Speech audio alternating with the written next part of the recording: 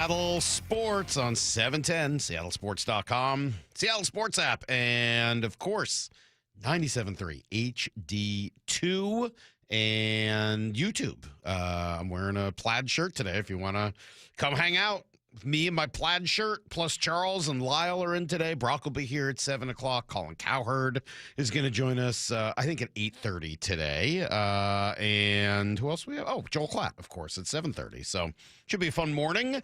Lyle's embarrassed, and I don't blame him. He just got showed up by an old man in terms of technology, and that's just, quite frankly, got to be demoralizing for him. I had to help walk him through how to use a computer program this morning, and I'm sure Lyle may never recover from that. That's got to be difficult for you, Lyle. So I'm going to throw you a bone. You doing okay? Was that did that hurt your ego? We'll recover. It seems like it should. That should hurt your ego, especially the simplicity of what I had to show you. My God, I'm impressed you continue to come on the air after such a moment. But let's be nice to Lyle today, rather than starting with the random or even the Seahawks. Let's talk Mariners for a couple of minutes today to start the show. How's that sound with you, Lyle? Because John Morosi was on yesterday, and the hot stove started last night, and Cal Raleigh was on there. I got some Cal sound to play for you guys. We're only a couple of weeks away, just over a month away, I guess, from heading down to spring training ourselves. I booked my flights just this week, so we'll be there the final week of February. Can't wait to be down in Peoria, and I was even, just sort of perusing some of the things we may want to do when we get down there this year. And Lyle will be there, Moore will be there, Brock and I will be there. So can't wait. Thinking about baseball already as the hot stove starts. And, Nolan Arenado gets traded yesterday. I can tell you that does not do anything for the potential of a Ketel Marte trade. That just seems to be as dead gets.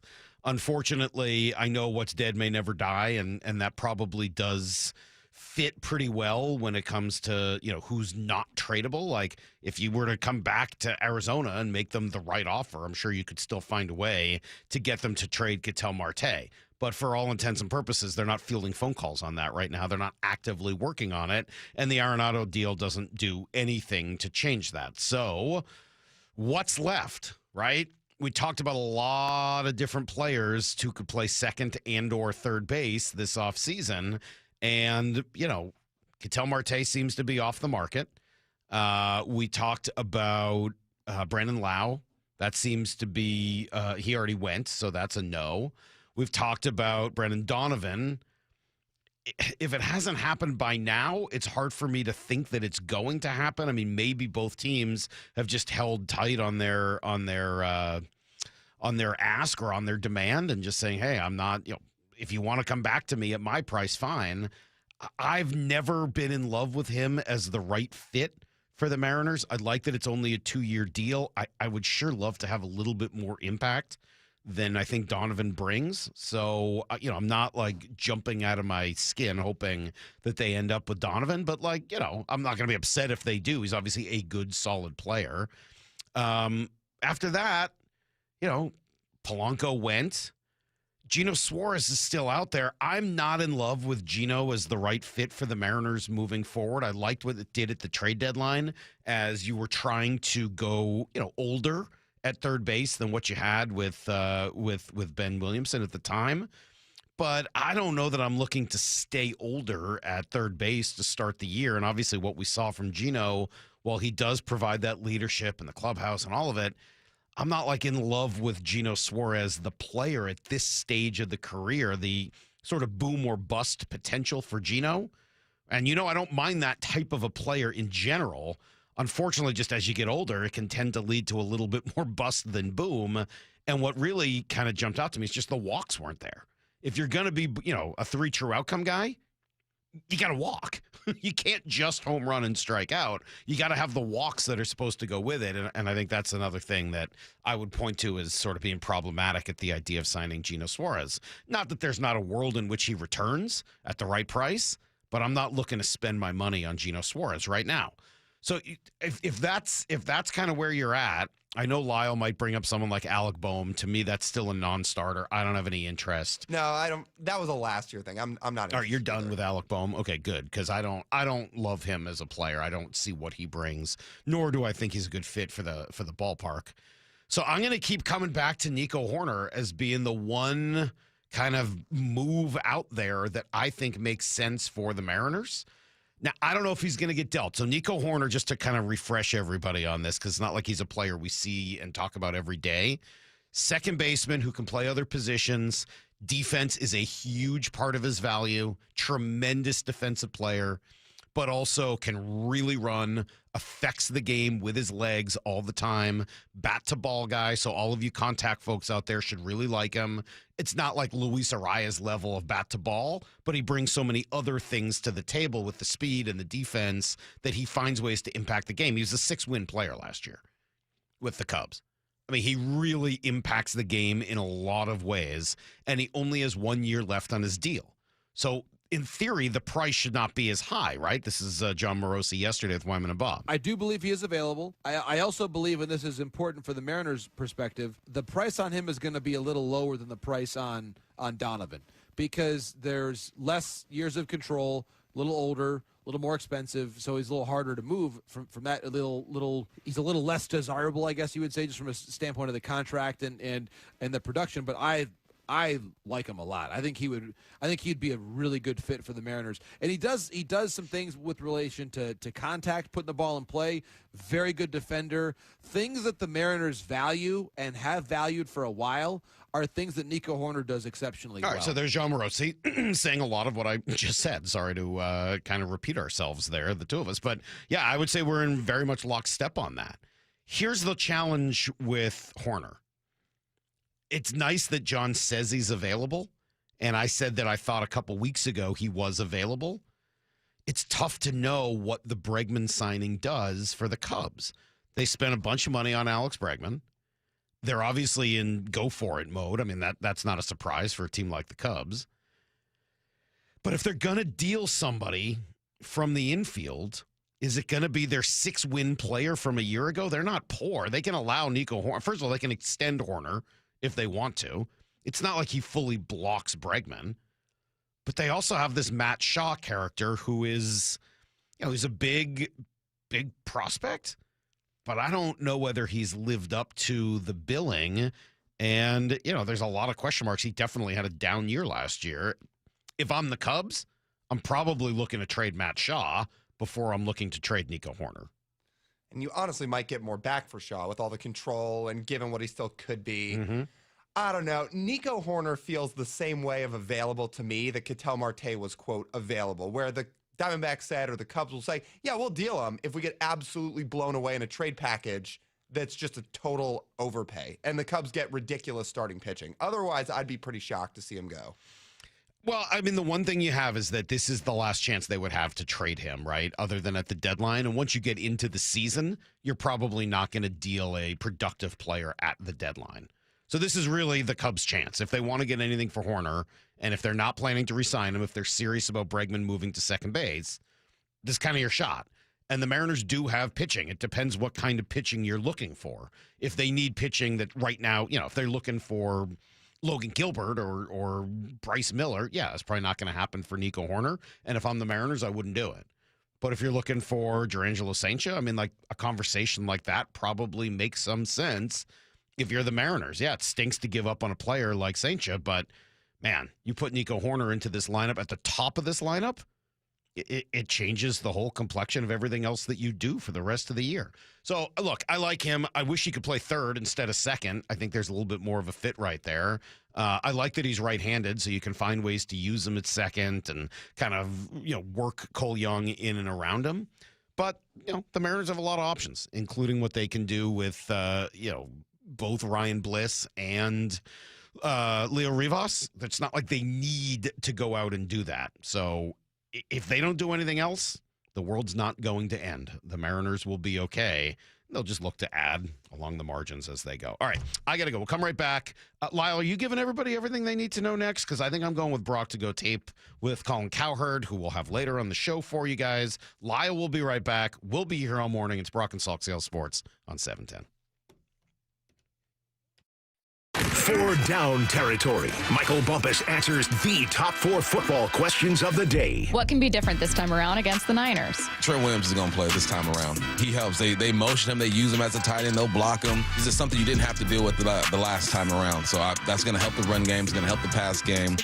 What is Mike McDonald going to do? There's only so much you can do to a tackle. You try to confuse him with stunts and walk up pressure and all that good stuff. But no, that's going to be a different matchup. Catch every 4 down territory on the Seattle Sports app. It's the Clearance Savings Spectacular at Olympic Hot Tub. We're slashing prices on hot tubs, saunas, and swim spas. Even bigger savings on floor models. Plus, no interest through 2031. OlympiChotTub.com. Better you, better life. At Cressy Door, we not only have the perfect garage door for your home, but we also offer options for creating space and even warming your outdoor areas. Check out your options at CressyDoor.com. It's game day. Are your moderate to severe Crohn's disease or ulcerative colitis symptoms keeping you from the action? Skyrizi, risankizumab Riza, could help you get back to the game.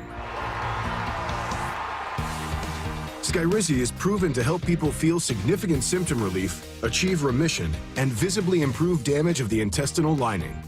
Skyrizi is a prescription injection medicine for adults. Don't use if allergic to Skyrizi. Serious allergic reactions, increased infections, or lower ability to fight them may occur. Before treatment, get checked for infections and tuberculosis. Tell your doctor about any flu-like symptoms or vaccines.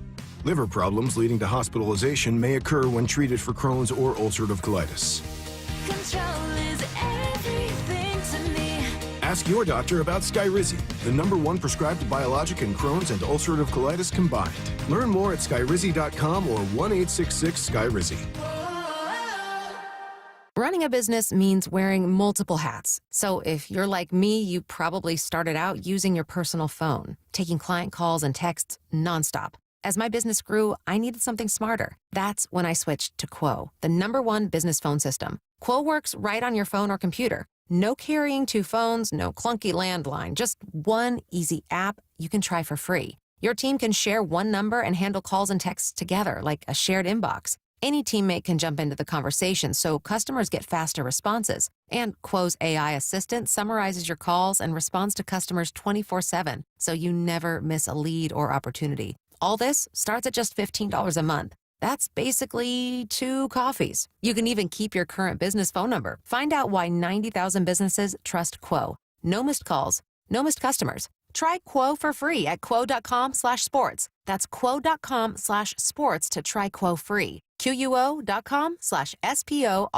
Texting enrolls you in a recurring automated marketing text messages. Consent not required to purchase. Message and data rates may apply. The team's looking good this season. I think so. Man, I miss playing football. Ever since I turned 40, I just can't find that fire I used to have. Think it could be lower testosterone? What do you mean? I was feeling the same way. After 40, the body has less testosterone, and men lose their edge. That's why I take Nugenix Total T2. That's the testosterone booster, right? Yes, but Total T2 is their brand new formula that skyrockets nitric oxide levels in as little as 3 hours. Since I started taking it, I've been lifting like when we played for Coach Carter. My energy is way up, and it even spiced up things between me and the missus. Are they still giving out complimentary bottles? Yep, just send a text. Text HAWK to 321-321 for your complimentary bottle of Nugenix Total T2, the next generation testosterone booster. Text now and we'll include a bottle of Nugenix Thermo X, our newest, most powerful fat burner ever, absolutely free. Text HAWK to 321-321. That's HAWK to 321-321. These statements have not been evaluated by the FDA. This product is not intended to diagnose, treat, cure, or prevent any disease. Advanced Hair Restoration, the simple one-day hair loss solution that's guaranteed to regrow your own natural hair. AdvancedHair.com. AdvancedHair.com. We meet by accident, fixing every last bit, accurate auto body. If you've been in an auto accident, you have the right to take your vehicle to any repair facility. Accurate Auto Body has been family owned and operated since 1994, and they work for you, not your insurance company. Your insurance company may not love them, but you will, because We meet by accident, fixing every last bit, accurate auto body.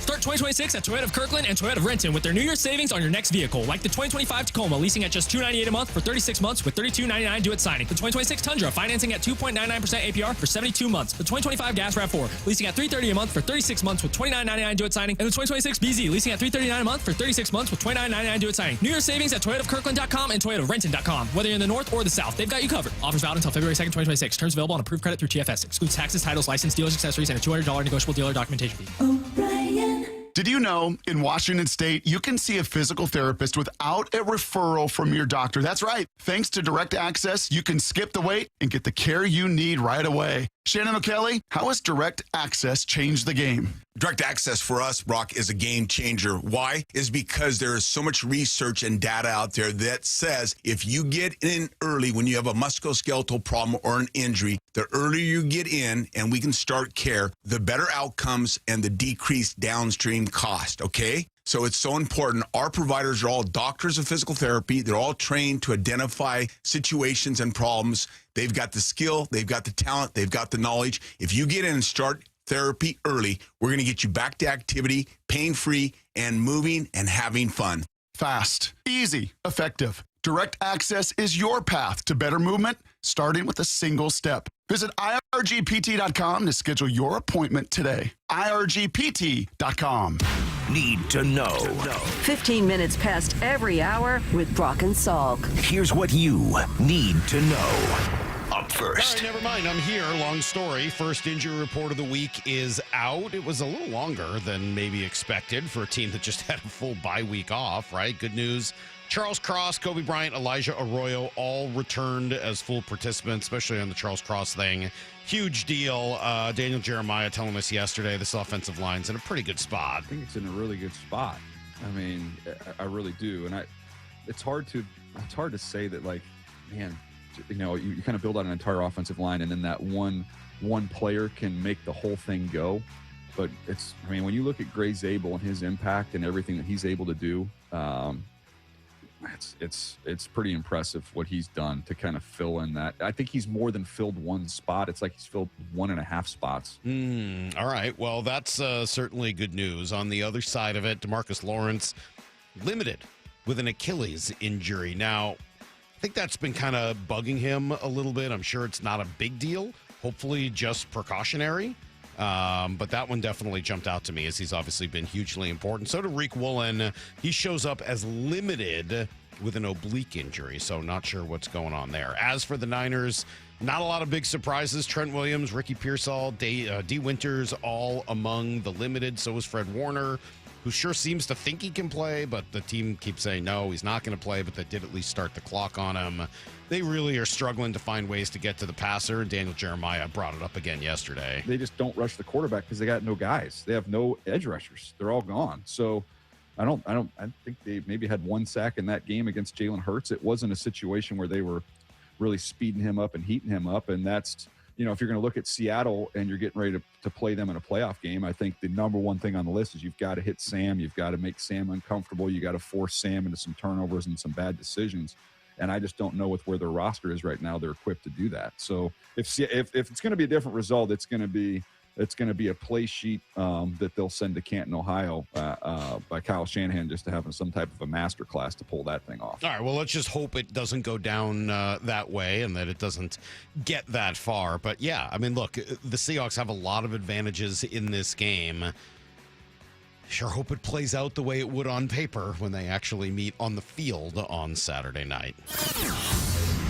Here's the second thing you need to know. Right, we know the Steelers don't fire coaches, but you sure got to wonder how it went, whether they strongly hinted to Mike Tomlin that now would be a good time for him to resign. He did step down yesterday, creating a 9th opening around the league. I suppose the possibility is there for one more, either in Philly or Green Bay, although no news has come out of either city. My favorite part of this whole deal is just watching the Baltimore media asking Ravens owner Steve Biscotti about the whole thing. Here he was yesterday. Holy Mike, wouldn't that be awesome?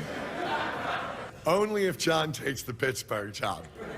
Wow. Wouldn't that be interesting? I don't know. That thing last week maybe disqualified him for my opening after our kicker missed a kick. to let them advance. Good for Mike. Yeah, I don't know. Talk to him. I love Mike. I mean, I've admired Mike for 18 years. That's really shocking that he did it that way. Yeah, that's kind of crazy. Yeah, they had asked him, hey, how would you feel about bringing him in to coach the Ravens? Like, yeah, I don't think so. But I can't help but laugh at his blame of the kicker. I mean, I know it's true, but it's still rare to hear like that level of blame to one specific person. After our kicker, didn't even call him by name. I don't know. Kind of rubbed me the wrong way. I mean, he did miss it. That would have won the game, but there's still so many other things that could have happened during that game so that it doesn't come down to just that kick. I don't know. That one's hard for me. Where does the job rank? I think Baltimore's still the number one job. After that, it might be Tennessee, followed by Atlanta. I mean, Pittsburgh and New York both have ownership, which is good, but quarterback questions. Pittsburgh doesn't have a high pick to go out and get him. So I would still say that Baltimore is the number one job that is available if you were a head coach. Here's the third thing you need to know. Kind of a quiet couple of weeks for the Mariners. Hopefully there'll be some movement somewhere soon. Yesterday, the Diamondbacks traded for Nolan Arenado. They got a bunch of money from the Cardinals, too, to pay down that salary. So by all accounts, nothing will change with Ketel Marte. He is going to stay put in Arizona. We've talked a little bit about Gino Suarez and whether or not he returns. It doesn't feel like it's going in that direction, and John Morosi explains why. Eugenio Suarez, I think, is still a possibility for the Mariners, but hard to say that he is a top priority or the top priority because it's January 13th, and if he was a top priority, he would have signed 2 days after Naylor, and he hasn't. So I think that we have to keep in mind the overall context of just how long they've been waiting on this and the different ways in which the market can sort of shape in the weeks that have passed and still now in the weeks ahead. Yeah, I mean, my hope is still that the Bregman deal makes Nico Horner available. It sounds like he's available, at least in theory. I'd love to see him create havoc here for a year, run around on the bases, play great defense. But, I mean, the options are dwindling. You'd want to see an infield bat. You want to see probably some more optionable pitching, guys that, will just provide depth that you can send up and down over the course of the year. But, the impact portion of this offseason, the options are not there really anymore. So we'll see what happens. And if they go into it with just this, I don't think that's the end of the world, but obviously it would be a little disappointing. Cal Raleigh was on yesterday with Gary and Shannon for the Hot Stove Show. And here's what he had to say. Oh, Lyle, you're going to like this. He's got some concerns about the challenge system, which is coming to baseball this year. I wasn't a proponent of, doing this system. I just think there's a lot of tough things about it with heights and different zones and where it's crossing. Is it 3D? Is it not 3D? Is it there's a lot of factors that go into it, but ultimately this is what it is, and I'm glad they chose to do a challenge system over a full automated balls and strikes. I think you gotta leave some human aspect to the game, and I think by doing the challenge system and leaving it at a few challenges, it helps keep the fans engaged while also keeping the human element and not going to a complete robot system, because I don't think that's what anybody really wants. I don't know about anybody. No, I want to see the ABS. Okay, good. That's good. Although I do remember Cal saying that last spring training too, that he did not like anything to do. He didn't want anything to do with the ABS. He said challenge system, okay. ABS, full automated strike zone. He wasn't a fan. So. All right. Kraken will be in New Jersey tonight. A little curious what happens as Chandler Stevenson returns. And so this will kind of be the first time in forever Stevenson, Schwartz, and McCann are all there together. So somebody's going to have to be out of the lineup. Curious who that is. That is everything you need to know. Quarter past every hour here on the Brock and Salk Show. All right, we're going to do a little digging, Lyle, and see what the heck's going on with Cowherd and whether or not we can get him on here for later. We do know Joel Klatt's going to be with us at 7:30, and we got a lot of other fun stuff planned for today as well. Brock's making our lives hard. I'll explain a little bit later. First, take a listen to DJ. I know he and I were giving each other grief yesterday, but Daniel Jeremiah is the best, man. He is got to be the single nicest and most egoless while still being incredibly knowledgeable and connected. Just a tremendous person in this business. We will take a listen to him together next on Brock and Salk.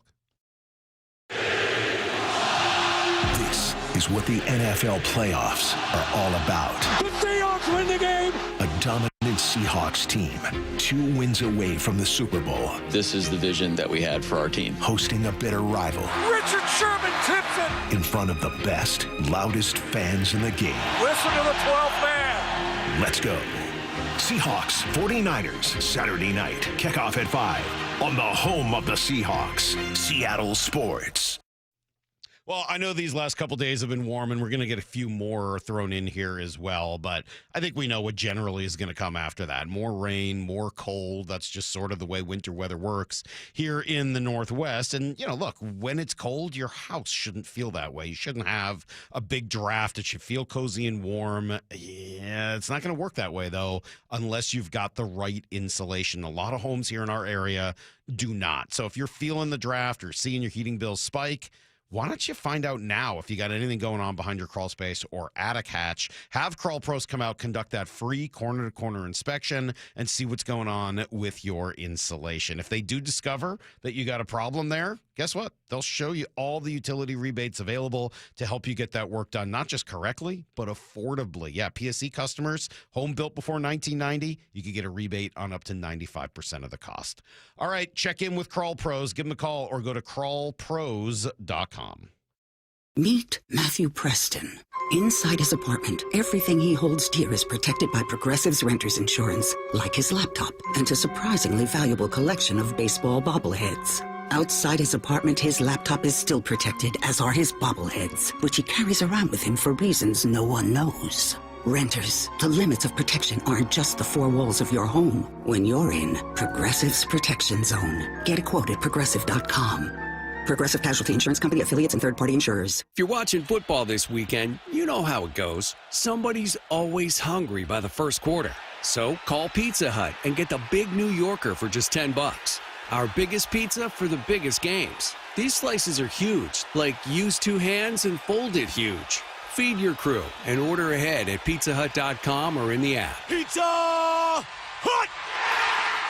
Ask for limited time offer. Prices, participation, and availability may vary. Additional charge for extra toppings, max 3 and extra cheese. Taxes, tip, and delivery fee not included. Hey, fans! Welcome back to Fansville's Cheers and Tears. Oh. Okay, so everybody deals with losing, right? To a rival on a last-second field goal. Whatever, it's fine. I'm totally fine.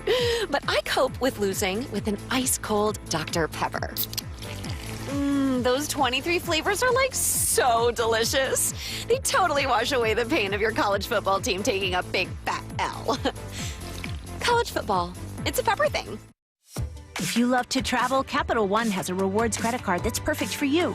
With the Capital One Venture X card, you earn unlimited double miles on everything you buy. Plus, you get premium benefits at a collection of luxury hotels when you book on Capital One Travel. And with Venture X, you get access to over 1,000 airport lounges worldwide. Open up a world of travel possibilities with the Capital One Venture X card. What's in your wallet? Terms apply. Lounge access is subject to change. See CapitalOne.com for details. Seattle Sports is giving you two chances to win tickets to the Seahawks divisional round playoff game Saturday against San Francisco at Lumen Field. Tap the Win tab in the Seattle Sports app or visit the Seattle Sports YouTube page for your chance to win a pair of tickets to the game. Holy catfish! That's 2 separate chances to be part of Seahawks history. Listen to the 12th man. Details and rules at seattlesports.com/win. The road to the Super Bowl runs through Seattle. Listen to the 12th man. And Seattle Sports on 710, the home of the Seahawks.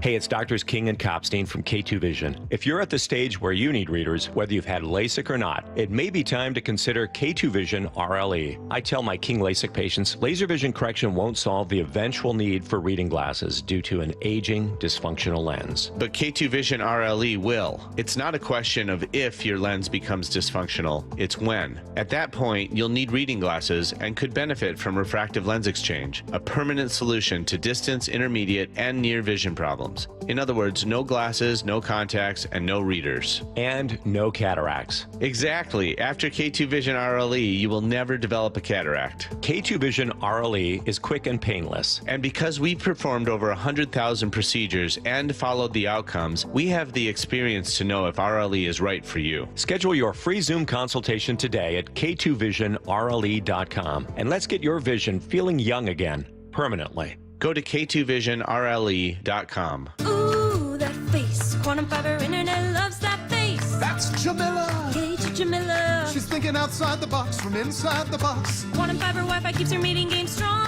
From the back door to the front lawn. Rushing all of her video calls. Back to back video calls. Quantum fiber internet blowing the soxies up all those people in all those boxes. Yay to you. Switch today at quantumfiber.com. Additional pods may be needed to achieve Wi-Fi coverage in some locations. Limited availability. Service in select locations only. Underestimating the trucking industry is one of the biggest mistakes I see victims and other lawyers make. Trucking companies have an army of lawyers and experts who act quickly after an accident to protect the company. Only an experienced trucking accident lawyer can navigate the complicated federal and state laws to protect your rights. If you or a loved one has been injured in a trucking accident, call Davis Law Group today for a free consultation or get my free book on trucking accident law at washingtonaccidentbooks.com. Brock and Salk's Rewind is presented by Toyota of Kirkland and Toyota of Renton. He's Daniel Jeremiah. I think he's really, really good. And he's with Brock and Salk every week during the NFL season. He could win an MVP. Daniel's really smart. Daniel's probably the best in the business. It's time for the Daniel Jeremiah Show, presented by Marquee Data. Hey, DJ. Best in the business. How you doing, man?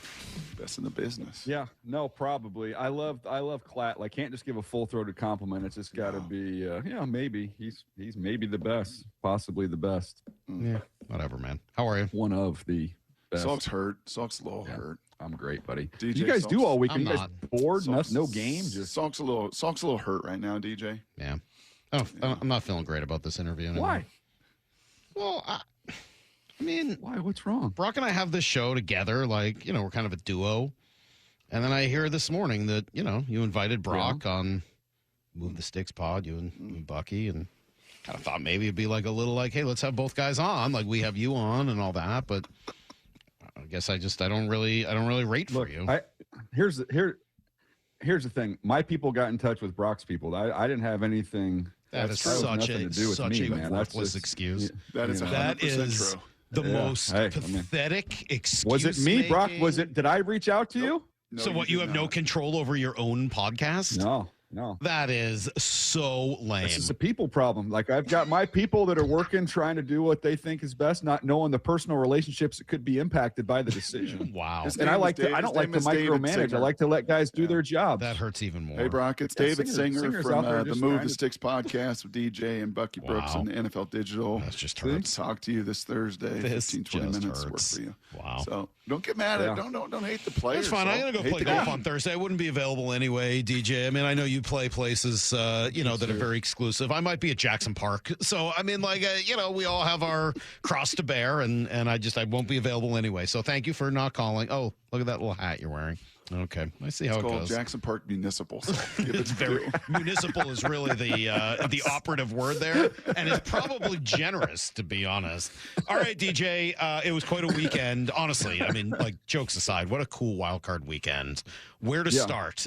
Did you see any unit this weekend as good as the Seahawks defense?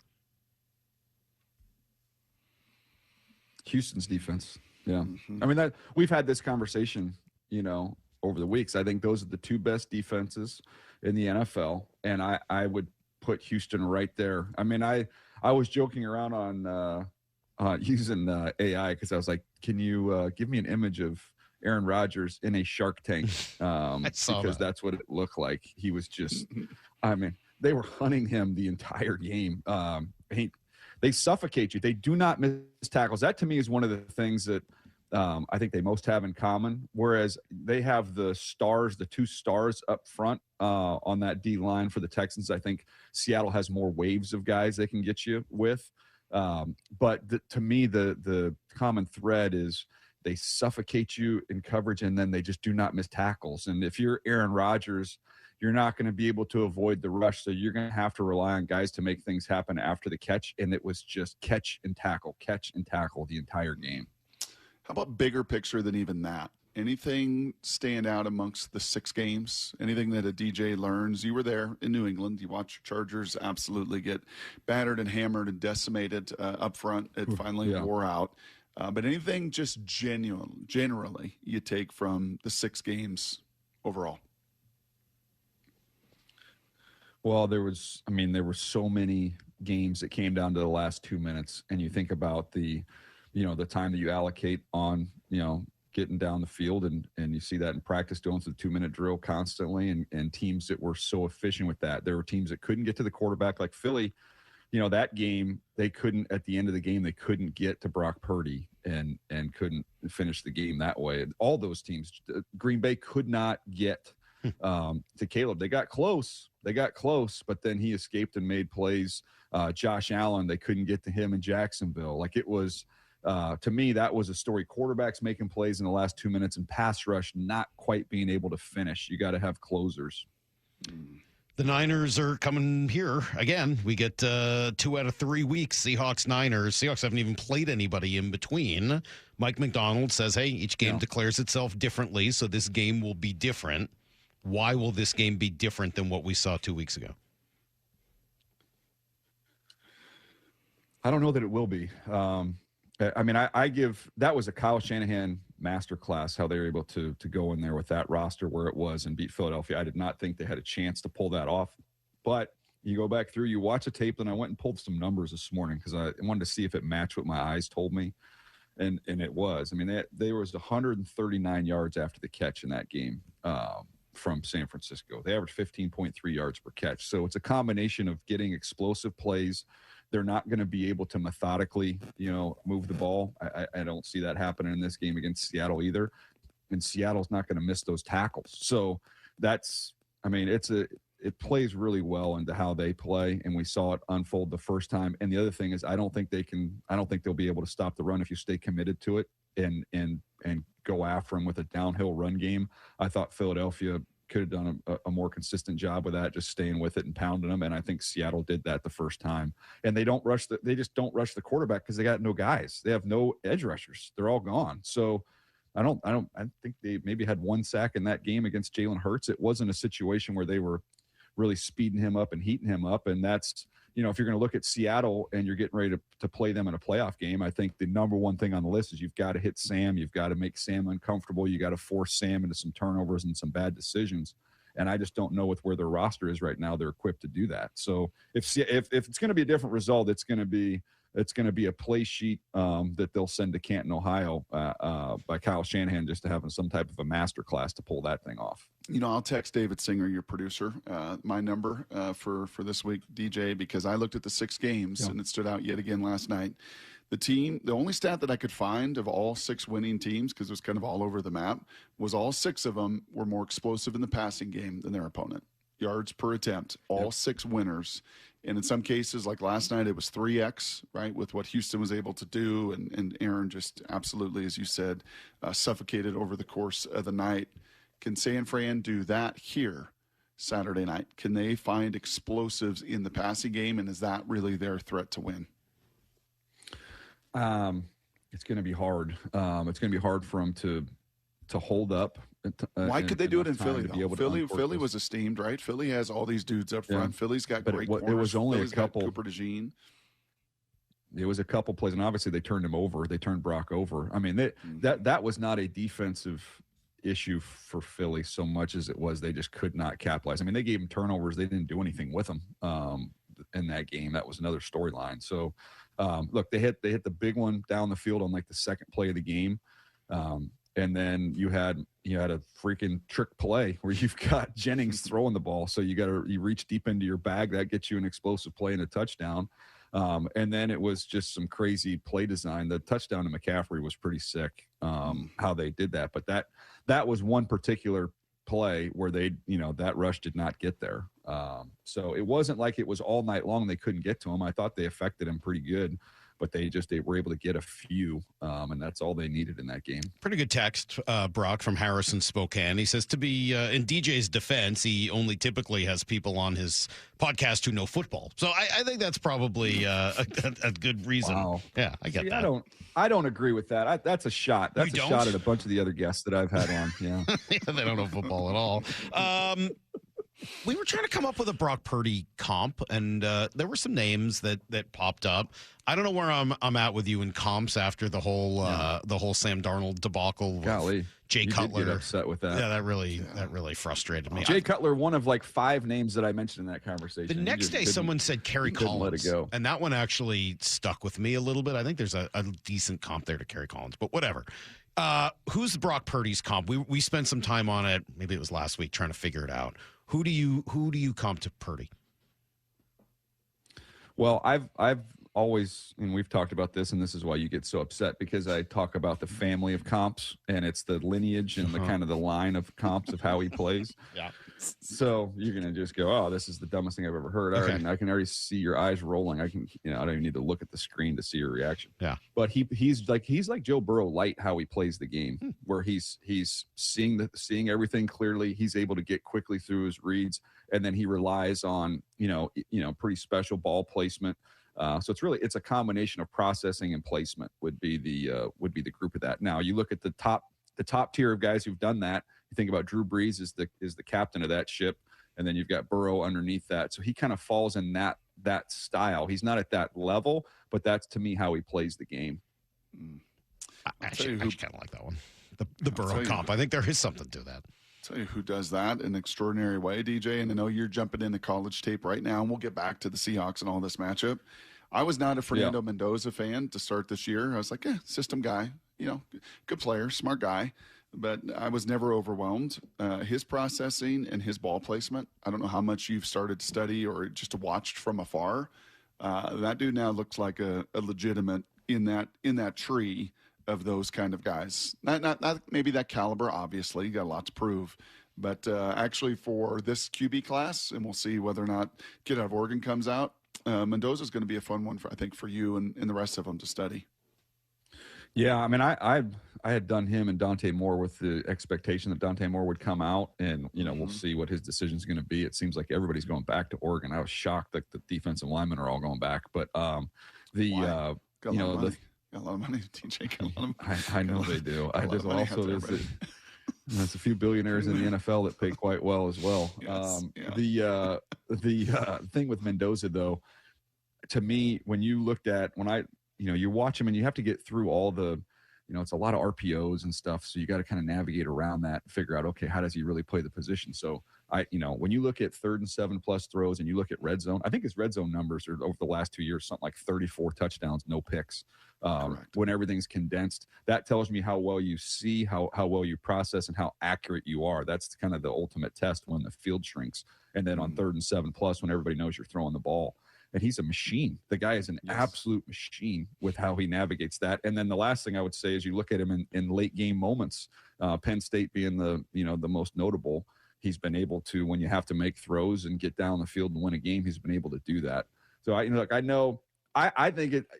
think his personality and how he handles the interviews and from the Heisman speech to what he does after games. I think I'm a big fan of authenticity. Just kind of be who you are and own it 100%.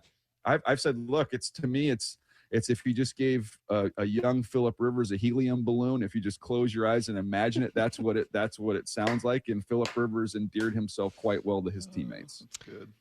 Justin Herbert, have it? Does he have it? Look, it was a tough game. I was talking to Collinsworth at halftime. We're just kind of like, what is going on? What do you think? Hold on a second. I'm gonna pick that name up. Yeah, let me hand that name back. It probably goes on your podcast. You dropped that name. The booth was right next to us, Brock. They were right next to us. I mean, come on. I went out to get a cookie and I ran into Chris Collinsworth. Okay, you want the full story? Yes, I do. They were at Augusta together. No big deal. Well, they had Diet Pepsi, unfortunately, but it's horrible. Of course, New England. Disgusting. What is wrong with the Patriots? Diet Pepsi. Yeah, it some clam chowder that looked like it'd been set out about 6 o'clock in the morning for the 8:30 p.m. game. That's a dangerous move if you make that one. Yeah, that's a Jonathan Kraft special, right? But no, to me, I thought the story of that game. I think you make a mistake if you evaluate that game, solely as a standalone by itself performance. I think that was a culmination of Justin Herbert getting the crud beat out of him for an entire season and having to play fast and having to create and make these kind of supernatural plays that then he got into that first half of that game. And in the first half, there were actually some pockets and he wasn't super comfortable on them. He was trying to run out of them and kind of ran himself into some pressure and missed some throws. And I don't think it was, Justin Herbert's, the moment or he's nervous. I think it was, I've had to play this way for however many weeks in a row. And now it's like, I can actually go back to playing quarterback. It's like, I haven't played quarterback in so long. I've had to just go, outside of all this and make things happen. I thought that kind of caught up to him. And then you get in the second half, and when they had to throw the ball late in the game, then they were able to pressure him a little bit. So it was, to me, that was the culmination of everything that took place throughout the year. Your eyes watched all these playoff games. What will be the biggest keys with that in mind for Sam Darnold Saturday night? I think just getting him in a rhythm early, run the ball, stay committed to that. Don't get away from that. But I want to see him. To me, don't necessarily try and work top down. Let's work bottom to the top. Let's get the ball out to the perimeter early. Let's let him find a rhythm, get into a flow. It feels like to me, Sam, and you saw it in the last game, just he can get a little bit amped early. Once he settles into the game, I think he's going to be fine. So I think to me, it's just that process of getting him into this game, get him some layups, get him some perimeter throws, run the ball, let him just kind of find the rhythm of the game. And I think Sam's going to be fine. There was a lot of Rams fear here, right? We kind of talked a lot last week about what the best situation was for the Seahawks. Do you want the Rams now? Do you want to avoid the Rams? After watching them for the last month, are the Rams still the threat that everyone thought they were? I think there's some holes on that defense. I think, you look at that front and it's a flashy front because they're explosive and they're physical and they have, a lot of guys they can throw at you there too. But I think you've seen there's some holes in the secondary on the outside that you can attack. I think, it's a team that's better suited to rush the quarterback than to stop the run. So I think there's some opportunities there in the run game. But to me, more than anything else, it's just there's some – those corners, that's an area that's a little bit of a concern. Now, the scary thing is Stafford's capable against anybody in the entire tournament of having a monster game, throwing for 400 yards and getting those wideouts going. So, is he going to do that in 19-degree weather in Chicago? I mean, and that Chicago defense is not perfect. I picked Chicago. Their defense stinks. I would not say not perfect. I would say they're terrible. But I think Chicago is going to just run the ball. I think they're going to try and, really, really crank up their run game and shorten the game. And that's not a fun environment to play in if you're not 100% used to it. Now, Stafford, the old Stafford, the young Stafford has a lot of experience in those environments. So keep an eye on it. But to me, I think that's the formula for Chicago. I don't think you want to get in a shootout. So who was that nun that Kyle Brown hated? Sister Jean. Yeah. Our old producer now. Hated the attention seeking. Nun, huh? Yeah, attention seeking. Sister Jean, Loyola Chicago basketball team. She made it, in his mind, made it all about her and not the team. But they made an amazing run to the Elite Eight tournament, and that's where I'm going with this. And they were part of an Elite Eight, I think, that had North Carolina. Still had a lot of blue bloods where you were like, I don't know. DJ, this century, have you ever sat in the seat that you're sitting in right now as an analyst and thought, man, this Elite Eight has 8 different teams that you can legitimately write a script that they could win this whole thing? No, I've said going into the playoffs it was the most common conversation I had with teams around the league going into the playoffs, which was, man, we just got to get in. There wasn't quite as much concern about seeding with a lot of people you talk to. It was we can play anyone anywhere. We just got to get in. There's no juggernaut. There's no There's no team that when we look at the bracket, we're going, oh man, we have to dodge this team or that team. And now we get to the final 8. And I think you look at it and you can make a very, compelling case for anybody to move on and advance and eventually host a trophy. And that's why when you talk to the teams that lost this last week, it felt like more than a normal loss, because they felt like, man, this was an unbelievable opportunity in a year without that, that Kansas City team or that New England team or, whatever, people might think about it, that those teams were viewed on a pedestal a little bit of like, that's going to be a massive hurdle to get over. See, Brock, after all these years, I usually know where you're going to go with something like that. So when you brought up Sister Jean and making it all about herself, I assumed you were just going to talk about Aaron Rodgers last night, but I guess you decided to go in a different direction with that. DJ, are we finally done? Are we done having to watch and hopefully listen to Aaron Rodgers? Man, Troikman was pretty emphatic last night with the way he was talking about it. I think that was he was trying to manifest it. That's what it was. In talking to people inside the organization, there was I didn't get a concrete sense that they knew.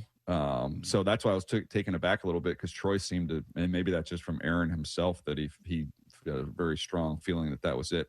I would say that I don't think Pittsburgh can afford to let it drag out through a long off season, because this is a major time for them. Who knows what's going to happen with Mike Tomlin? We'll see, but they've got to sort out the quarterback position. And I don't think they can afford to let that thing go deep into the off season. I think some other teams in another time in his career, you'd be willing to do that with Aaron, but not this version. Big deal or not, DJ, in your life experience when you were in organizations in Philly and Baltimore and such, when assistants like a Clint Kubiak interviewed for 6 jobs last week, and Dirty interviewed for a couple jobs, and now obviously there can be a singular focus. I don't think they'll interview anymore unless Pittsburgh comes open or who knows. Is that a big deal at all? I was texting with a coach that's in that cycle, and it's still playing, and he didn't seem like it impacted him at all. He seemed worried about it. So I don't know if you're an interviewer. I don't know how deep you're going to go into the weeds with somebody who's still playing. I think this is kind of that initial Zoom, and it's getting a sense and a feel, maybe a little bit more personality than all the, lined up on all the details. I mean, I've talked to, one gentleman who's running a search for a team, and he said the difference, like some guys know your roster inside and out, and other guys you're interviewing don't have, a deep understanding of that. But he said, you're not hiring the guy based off of that. So I don't think that he's having to sit there and go, man, I've got a bazillion interviews and I've got to study up and hone in on all their salary cap situation, their roster needs, this, that, and the other. I think there's an understanding from the interviewer that, like, hey, let's just get a chance to know him as personally a little bit, hear his background, his history, who he's been around. I don't think it's going to be quite the same interview you get with a team that's out. The Seahawks offensive line has been a problem forever. And somehow it doesn't seem to be a problem right now. And the way they went about it, we talked about it earlier in the week yesterday, that it was not the same way Chicago went about fixing theirs, which was through trades and free agency. I know the Chargers tried to fix theirs. Maybe they did, but the injuries kind of unfortunately made it look like it didn't work by the time they made it to the playoffs. What do you make of how the Seahawks have gone about fixing the offensive line and what state it's in right now? I think it's in a really good spot. I mean, I really do. And it's hard to say that, like, man, you kind of build out an entire offensive line and then that one player can make the whole thing go. But when you look at Gray Zabel and his impact and everything that he's able to do, it's pretty impressive what he's done to kind of fill in that. I think he's more than filled one spot. It's like he's filled 1.5 spots with all the different things he's been capable of doing. Guys have played solid. We know limitations at the other guard spot, but I think they've done a good job of realizing what he can do, and you're going to accept some of the warts that come along with what he can't do. But overall, I don't think that's I don't think that's a group where you look at it at the perimeter and say, okay, this is how we attack these tackles and they can't do this or that. I think they're complete. They got a complete group of tackles, and they've got, and the center can move like crazy, super athletic. it's a good group, man. And it seems to be like just in the little bit I've consumed of some of their interviews and things, it's a group that is kind of like-minded and seem to get along real well. Well, I think they would certainly agree with that last part, and I think we even heard some of that from Gray Zabel yesterday. We'll play some of that coming up a little bit later this morning. All right, so Joel Klatt's going to be here at 7:30. Not sure what's going on with Colin Cowherd. Doesn't look like that's going to happen today, but who knows? Things are always in flux. Brock gave us homework yesterday. I don't know if we're doing that or maybe we'll bump it around a little later.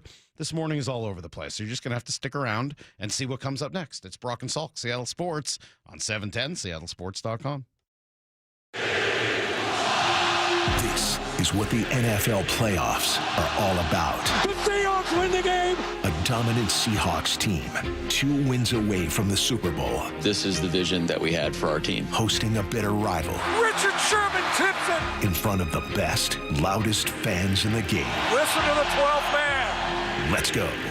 Seahawks 49ers, Saturday night. Kickoff at 5 on the home of the Seahawks, Seattle Sports. You gave years, maybe decades to your job. You showed up, worked hard, and planned for retirement. But now the company's changed. Or maybe you've taken a buyout or been forced into early retirement. So what happens next? I'm Jeff Jr., founder of Trajan Wealth. And if you've built up a 401k or thrift savings plan, now is the time to ask, is that money really working for you? Many workplace retirement plans offer limited options and even less guidance. At Trajan Wealth, we help people just like you roll over their accounts into IRAs with more flexibility and personalized investment strategies built around your goals. For households with $500,000 or more, let us build you a personalized plan. We operate on veteran values, service, trust, and doing what's right. Your next chapter starts now. Call Trajan Wealth, 206-466-3300. That's 206-466-3300. Advisory services offered through Trajan Wealth, LLC, an SEC-registered investment advisor. Our number one thing with them is always like, hey,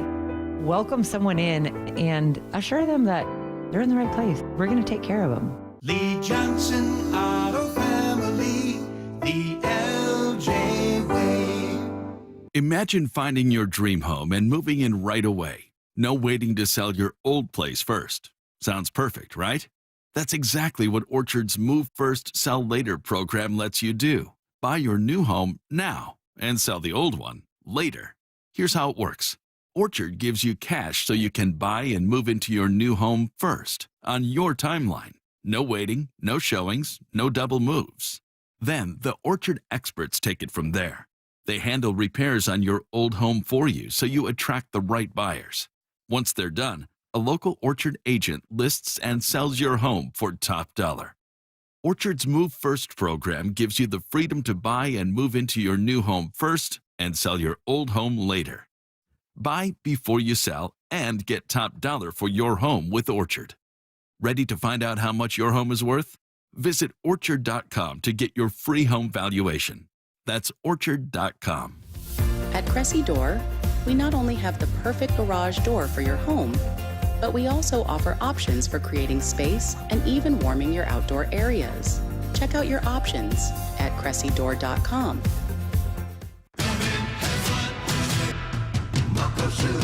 Start having fun. Caesar Sportsbook at Muckleshoot Casino Resort is your #1 place to eat, drink, watch, and have fun. Keep up with your favorite sports anywhere and everywhere on property with the mobile app. Visit MuckleshootCasino.com today. Scan the QR code and let the play begin. Muckleshoot. At Fisher Investments, we may seem like other money managers, but we're different. What makes you so different than the rest of us? We ensure clients receive unparalleled service at every step of the relationship. Tell me more. Our investment counselors focus on service over sales, prioritizing clients' needs. How do you make money? We don't sell any commission-based products. We have a simple management fee based on the value of our client's portfolio. So we do better when our clients do better. What about client portfolios? We get to know each client, their finances, family, health, lifestyle, and more, and then we tailor a portfolio based on their specific goals and needs. Your clients really come first then, huh? Yes, we make them a top priority. Our goal is helping them achieve a comfortable retirement. Wow. maybe we are different. At Fisher Investments, we're clearly different. Learn more at FisherInvestments.com. Investing in securities involves the risk of loss. Wendy here. If you're looking to add a star player to your financial roster, you should take a look at SoFi's personal loans. SoFi's got some amazing moves that would be a valued addition to any team, like low fixed rates when you consolidate your debt, no fees required, and as soon as same-day funding. View your rate at SoFi.com/roster to get started. Loans originated by SoFi Bank, N.A. member FDIC. Terms and conditions apply at SoFi.com/roster. NMLS 696891. My name is Whitney Allen. I am a widow. My husband, Ryan, died. We never thought in a million years we'd have to use life insurance. The unexpected happened. With Ethos, it is so fast and easy. It's 100% online. You can get a quote in seconds, apply in minutes, and get same-day coverage, no medical exams, and you can get up to $3 million worth of coverage through Ethos. Get your free quote at ethos.com/game. That's ETHOS.com/game. Time spent on application may vary. Online health questions required. This is Seattle Sports. Streaming through the Seattle Sports app. KIRO AM Seattle. KIRO FM HD2 Tacoma. Home of the Seahawks, Mariners, and everything Seattle sports. Get in the freaking auto! From the Quantum Fiber Studio, this is Brock and Salk on Seattle Sports. Brock Heward and Matt Marcus. Sorry about just Mike. Heward, not exactly Joe Cap there in the pocket. Now here are your hosts, Brock Heward and Mike Salk. All right, here we go. Good morning, Brock. Oh, Michael. Brock. What's up? How we doing, man? How we doing? Doing pretty good. You doing good? Yeah. You get mad at me last night again? You kind of left the text. No, okay. Not at all. What do you mean? I don't know. I mean, we were just kind of texting last night, and I made a opinionated comment at you, and then no. It wasn't mad at all. Oh no, I not was, again. Not what again. was I doing? I think I was the only person home last night to shepherd the kids to their various activities. Heather ditched me to go see the Neil Diamond musical, as she is wont to do. And so I was home just shepherding kids. Sherpa. You were the Sherpa Salk. Can I just say I was really proud of Titus yesterday. Okay. Little kid brag. We enjoy doing that. And let me just say this has nothing to do with sports, which is the best part about it all. Pick him up yesterday from practice because, weekend of driving, Salk, of course, he got a ding on the windshield. And, of course, that ding turned into a crack all the way across the windshield. Why would it not? Yeah. I mean, that's just kind of how it goes, right? And so I had to get some maintenance done and get that thing fixed and went and picked him up. And he gets in the car. He's like, "You won't believe it." I'm like, "What?" He's like, "I won the poet competition in class." Wow. And he's very embarrassed about it. I'm Why? Like, that is awesome.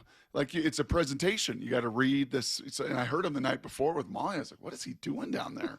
And he's reading this. And of course, I think it's a football poem of some sorts. But he's very good at it. I was like, that's pretty good. And sure enough, he's, the teacher's like, it's down to these two. And they voted, and Titus won. He's like, you know what this means? I'm like, what? He's like, now I got to compete against all the other kids in the school who all won in their class. Right. And I'm like, great, go win. He wrote a poem about football? No, he didn't write a poem about football. Oh, he read a poem about football. Yeah, he read a poem about all right. football. So this is just how well you read? Yes, it's how well you read it, and like Lyle did with Shakespeare. I mean, it was just amazing. Yeah, very, very kind of similar tone. Okay, I thought he wrote the poem. No. Definitely not. I love your shock and horror at that. No, just no chance. Obviously, no. Salk, he didn't write it. Let's not take this too far. Good. And I'm like, bro, this is great. And now you got to win it for the school. He's like, I'm not winning it for the school because I got to go to some regional competition. I'm like, that is great. And I'm not even. They have a regional competition for reading other people's poems. Reading poetry, Salk. It's a big deal. There's no way they have a regional competition for reading a poem that you didn't write. A district competition for reading poetry. That can't be true. Why would? Why would you not? Are you sure the other kids in the school weren't purposely trying to lose? Because I can personally tell you that's what I would have been doing. So they didn't have to do more of it. It's like an old South Park episode. They don't want to play any more baseball all summer, so every team is just trying to lose on purpose. No. And guess what, dude? I also took some melatonin last night. Oh, no. Yeah, I had a great dream, and Lyle was in my dream. Jeez. So I think all this was going on with Titus and everything. And then I had a dream that, like, Lyle went to Charles Wright Academy, and then he went to a private school. And I was thinking how sad for his parents to have invested hundreds of thousands of dollars in his education. And then I woke up. And I'm like, no, that's not true. It was Lake Washington and ASU, so he's just fine. Does he have to memorize the poem? Oh, it's all memorized. Oh, it's all memorized. Yeah. Because 360 points out this isn't really a fair competition. Brock probably has teleprompters in his basement for Titus to practice with. Nope. All memorized, and And I was legitimately, I'm not even like tongue in cheek. I was legitimately proud. I'm sure you were. This is the key, bro. You got to be more than just this. You got to be a well-rounded dude, man. That's most important. Well, so there you go. Nice work. Good job, buddy. QB's got to be more than that. You want to? So Joel Klatt's going to join us in 25 minutes.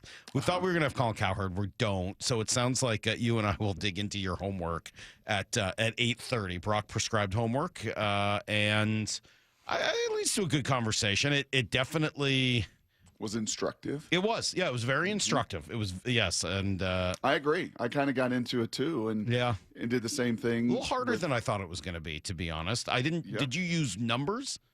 Yep, 1 through 8. Well, right. But did you like go to stats and all that? I did. Oh, you did? Yeah, a little stats, a little history, a little gut, a little, just. Mine's entirely gut. It's entirely gut. Well, it depends. Anyway, we'll get to that at 8:30. I don't mean to talk too much about it now, but let me start here, Brock. DJ, Daniel Jeremiah, joining us yesterday, said it would take a Canton-worthy game plan for the Niners to beat the Hawks. They just don't rush the quarterback because they got no guys. They have no edge rushers. They're all gone. So I think they maybe had 1 sack in that game against Jalen Hurts. It wasn't a situation where they were really speeding him up and heating him up. And that's, if you're going to look at Seattle and you're getting ready to play them in a playoff game, I think the number one thing on the list is you've got to hit Sam. You've got to make Sam uncomfortable. You got to force Sam into some turnovers and some bad decisions. And I just don't know with where their roster is right now, they're equipped to do that. So if it's going to be a different result, it's going to be a play sheet that they'll send to Canton, Ohio by Kyle Shanahan just to have some type of a master class to pull that thing off. All right, but here's the thing. Everything he's talking about there, Brock, is all about what their defense is going to do. Is Kyle Shanahan designing a defense for them? Like, to me, I don't see how this works. No, he's talking about the complementary aspect of it. Okay. The Shanahan's going to have such a plan offensively and such a game plan to create that space. Remember all that conversation just a few short weeks ago? I keep looking at this and saying, if the Niners win this game, to me, if I were doing San Francisco sports talk radio today, I would say in order to win this game, San Francisco has to get their defense to take the ball away, get to Sam with pressure, speed him up, and not Shanahan's game plan on offense. Not that you're not trying to score. Obviously, they will. But if they win this game, it's going to be because of Robert Saleh and what he does, not because of Kyle Shanahan and what he does. In many ways, this reminds me, in that chat with Jeremiah, DJ brought it up yesterday a little bit. This reminds me of the inverse of the Seahawks 49ers game a couple years ago when Geno went down there. Comeback player of the year and everything else. And oh my gosh, this was supposed to be a reset, and even worse than this year, Salk, going into that season. Remember, get rid of Russell. This is a 5-win team. They can't do this. They can't do that. And all of a sudden they win double digits and they go play San Francisco in San Francisco. Wild card round, not divisional round. But this has that same kind of feel to me, just flipped. Because in that game, it was like, oh my gosh, seriously, I mean, right. They got Eric Armstead, they got Nick Bosa, they got Fred Warner. Just as the Seahawks have Leonard Williams and DeMarcus Lawrence and Byron Murphy and Ernest Jones and all pros and all of the stars. And we don't. We have like LJ Collier, Jamal Adams, like kind of what San Francisco has defensively right now with Kendricks and guys off the street and just fumes. Now, that was a game, if you remember. That was a game. That was a game through the first half, and Geno had a fumble, unfortunately, in the third quarter. He had no margin, and that's what the Niners have coming up here Saturday night. They got no margin. They have no margin. right? They're going to have to, just as the Seahawks were in that game, play about, in front of their skis or whatever that is, play out of their world, out of their mind, just make things happen that, and some of these kind of scrap heap kind of Jags need to, right, find themselves in a spot to, oh man, Sam threw it right to him. Jeez, that's a bummer. Oh man, Sam, fell down off the snap and fumbled the ball and rolled right to that guy. And instead of missing it, he fell right. Those are the things. They're going to do those things. They're going to have. Yeah, I would tend to agree with that. In the meantime, you get a fun rivalry day, and there sure seems to be a little the Seahawks are kind of chirping a little bit more than I think. They're not taking San Francisco. They're not taking them lightly. There's no trap game, any of that. You saw yesterday that Chenna Nwosu went over to Fred Warner's Instagram page and told him the road ends here. Okay. And then Jaron Reed was asked about the Niners. For one, we get a team that we don't like. Me personally, don't like nothing about them. But just get a chance to, go at them again. We don't do too much talking. We let our past talk, but we know what's at stake. They know what's at stake.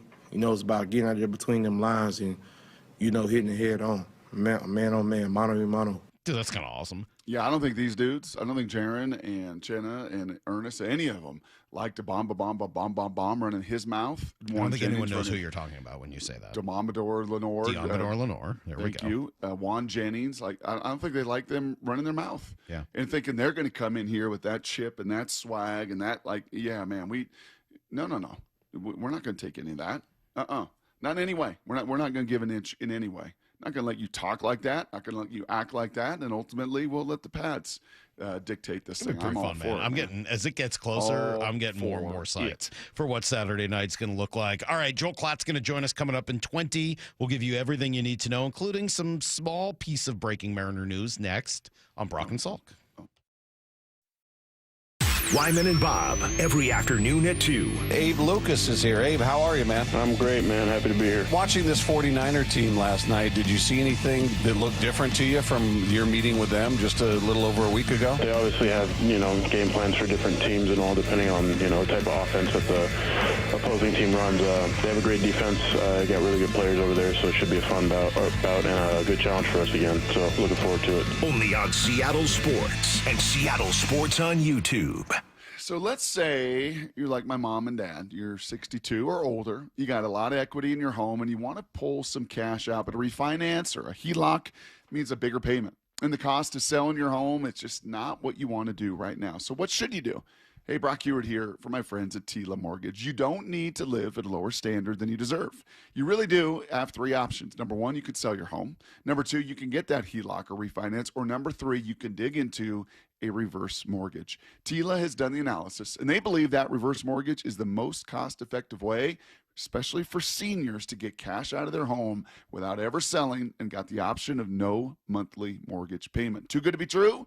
No, it is not. Give them a call today, and let's compare Tila. Spelled Tila, a name you could trust for truthful, honest, and ethical advice for all your mortgage needs. Give them a call, 206-766-8888. That's 206-766-8888. Insurance and property taxes are borrower's responsibility. Tila Mortgage LLC is a mortgage broker, MLS 2472046.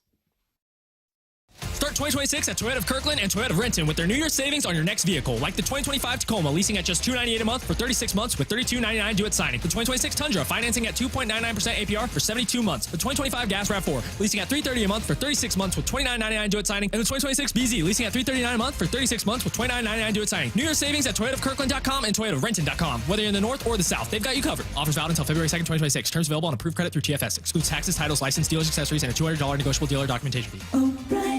This might be the most surprising statistic I've shared in decades of doing local news. More than 75% of commuters will be involved in a car accident at some point.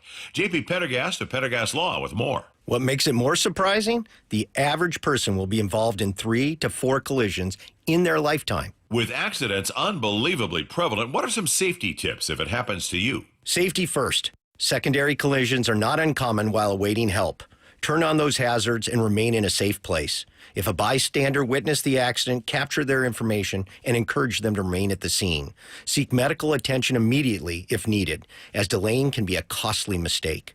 Lastly, remember that statements made to police and insurance adjusters can affect your case. Collisions are more common than we'd like to think. If you find yourself in one, follow these helpful tips and then call my friends at Pendergast Law. If you or a loved one's injured in a car accident, call Pendergast Law. We can help. PendergastLaw.com. This is for all you guys on Viagra. ED pills are no longer needed. The brutal side effects like 4-hour headaches, blurred vision, and that flush feeling can all be put behind you with our treatment. Here at West Coast Men's Health, we have a better approach to ED. Acoustic wave therapy creates blood flow circulation by safely removing the plaque in your arteries and restoring function naturally. Guys, let me be clear. Pills will never fix your problem. Our equipment is the latest technology, and our medical staff is the best in the industry. So give West Coast Men's Health a call today. Speak with our clinic manager. Ask him any question you like, how it works, the science behind it, and even the cost. If you suffer from ED or Peyronie's disease, give West Coast Men's Health a call today.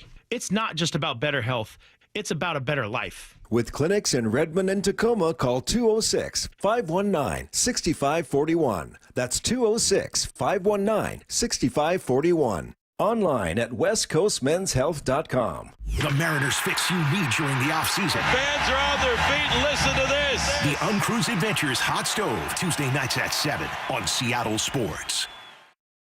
Hey, Brock Ewart here for my friends at People Come First, or PCF Construction Group. Are you tired of grilling in the cold and rain every winter?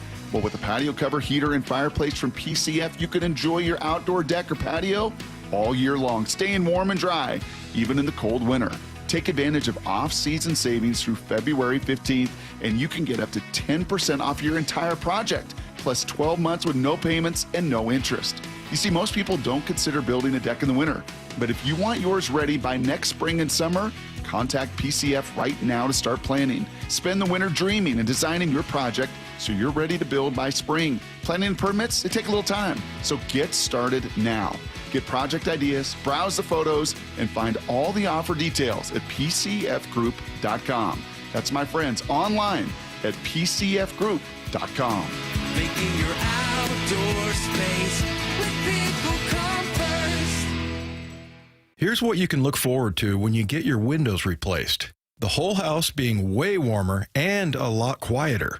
Dave Wyman here, and when we had finally had it with our old windows with broken seals, we called Harley Exteriors. They were incredibly friendly, professional, and absolutely knew their stuff. Harley Exteriors windows are a massive upgrade. They keep heat in and noise out. Plus, they're truly gorgeous windows. I said, you guys must use a different type of glass, and sure enough, it's their Olympic series, which is manufactured here in the Pacific Northwest and exclusive to Harley Exteriors. Harley Exteriors has a special offer for Seattle sports fans. Buy one window and get the second 40% off. No payments or interest until 2027, and take an additional $200 off your project. Call 833-HARLEY or go to harleyexteriors.com. Schedule your free consultation today. That's harleyexteriors.com. Need to know. 15 minutes past every hour with Brock and Salk. Here's what you need to know. Up first. All right, first injury report of the week is out, Brock. A little longer than I thought it was going to be, given that they were just coming off the full bye week, right? The good news, Charles Cross, Kobe Bryant, Elijah Arroyo, all returning as full participants, which was great. The only two that I found concerning at all, or at least, raised my little antenna, DeMarcus Lawrence, limited with an Achilles. Now, is that something that's been bugging him? Because... No, I don't think so. We've not seen it. Seahawks are pretty good about this. They don't want to get in that Russell Wilson situation. Sure, but with the Giants saying, I actually did this. I think it's in the past. Okay. Something maybe in a long season or over the course of the year, and it is age and stage. Yeah, I think there is some past history with it. So good. Going to be, I think, my only when I saw it, I was like, well, I hope that means he didn't tear his Achilles in practice. That's right. That's it. But I don't think that's what happened here. Reek Woolen also showing up as limited with an oblique. So again, my worry is much more so, did something happen during practice? That's right. That has caused them to show on a up wet in the injury field report. over last week, right? Where they practiced outside. It's kind of cold and damp and wet. And No, from my understanding, no. All right. I think it's a little more precautionary. Well, then than I anything else. feel fine. As for the Niners, no big surprises. Trent Williams, Ricky Pearsall, D. Winters, all among the limited. So was Fred Warner. They started the clock on him, but he seems to think he's going to play or can play. The Niners are like, yeah, no, that's not going to happen. So we'll see where that goes. Ernest Jones, Brock, you mentioned earlier that you don't see this as a trap game. He would agree. You can't start worrying about, we are close. We're close to something that a lot of people don't get a chance to do. But if you start thinking about that game or, that opportunity, you miss out on, the good moments you'll have as you're going through this process. But ultimately, it takes, one game at a time. We got to handle San Fran first and then whoever they send next to us so we can get to the ultimate goal. What's cool, too, as young as this team is, and it is a young team, they do have a couple older veterans that have been there and done it and climbed that mountain. Cooper in particular, Ernest in particular, that can speak some of that wisdom to these young guys to stay in the moment, as Mike said the other day. Why now allow the noise? Why now allow anything to change the process of kind of stacking the work and stacking the days that they've done through the entire year? I don't think they will. And honestly, I think some of that emotion from Chenna, the more I think about it, and Jaron, is like, we're not going to let you try to play that card. Oh, you hate us? Well, we don't like you either. Oh, really? You want us? Well, guess what? We want you. And we'll let the pads do the talking on Saturday night. Here's the second thing you need to know. Well, we know the Steelers don't fire coaches, Brock, but you got to assume that there was maybe a, hey, man, time to move this thing along so that we don't have to go down that road, because Mike Tomlin ended up stepping down yesterday. So there are now nine openings around the league. In theory, you could end up with more. I don't know what will happen in Green Bay or Philly. Doesn't seem like anything, but at least those are, possibilities. Meanwhile, they asked Steve Biscotti, the owner of the Ravens, whether or not he would be interested in bringing in Mike Tomlin for his open job. Holy Mike, wouldn't that be awesome? Only if John takes the Pittsburgh job. Wow. Wouldn't that be interesting? I don't know. That thing last week maybe disqualified him for my opening after our kicker missed a kick to let them advance. Good for Mike. Yeah, I don't know. Talk to him. I love Mike. I mean, I've admired Mike for 18 years. That's really shocking that he did it that way. Yeah, that's kind of crazy. So a couple things on this front. Number one, since the 70s, there have been 6 popes, and there have been 3 Steelers head coaches. Twice as many popes as there have been Steelers head coaches. Yes. Number two, as I understand it, listening to it, digging into this, he did this so that they could still control his rights. So like Sean Payton did with the Saints, and then the Saints traded Sean Payton to Denver for a first-round pick.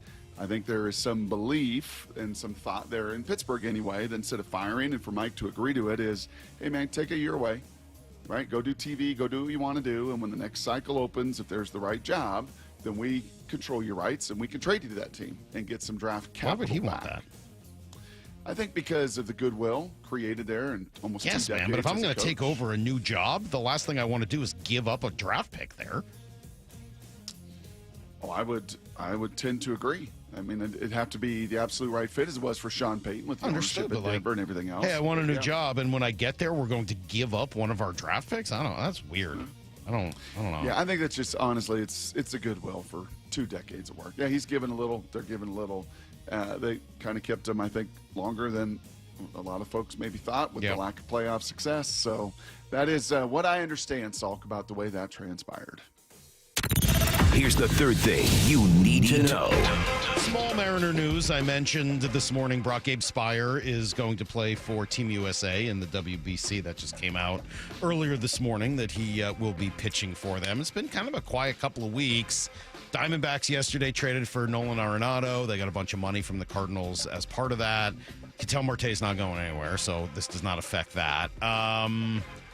I keep looking at Nico Horner. So this was John Morosi yesterday, Brock, on with Wyman and Bob. I do believe he is available. I also believe, and this is important for the Mariners' perspective, the price on him is going to be a little lower than the price on Donovan because there's less years of control, a little older, a little more expensive, so he's a little harder to move from that. He's a little less desirable, I guess you would say, just from a standpoint of the contract and the production. But I I like him a lot. I think he'd be a really good fit for the Mariners. And he does some things with relation to contact, putting the ball in play. Very good defender. Things that the Mariners value and have valued for a while are things that Nico Horner does exceptionally well. Well, I would go so far as to say I would prefer him to Brendan Donovan. Yeah. He's just a better player. Cole Young, a part of that? I don't know. I don't know that you have to give up Cole Young for 1 year. Rental. That I'm not sure about. Hey, Lyle, now that we have a few of these deals in the hopper, and you know these players better than Salk and I do, certainly the prospects that have been given up in some of these different deals, be it through pitching or the Arenado deal, is there any read on the market from what you can ascertain, buyer-seller market, based on kind of the goods given up to get some of these veteran players? I mean, if you're talking about Nico Horner specifically, I'll stand by this. I think it's going to take a legitimate king's ransom for the Cubs to trade him away. I just have a hard time believing he's going to get dealt. So I guess buyer's market because there are good players out there on the block. But, yeah, I think Donovan's a whole lot more attainable than Horner, if that's what you're asking. Yeah, I'm just kind of looking at the Arenado deal. Maybe that's a little different because there was so much cash given back as well to kind of pay that thing down. Because he might be done. Yeah, that too. So, all right, that's everything you need to know. Kraken will be in New Jersey tonight, Brock. First time Stevenson, McCann, and Schwartz have all been in the lineup together and forever. So curious to see who ends up the odd man out there. We'll find out a little bit later today. All right, Joel Klatt got to go a little early today. He's a busy man. So we'll talk to Joel, get his sense of what's going on here with the Seahawks and the playoffs and college football. And I wonder how much he remember a week ago he comes right off of our sister station in Denver. Yeah. And I think he called the Broncos paper tigers or Yeah. whatever. So, and then he didn't have a whole lot of trust in Sam. A week ago, did he watch the wild card round and see all the guys fumbling and stumbling and bumbling? Maybe a little more trust. All right, or no? we'll see where this goes. It's next on Brock and Salk. This is what the NFL playoffs are all about. The Seahawks win the game. A dominant Seahawks team, 2 wins away from the Super Bowl. This is the vision that we had for our team. Hosting a bitter rival. Richard Sherman tips it. In front of the best, loudest fans in the game. Listen to the 12th man. Let's go. Seahawks 49ers, Saturday night. Kickoff at 5 on the home of the Seahawks, Seattle Sports. Hey, Mike Salk here. And look, people all over the Northwest are going to be losing a lot of weight this month, next month, 20, 30, 40, maybe 50 pounds. Do it by March. Sure, you can do it with Eastside Weight Loss Clinic. The resolution is to go give them a call and go to their website, eastsideweightlossklinic.com, so that you can join all these folks losing all of that weight. It starts just a 15-minute phone call, and then you do the program. I did it. I lost 10 pounds in a week. I lost 35 pounds after about 8 weeks, and I did not have to fight for space in the crowded gym. I didn't have to take any pills or injections. No, thank you. No fake, bland box meals or anything like that. It's all real food that you buy at the grocery store, but you do get great recipes. You do get a group to offer support, accountability, coaching, and the plan. It's easy to follow, and it really does work. Not that hard either. Do it for yourself this year. Start by calling Eastside Weight Loss Clinic at 425-588-0080. Don't let a 15-minute phone call hold you back. Do it now. Go to eastsideweightlossklinic.com. Dr. Ryan Coogan, D.C. Results may vary. Fall rains can expose hidden roof problems, and once water gets in, the damage only gets worse. Is your roof ready for the season? Hi, Justin Shirley, CEO of State Roofing and Exteriors. At State Roofing and Exteriors, we repair and replace roofs with a quality you've trusted for decades. And yes, we also provide siding, windows, decks, and gutters to keep your entire home protected. Call 866-ROOF-ROOF or visit stateroofing.com today to schedule a free estimate. State Roofing and Exteriors, held to a higher standard since 1968. It's the Clearance Savings Spectacular at Olympic Hot Tub. We're slashing prices on hot tubs, saunas, and swim spas. Even bigger savings on floor models. Plus, no interest through 2031. OlympiChotTub.com. Better you, better life. Breast cancer is a tough battle for anyone to fight. But when you can't work, care for your kids, or even put food on the table, that diagnosis can be devastating. I'm Dr. Suzette Miranda, a plastic surgeon who is proud to support Northwest Hope and Healing. Our mission is to provide a lifeline for breast and gynecologic cancer patients. We cover essentials like food, utilities, and childcare, so patients can focus on healing. For more than 25 years, Northwest Hope and Healing has distributed over $3 million to thousands of local cancer patients, and you can help make a difference in our community.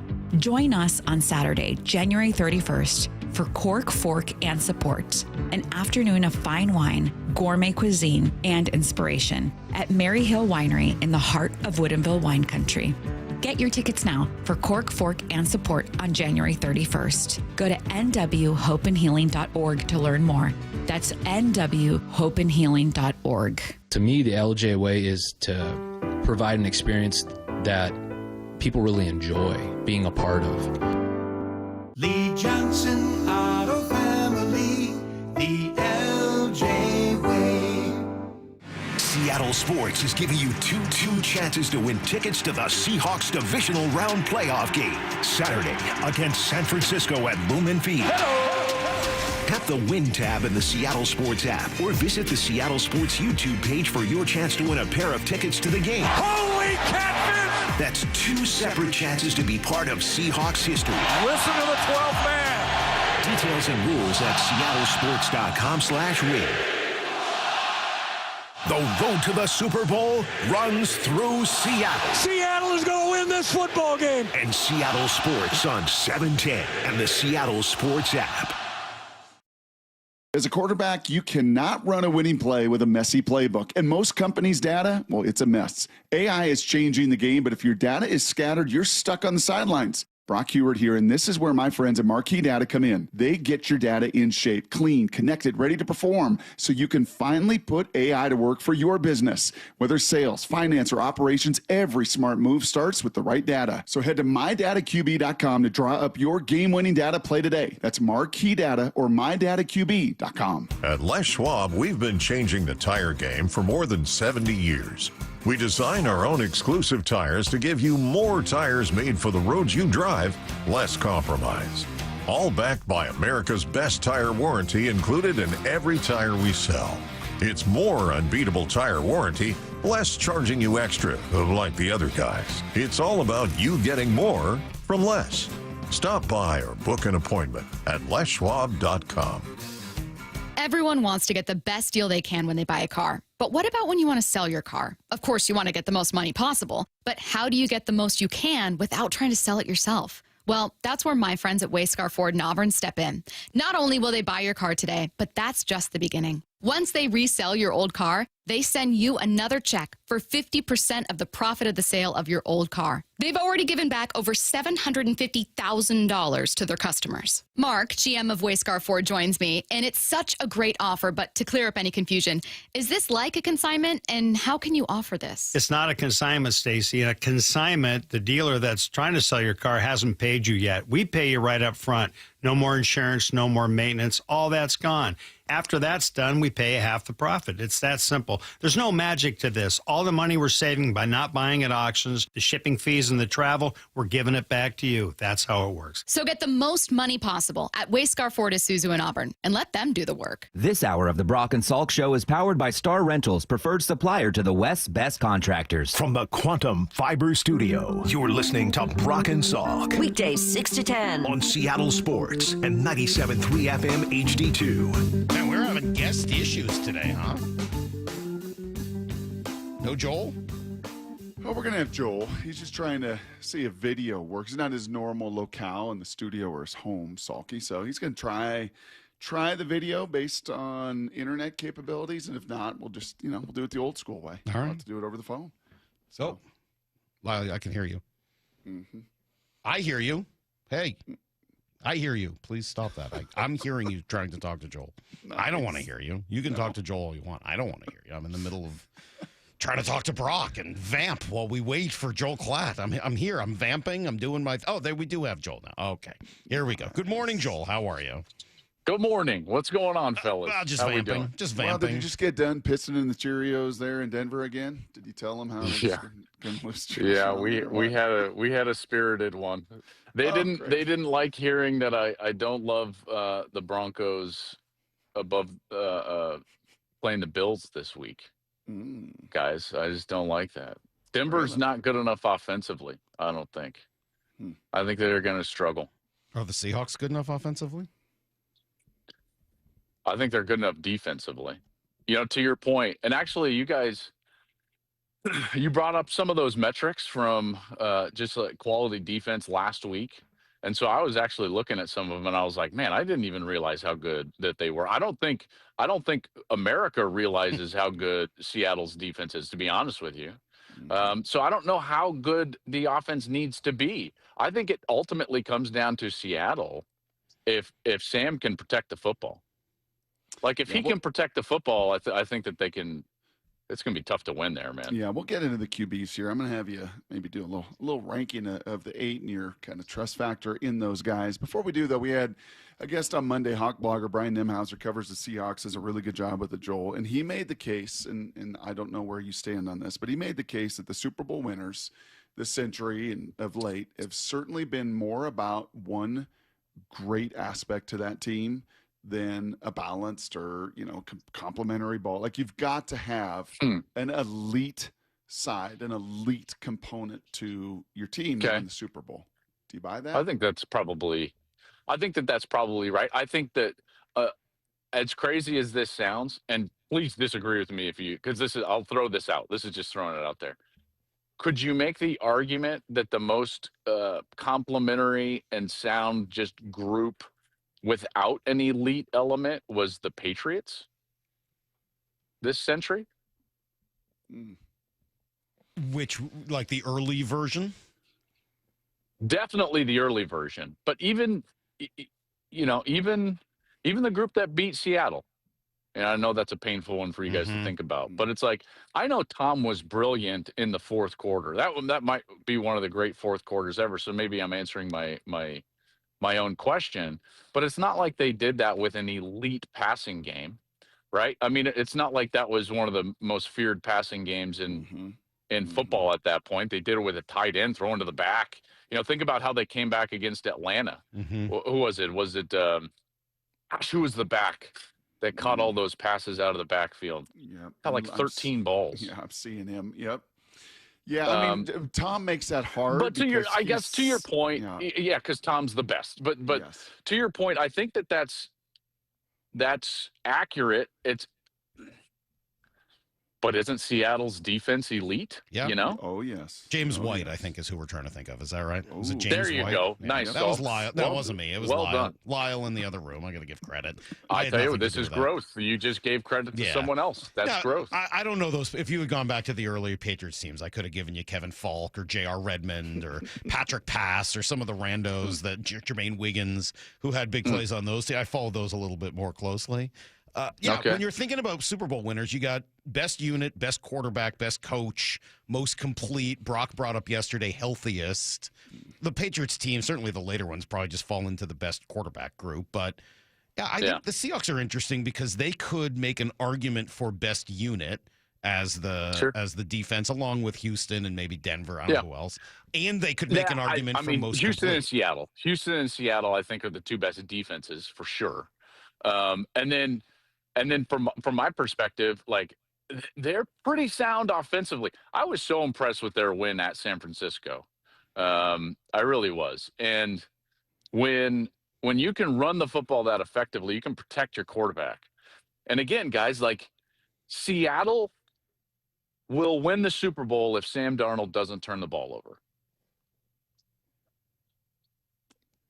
Pretty simple formula. I really can't argue with that at all. I just don't know whether he can do that over the course of 2 games. That's the question. But then again, I know what Brock's going to say. But then again, I know, and Salk and I are in this, like, what did Wild Card Weekend teach us?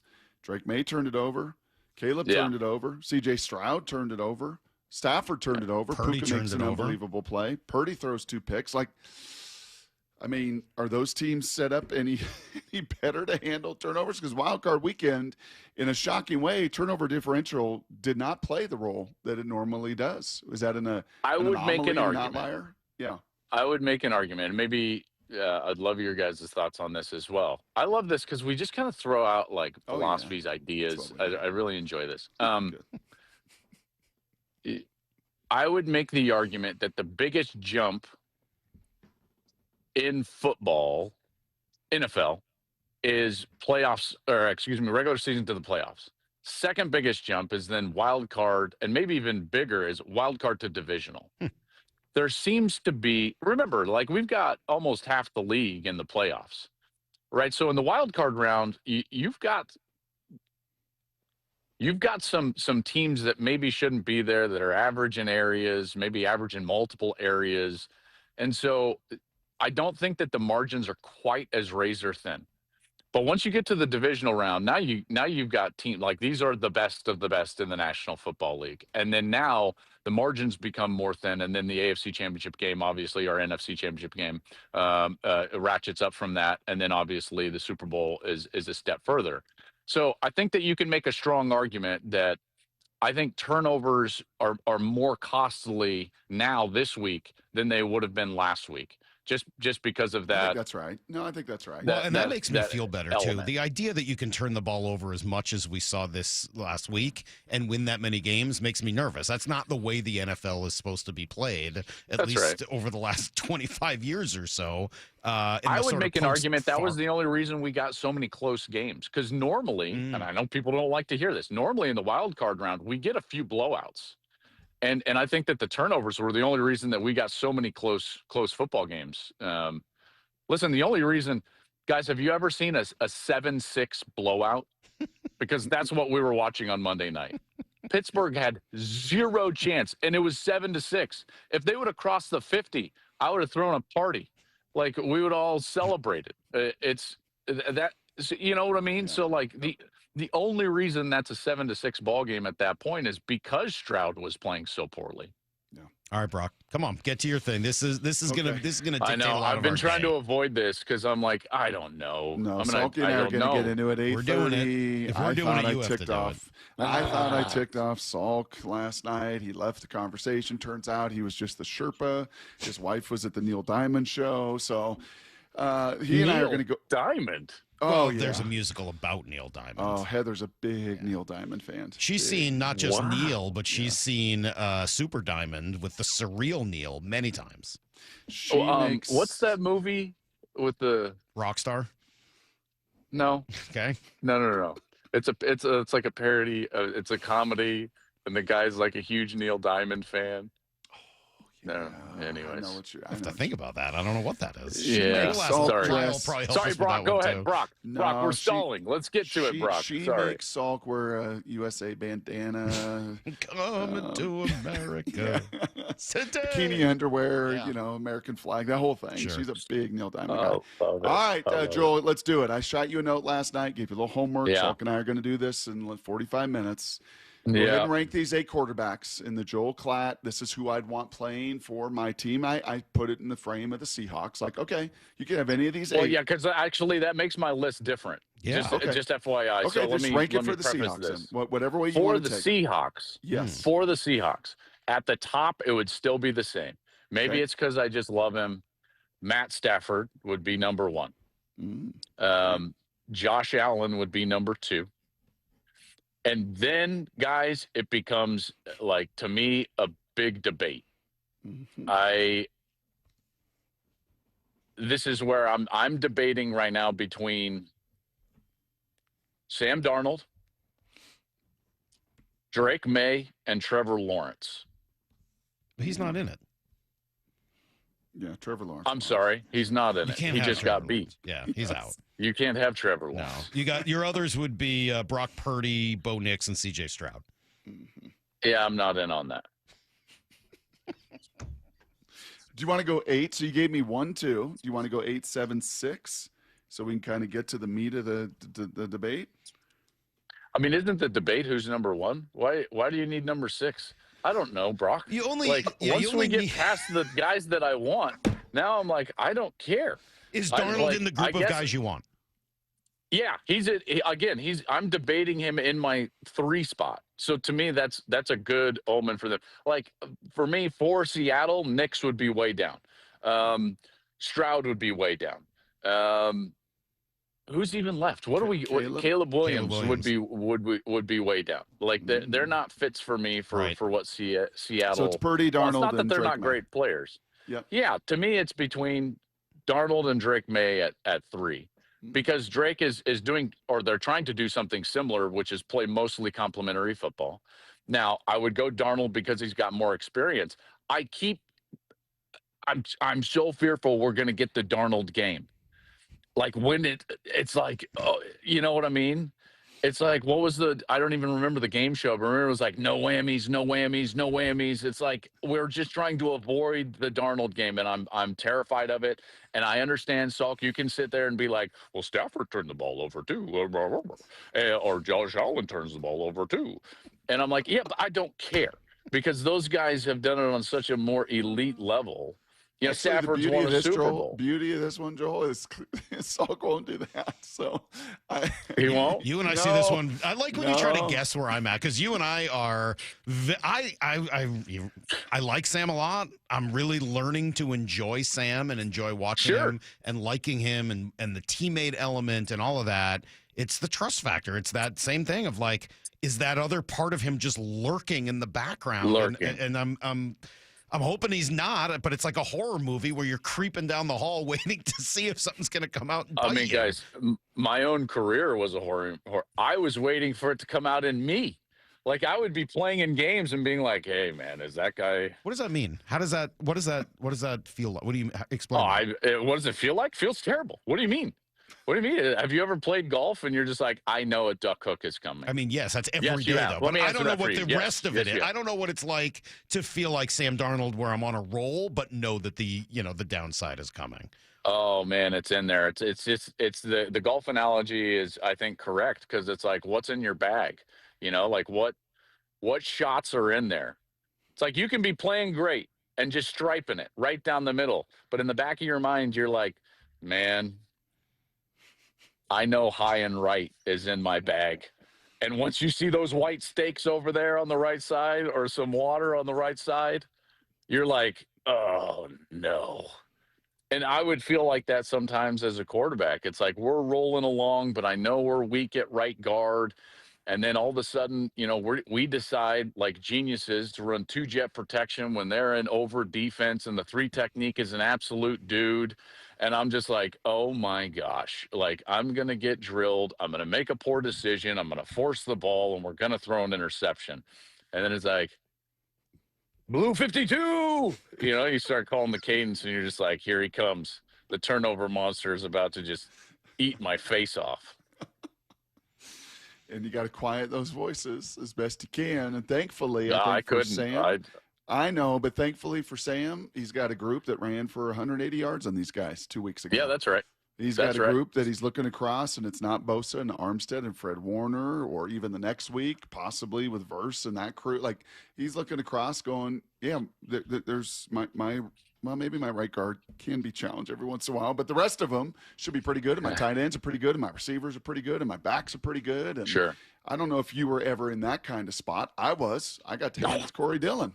I got Olin Kreutz mowing people down. I had a few of those chances where it's like, yeah, I can truly trust everybody around me. You were never. I got this. I was, as a true freshman, I got to sit there and be like, oh, look, Chris Brown runs for a lot of yards. I'd love to be quarterback in this offense. And then we couldn't run the ball for anything. Okay. We couldn't protect for anything. Got 10 concussions. I was sitting there and I would just be like, beg for scat protection. Can you just let me make the decision? Somebody tagged you and me in a tweet a couple weeks ago after one of the shows. Did you really get did you get stiff-armed, or what happened? You were chasing something down. Did you just get bowled over trying to make a tackle or something, or was that AI? Oh, no. Oh, no. There's a YouTube out there. Salk probably has it on replay in his bathroom of me getting suplexed at Miami. That's what it was. Yes. I was, and by the way, John Beeson, he like WWE'd me on the field. After, I fumbled a snap, it was late. I had turf toe they had given me turf toe. I was concussed. It's September in Miami. It's so hot. And I'm chasing this guy down. Yes. And I look back over my left shoulder like this, and all of a sudden, John Beeson is under my armpit. And I'm like, what's going on? Yes. And he suplexed me, and everyone's like, why did you jump? And I'm like, I didn't. I got forklifted off the field by John Beeson, who, by the way, collected a Nevin Shapiro bounty for that. And I will just say this. It wasn't as big of a bounty as Chris Ricks, which hurts my soul to this day. That hurts. It's like I wasn't as good of a player. That hurts. Hey, so I'm looking at your video here as we're chatting, and folks can be did you watching pull on it up? YouTube. Well, no, it's beautiful. No, I'm looking at you on video, and it's beautiful out, and it's warm, and the sun is shining, and it's got me thinking about the guy you said would be number one on your list here, Matt Stafford, and where he's got to go this weekend, where it's going to be none of those things. It's going to be freezing cold, and where are we at on the Rams? I asked DJ this yesterday. Like, are we still of the belief that the Rams are the team they were a month or so ago, or has the last month changed our view of them? Does going on the road change our view? No, if it's just one of those, the trust factor. Salk, if he's your quarterback, it's in there, right? Like, let's go back to the golf analogy. Like 62 is in the bag. Like at any moment, oh, there he is. He's no look passing. He's, and at no point are you safe because of that as an opponent.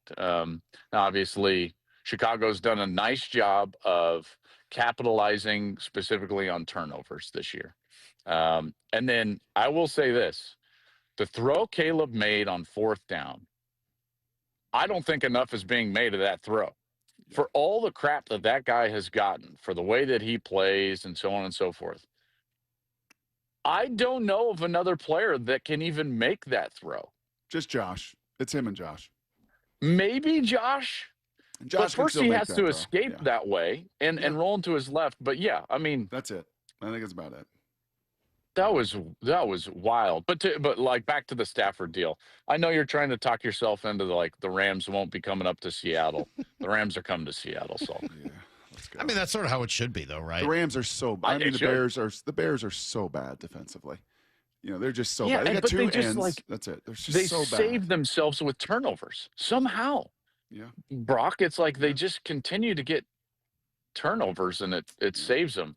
I mean, they shouldn't have won last week. And if you look, though, at the way the two teams are playing over the last month, the Bears have been better, right? I mean, the Bears are playing better football, and it's going to be in the cold. Pick the Bears, then. All right, I picked the Bears. All right. Twist my arm. I got the Bears. I'm not twisting your arm. You're twisting your own arm. What is it? You're talking yourself into it. I'm just encouraging you. Give that thing a full twist. Yeah, no, I kind of do think the Bears are going to beat the Rams. It's just watching them over the last month, they don't look like the same team.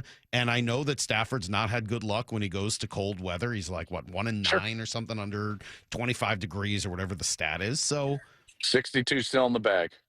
Yeah. It's still there. Okay, I mean, 62's in Jordan Spieth's bag, but I haven't seen him shoot it in like 10 years. Okay, well, it's not been 10 years for Stafford, though. No, I mean, he's the MVP this year. So, question for you, Klatt. Back to what you never had, right? A supporting cast, the whole compliment. You always had the little worry voice. So, if I could give Joel Klatt, not in order of quarterbacks here, but if I could say, okay, Joel, you get to quarterback one of these 8 teams to go win a Super Bowl. Ooh. Play caller, coordinator, head coach, Seattle. Team. I would take Seattle. If I could pick all of it, transfer portal right now. You're going in the portal right now. 100%. 100%. If I was a coach, Sam is in the best position by far because he has at least a comparable defense to Houston, but then he has a better run game than Stroud has, and he's got Jackson Smith and Jigba. Like, let's go. Like JSN, I'll take him every day of the week, even if they didn't have the run game. But they can run it. They can run it with 2 backs. It's not a single back that does all the damage. So, yes, Sam's in the best position to succeed.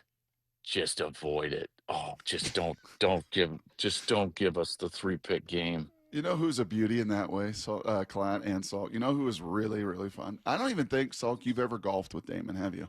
No. Back in the day, man, Damon would shake an 8-iron like on the first or second hole, and he's doomed. He's done. He's like, there it is. Yeah. I'm like, there, what is? You missed the shot. He's like, it's the Shanks. The Shanks? I got the Shanks. Yeah. They showed I got up. The Shanks. The Shanks are, you don't understand. When I get Shanks, there's no fixing it. today. Like, it's done. Yeah. Like, Got to put all your change in the other pocket. You feel terrible hitting chili peppers up Lee Jansen's. Yes, exactly. All right, let's see. The text machine has been very helpful while we've been talking. Sarah Silverman, Joel, is the movie that you were thinking of about Neil Diamond. Nice. Saving Silverman, not Sarah Silverman. Saving Silverman, excuse me. Saving Silverman, excuse me. I've never seen it somehow. I missed that one. Wow. And you should see it. I should. If you're in the Neil Diamond world, which apparently you are. Very deeply. Like, you should definitely see that. Yep, okay. And then Neil, I want to party with you.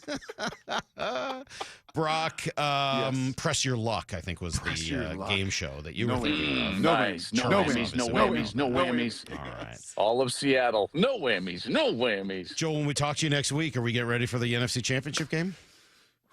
I believe so. Okay.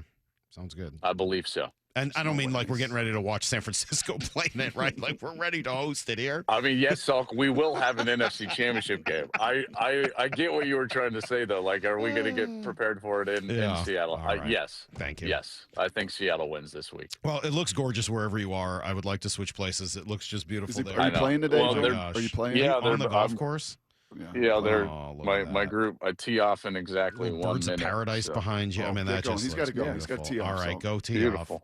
Don't get the shanks. 754. No whammies. All right, no whammies. 62 today from Joel Klatt. No Bye, Joel. whammies. There No goes Joel whammies. Klatt. See you, boys. Brock, we will debate that in a little bit greater detail at 8:30. Up next, we got some Blue 88, some Need to Know, and then back to this quarterback debate. I treated it very differently from Joel. So, well, you gave me somewhat different instructions. So we will dig into that at 8:30. It's Brock and Salk talking quarterbacks as we do here on Seattle Sports.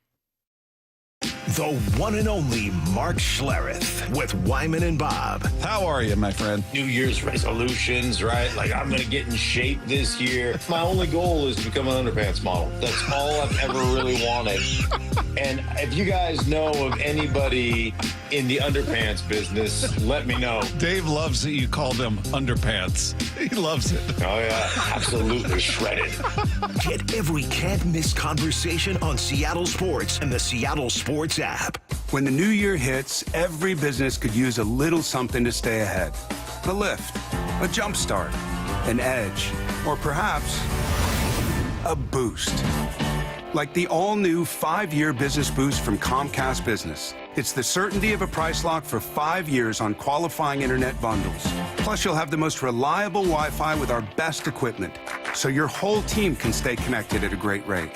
And to sweeten the deal, ask about a $500 prepaid card when you add 2 lines of mobile. It's the boost your business deserves. So sign up for the 5-year business boost and get a 5-year price lock on ultra-reliable Wi-Fi. Plus, ask about a $500 prepaid card. Comcast Business, powering possibilities. Ends 2/22/26. New customers only. 1-year contract required for guaranteed rate. 5-year pricing applies to monthly service charge excluding taxes and fees. That's Wi-Fi based on Open Signal Awards USA. Fixed Broadband Experience Report, May 2025. I saw her texting, coming up to a stop sign, and so I saw the accident coming, and she T-boned us. In the blink of an eye, Crystal's life changed when she suffered a severe spinal injury. The pain was something I had never experienced before in my neck. I got massage therapy. I saw a chiropractor. I was prescribed muscle relaxers so I could sleep. I got depressed. Nothing was relieving the pain. Drugs, sleepless nights, and depression. Sound familiar? I'm Dr. Mark Shelley, a chiropractic physician and board-certified functional neurologist. At Sound Pain Solutions, our treatments include high-dose laser combined with spinal decompression and other comprehensive therapies to rehabilitate damaged discs. We use treatments that are non-surgical, FDA-cleared, drug and pain-free. I was able to get off my pain medicines, and I was able to sleep through the night, and that was what I was desperate for. To learn if you're a candidate for our treatment, call us. Sound Pain Solutions, 855-996-0025, or click soundpainsolutions.com. At Uline, the prevailing opinion is, if you don't live it, you don't believe it. The people at Uline believe in hard work, and they live it by being there 24/7 to answer your call, having 41,000 items in stock, and offering same-day shipping from 12 locations across North America. Business owners, sellers, buyers, shippers, and packers believe it. Uline is the hard-working, dependable source for your shipping and industrial supplies. Visit uline.com.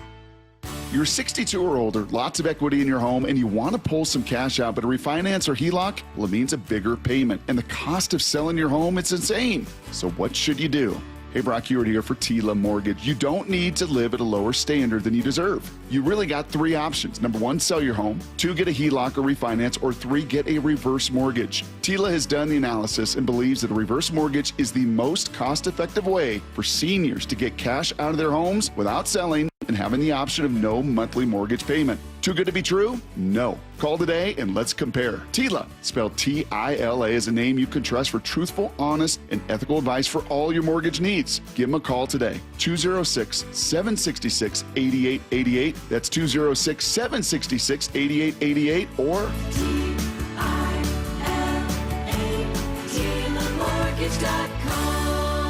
Insurance and property taxes are borrower's responsibility. Tila Mortgage LLC is a mortgage broker. NMLS 2472046. Endless hours of research, seeking referrals, dozens of calls. Hiring the right attorney can be a challenging process during an already difficult time. JP Pendergast with Pendergast Law explains. In Washington State, Tom, there are thousands of attorneys to choose from. Referrals and online research can be helpful, but discovering the right attorney requires a conversation. It can be hard to identify integrity and authenticity without that interaction. So, what do you recommend? We encourage anyone looking for personal injury representation to call for a free consultation with our team before making a decision simply based on referrals or online research. Accident victims need an attorney that listens, demonstrates honesty, and is genuinely understanding of their unique circumstances. The care, attention, and preparation that our firm provides throughout the case mirrors the effort involved when taking on the insurance companies. Save time and avoid mistakes after an injury. Contact the caring and compassionate team at Pendergast Law. If you or a loved one has been injured in a car accident, call Pendergast Law. We can help. Styles change. 12s grow. But Seahawks love? That's forever. From the young fans in their fresh new jerseys to the lifelong 12s in their throwback jackets. At the Pro Shop, we've got gear for 12s of every age and every walk of life. This is the Pro Shop. Shop official Seahawks gear in-store at Lumen Field and the Landing in Renton, or online at Seahawks.com/Pro Shop. Let's go! This is Seattle Sports. Streaming through the Seattle Sports app. KIRO AM Seattle. KIRO FM HD2 Tacoma. Home of the Seahawks, Mariners, and everything Seattle sports. Give me a freaking auto! From the Quantum Fiber Studio, this is Brock and Salk on Seattle Sports. Brock Ewart is my hero. Jay Buhner just punched me in the kidney. We're going to give you a minute. Doesn't really work that way, Sherm. This is a show that has my name on it. It kind of does, though. Now here are your hosts, Brock Ewart and Mike Salk. Hello! Okay, here we go. Okay, Coward tomorrow. Okay, Screwed good. up the time zones. That happens with travel. He's going back and forth to Chicago. All He's right. a West Coast guy. Chicago But, guy. Yeah, Chicago Central Time guy. now. Yeah, Northwest exactly. guy. Vegas guy. Yep. East Coast guy. Okay. So Colin will be tomorrow at like 10 past 8. Mm-hmm. Looking to try to get Kevin Burkhardt on tomorrow if possible. As he's got the call with Tom Brady on Sunday or Saturday night rather. So that hopefully will get going. And yes, we have some good debates here a little bit later this morning. We'll dig into that at 8:30. Right now though, Joel Klatt went long, so let's do Blue 88. This is Brock and Salk's Blue 88, powered by Xfinity. We're going to go red, right, tight, close, sprint left, G, U corner, halfback, flat, on one. Ready? Brock Ewart tackles 3 football questions as only he can. Blue 88. Now here's your hosts, Brock Ewart and Mike Salk. All right, Brock, 3 good football questions, and we will start here. We got ratings for Wild Card Weekend, came out yesterday. What'd you learn about the NFL? I learned, Salk, that you need to stand on your opinion even stronger. Mm-hmm. Like when you got that sense that you've got about that Saturday night window, that prime time Saturday night, you just gotta stick your chest out, shoulders back, as Don O'Neill used to say. Shoulders back, chest out, chin up. So I'm right. This is the best window there is. I know. And obviously matchups a part of it. And the Seahawks game the other night on that Saturday night was massive. These ratings overall, did you take a look at these numbers? I did. I saw yesterday. I mean, just If Mark Cuban thought that the hog was going to get slaughtered 4 or 5 years ago, the hog just keeps getting fatter and fatter, and that bacon better and better. It's not happening.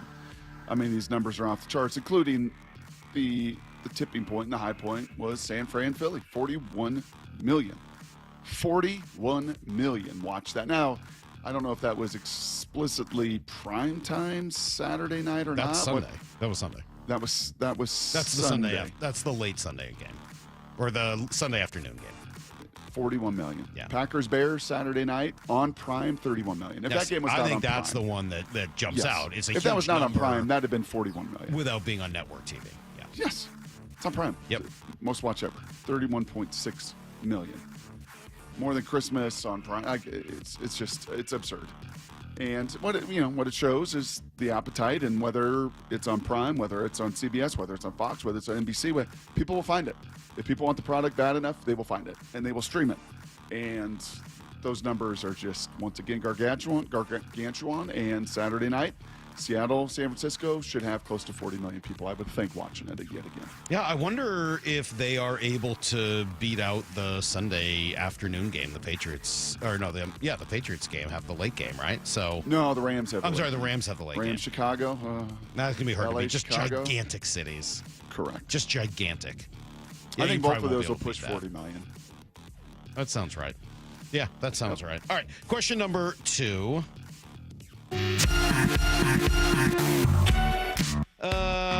All right, Brock, you've been listening to other shows, right? I like when you do that. You listen to other markets and kind of hear what they're saying about their teams. Mm-hmm. What are you learning?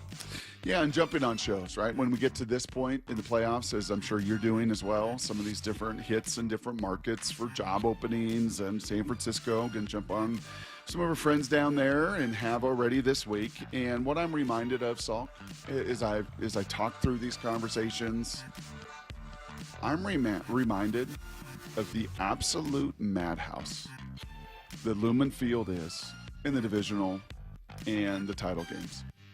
I'm reminded of those games over the years, right? The Saints game, the Panthers game that preceded, the 49ers game, and the Packers game. Mm-hmm. I'm just reminded how unbelievably loud and volatile and crazy and whatever other adjectives you want to put on this building. It was great. It was great down the stretch. Game I went to, honestly, that Rams game, that was as electrified, and maybe the bracelets helped and all of that, as I can remember for a regular season game.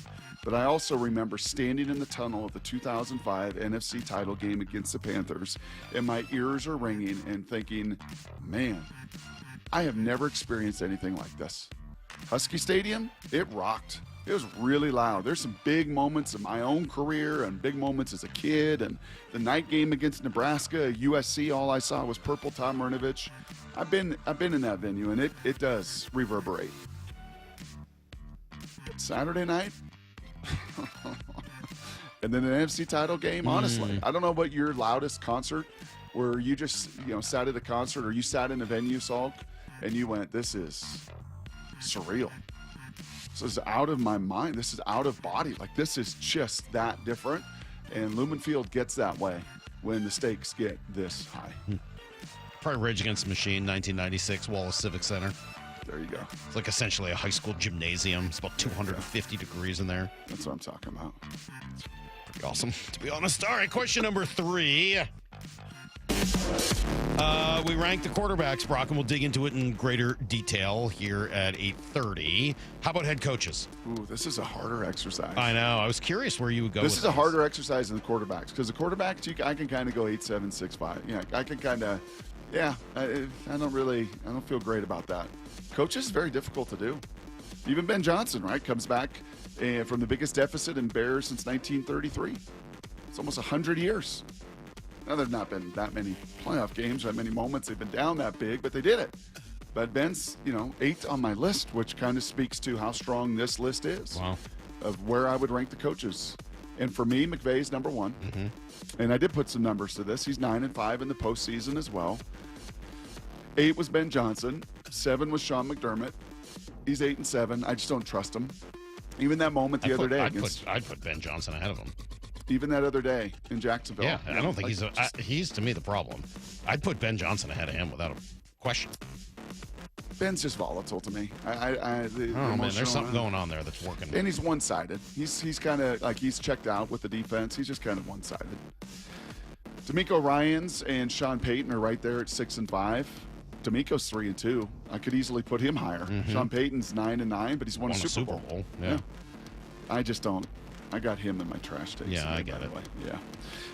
I just don't like the way he treats people. So that's 8-7-6-5. That's 1. So then it kind of comes down to this again: McDonald, Shanahan, Vrabel. McDonald, Shanahan, Vrabel. Where do I put them? Shanahan's been unbelievable. Unbelievable in this round especially. He's 9 and 4 in the postseason. But he's also had some of the biggest collapses and been around those things. Vrabel's 3 and 5. I love Vrabel where he's at right now. So I went McVay, totally Homerville. I went McDonald, Shanahan, Vrabel, Peyton, Ryans, McDermott, Johnson. McDonald's done nothing but nothing to show me, like to Joel's point, there's not been a whammy yet. He's never coached a postseason game. There's not been a whammy yet. But he's the only one on the list who's never been in the postseason. 10 and 7 right? and 14 and 3 is the number 1 seed. Yeah. I know. I trust him. I'm not disagreeing. If I think this I game do too. gets away from the Seahawks, Mike McDonald will have zero to do with it. I totally agree. I think the one thing I know is that Mike McDonald's not going to screw this game up. Yep. Yeah, I feel very sure about that. I have him real high on. All right, there you go. That is today's Blue 88 late edition. Hey, tomorrow we got to do Here's the Thing at 8 o'clock. Not sure what we've got for submissions. Did Maura leave the key? She did. She did? Yep. Lyle's got the key to the castle, code? so he's out there kind of starting to look through what's available for Here's the Thing submissions. And my understanding is it's lean? A little bare. The cupboard's a little bare. So please leave us a message on whatever's on your mind. Seahawks, Mariners, us, Maura being on vacation, Charles filling in all week, Lyle doing his thing, me and Brock. There's all sorts of opportunity there. So you got to download the Seattle Sports app, find the call tab, and you can go do it from there. Cool? Yep. All right, go do that today so that Lyle can put it together for tomorrow. We will rank these quarterbacks at 8:30, right after everything you need to know next.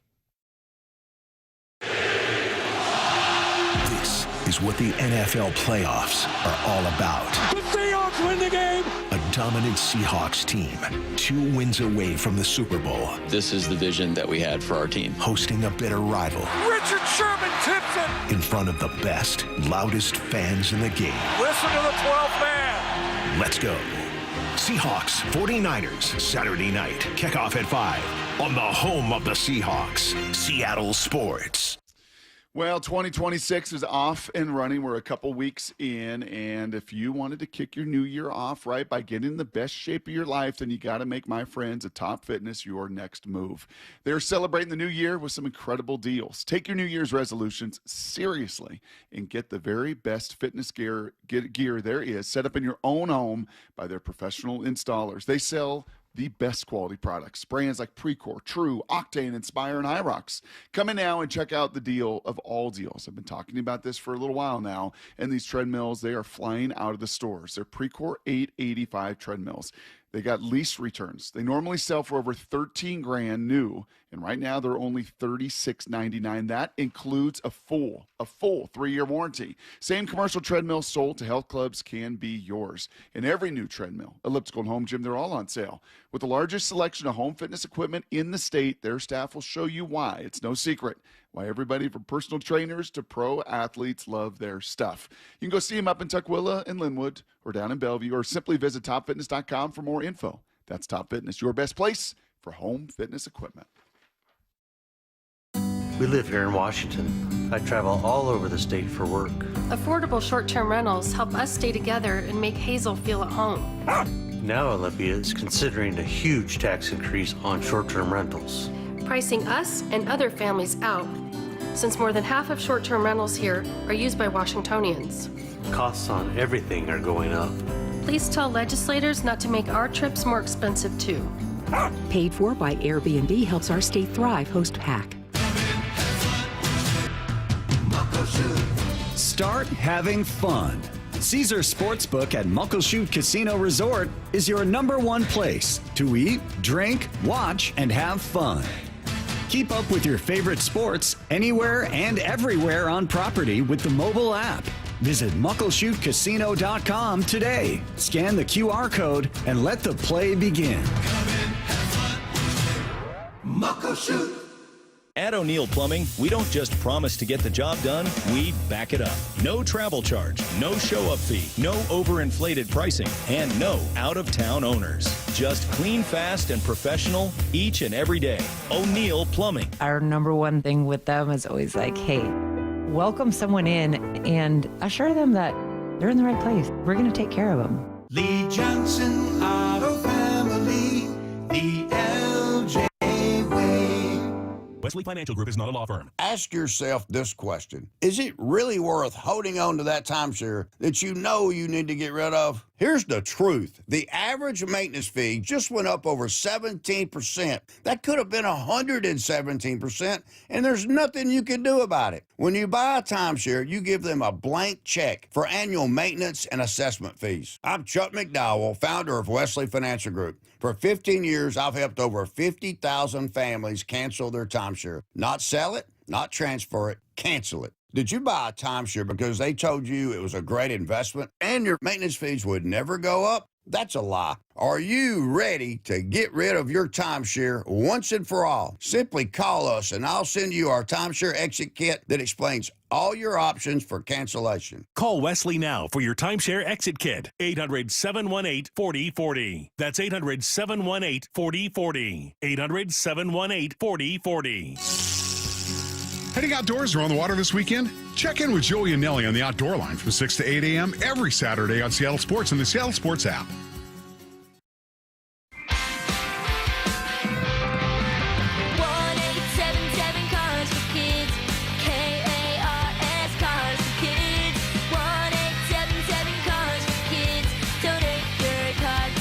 Call 1-877-CARS-FOR-KIDS to reach a friendly live agent. Donation's super easy, and your car can be picked up as soon as tomorrow. Call us now, 1-877-CARS-FOR-KIDS. Donate your car today. Did you know you can donate real estate too? Life's expensive enough, isn't it? Groceries, gas, kids' activities. Sometimes your roof needs replacing, but your budget says not now. Hi, I'm Justin Shirley, CEO of State Roofing and Exteriors. We want to help with an offer to lift that weight off your shoulders. Get zero down, zero payments, and zero interest for up to 24 months. Or save up to $3,000 on a new roof today. Call 866-ROOF-ROOF or visit stateroofing.com. Running a business means wearing multiple hats. So if you're like me, you probably started out using your personal phone, taking client calls and texts nonstop.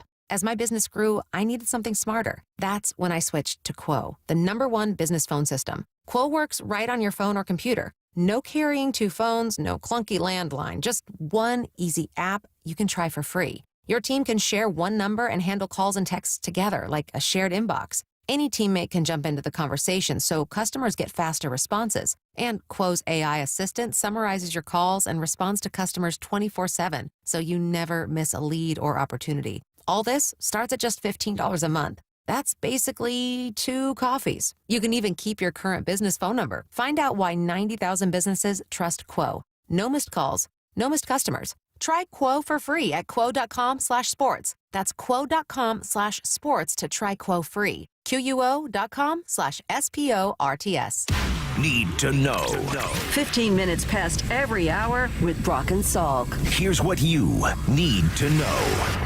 Up first. All right, Seahawks were out practicing yesterday, Brock, so injury report came with it. A little longer than expected, but some good news on here. Charles Cross, Kobe Bryant, Elijah Arroyo all returning. We've talked a lot about Cross, even a little bit about Arroyo. How about getting Kobe Bryant back? And maybe it's, Ty Okada's played so well every single time he's been put in there, but having Kobe back should be another benefit for this defense, right? Well, you've talked about this Kraken line and actually having all the pieces, and tonight will be the first time it's fully subscribed, so what does it really look like?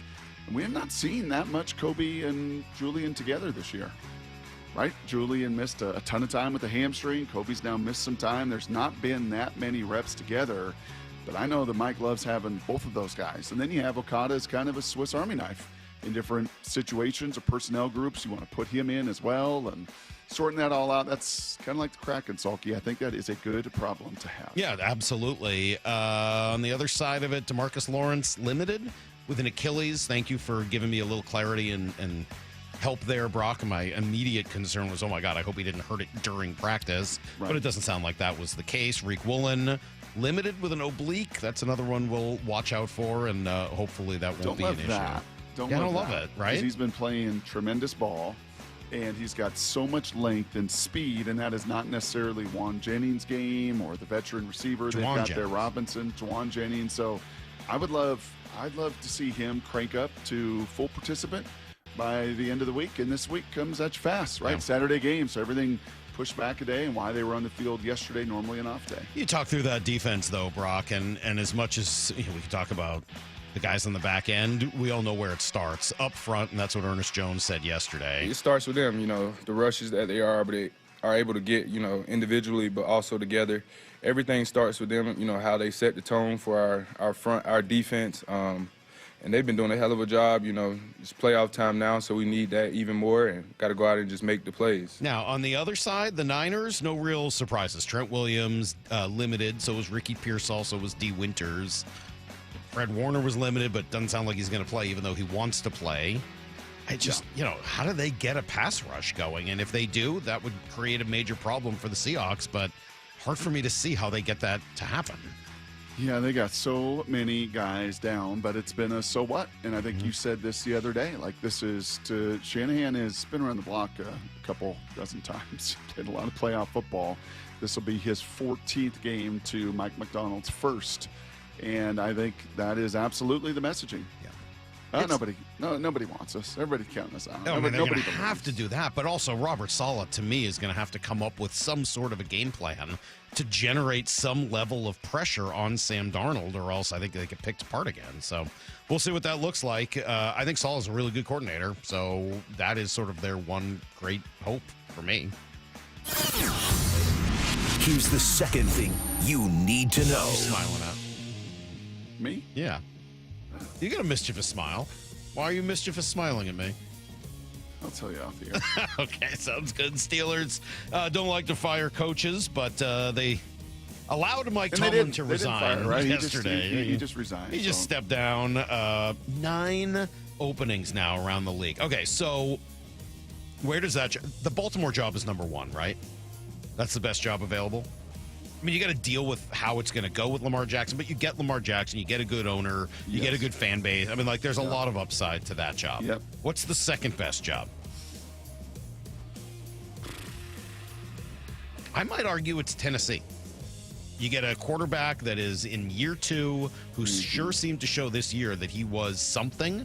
They obviously need a lot more, and they need a lot of help, but I think Tennessee might be 2. I think Atlanta is 3. And then it's like Pittsburgh and New York, pick them between the two. Similar kind of owners. Spend their money, heritage. But New York has a better shot that they've got a quarterback. Pittsburgh doesn't have a quarterback, and they're not drafting high. Right. So I think New York's better than Pittsburgh. The thing with it's interesting in with Tomlin doing this, a couple things. As I said, they don't turn over jobs, so their next guy is likely going to be there a long, long time and going to get a whole bunch of runway. Their success of just sitting in the middle, 8 wins, 9 wins, 10 wins, 10 wins, 9 wins, 8 wins, right there on the fringe. Always drafting in the late teens to the early 20s. It just it makes it in this league very difficult to be a legit. And we saw that for a bunch of years here in Seattle. There are some parallels between Tomlin and Coach Pete, even though they're separated by 19 years or something, which is crazy because Tomlin, I can't believe, is that young. But just culture guys, incredible culture guys. And, always winning, but never really winning, and never bottoming out and getting a top 5 pick and getting that, right? It just, unfortunate. And we said that the other day. It feels like that's a tired organization that needs a reset, and they're going to get a chance to do it.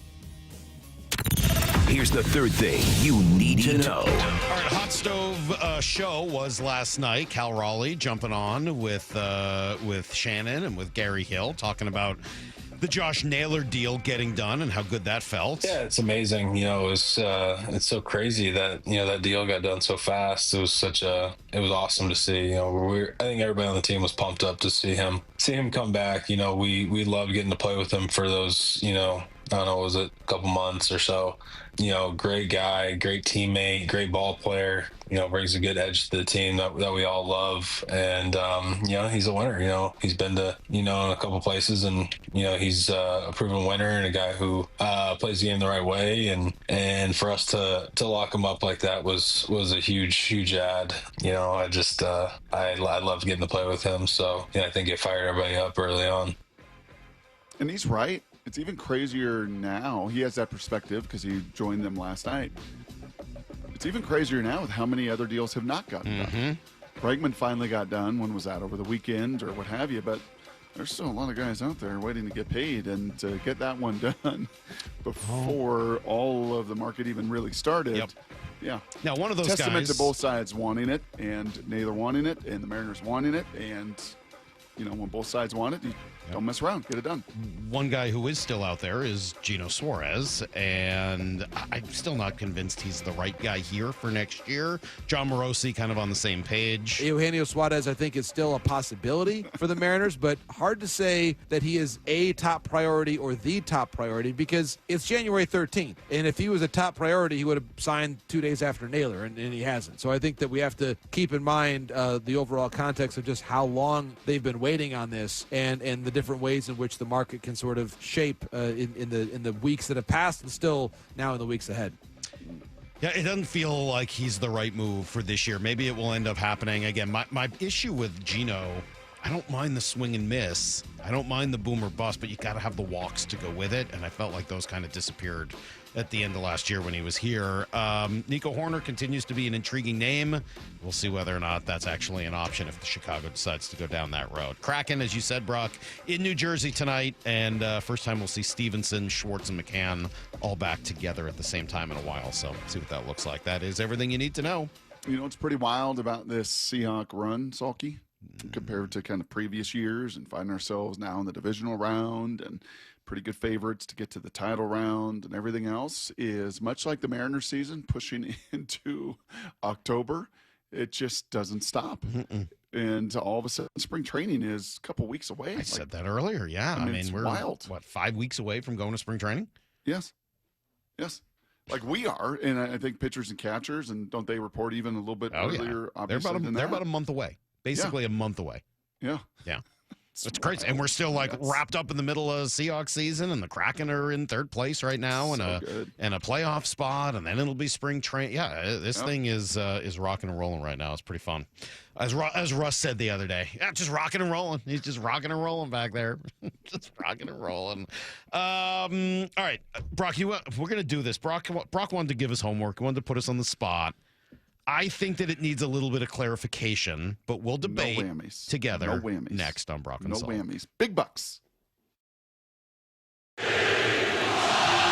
This is what the NFL playoffs are all about. The Seahawks win the game! A dominant Seahawks team, 2 wins away from the Super Bowl. This is the vision that we had for our team. Hosting a bitter rival. Richard Sherman tips it! In front of the best, loudest fans in the game. Listen to the 12th man! Let's go.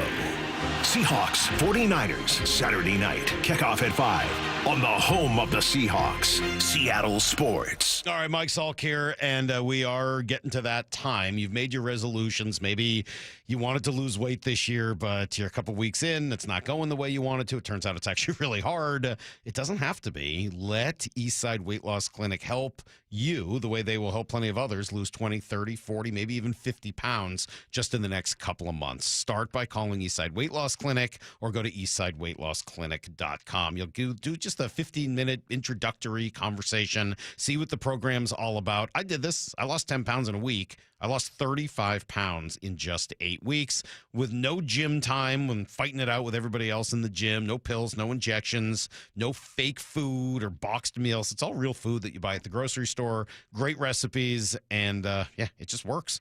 A lot of coaching, a lot of support, a lot of accountability. That goes a long way as well. Do it for yourself this year. Call 425-588-0080 or go to eastsideweightlossclinic.com. Dr. Ryan Coogan, D.C. Results may vary. Hey there, Dawn Riding with Olympic Hot Tub. It's our clearance savings spectacular, and you don't want to miss it. We're slashing prices on all 2025 hot tubs, saunas, and swim spas. Even bigger savings on floor models ready for delivery. And here's the best part, 0% interest financing through 2031. That's right, no interest for 5 years. Ends January 25th. OlympicHotTub.com. Better you, better life. Olympic Hot Tub. Collectors, Front Row Car Show is returning to Tacoma. Join us at the Greater Tacoma Convention Center on January 17th and 18th. 400 tables. Baseball, football, basketball, and hockey cards. Plus collectibles such as Pokemon, Marvel, Star Wars, and comic books. CGC, JSA, and Beckett will be there. So bring your cards, comics, and autographs to sell, trade, or get them graded. Hundreds of vendors, thousands of dollars in free prizes. Don't miss it. Front Row Card Show, Greater Tacoma Convention Center. Saturday and Sunday, January 17th and 18th, 11 to 5. For more info, go to frontrowcardshow.com. That's frontrowcardshow.com. Want to make 2026 your year of adventure? Book that trip and learn a new language with Babbel. Go ahead, make a resolution you can stick to. Now is the time. Babbel's New Year sale is here. Unlock all of the languages on Babbel with the lifetime subscription for 65% off. Just go to Babbel.com and start today. Babbel teaches you relevant words and phrases, so you can start speaking with confidence in as little as 3 weeks. And because Babbel's bite-sized lessons fit easily into your daily routine and are easy to remember, you'll be talking like a local in time for takeoff. Dive into the world of language learning content with Babbel's videos, podcasts, and stories from around the world, full of culture bites and language learning tips. Turn your daydream into a destination this year with Babbel. But don't wait. This offer ends January 15th.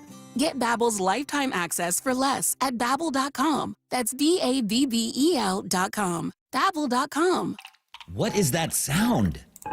Ugh, that sounds like a plumbing sound. Luckily, there's a company that fixes all the plumbing sounds across Puget Sound. That's All Sound Plumbing. Puget Sound's plumbing experts. Have a sound? Visit allsoundplumbing.com. Your windows and doors play a huge role in your home's efficiency and comfort. Choose Lake Washington Windows and Doors for windows that are up to 25% more energy efficient than Energy Star standards and reduce noise by up to 50%. Visit LakeWashingtonWindows.com today.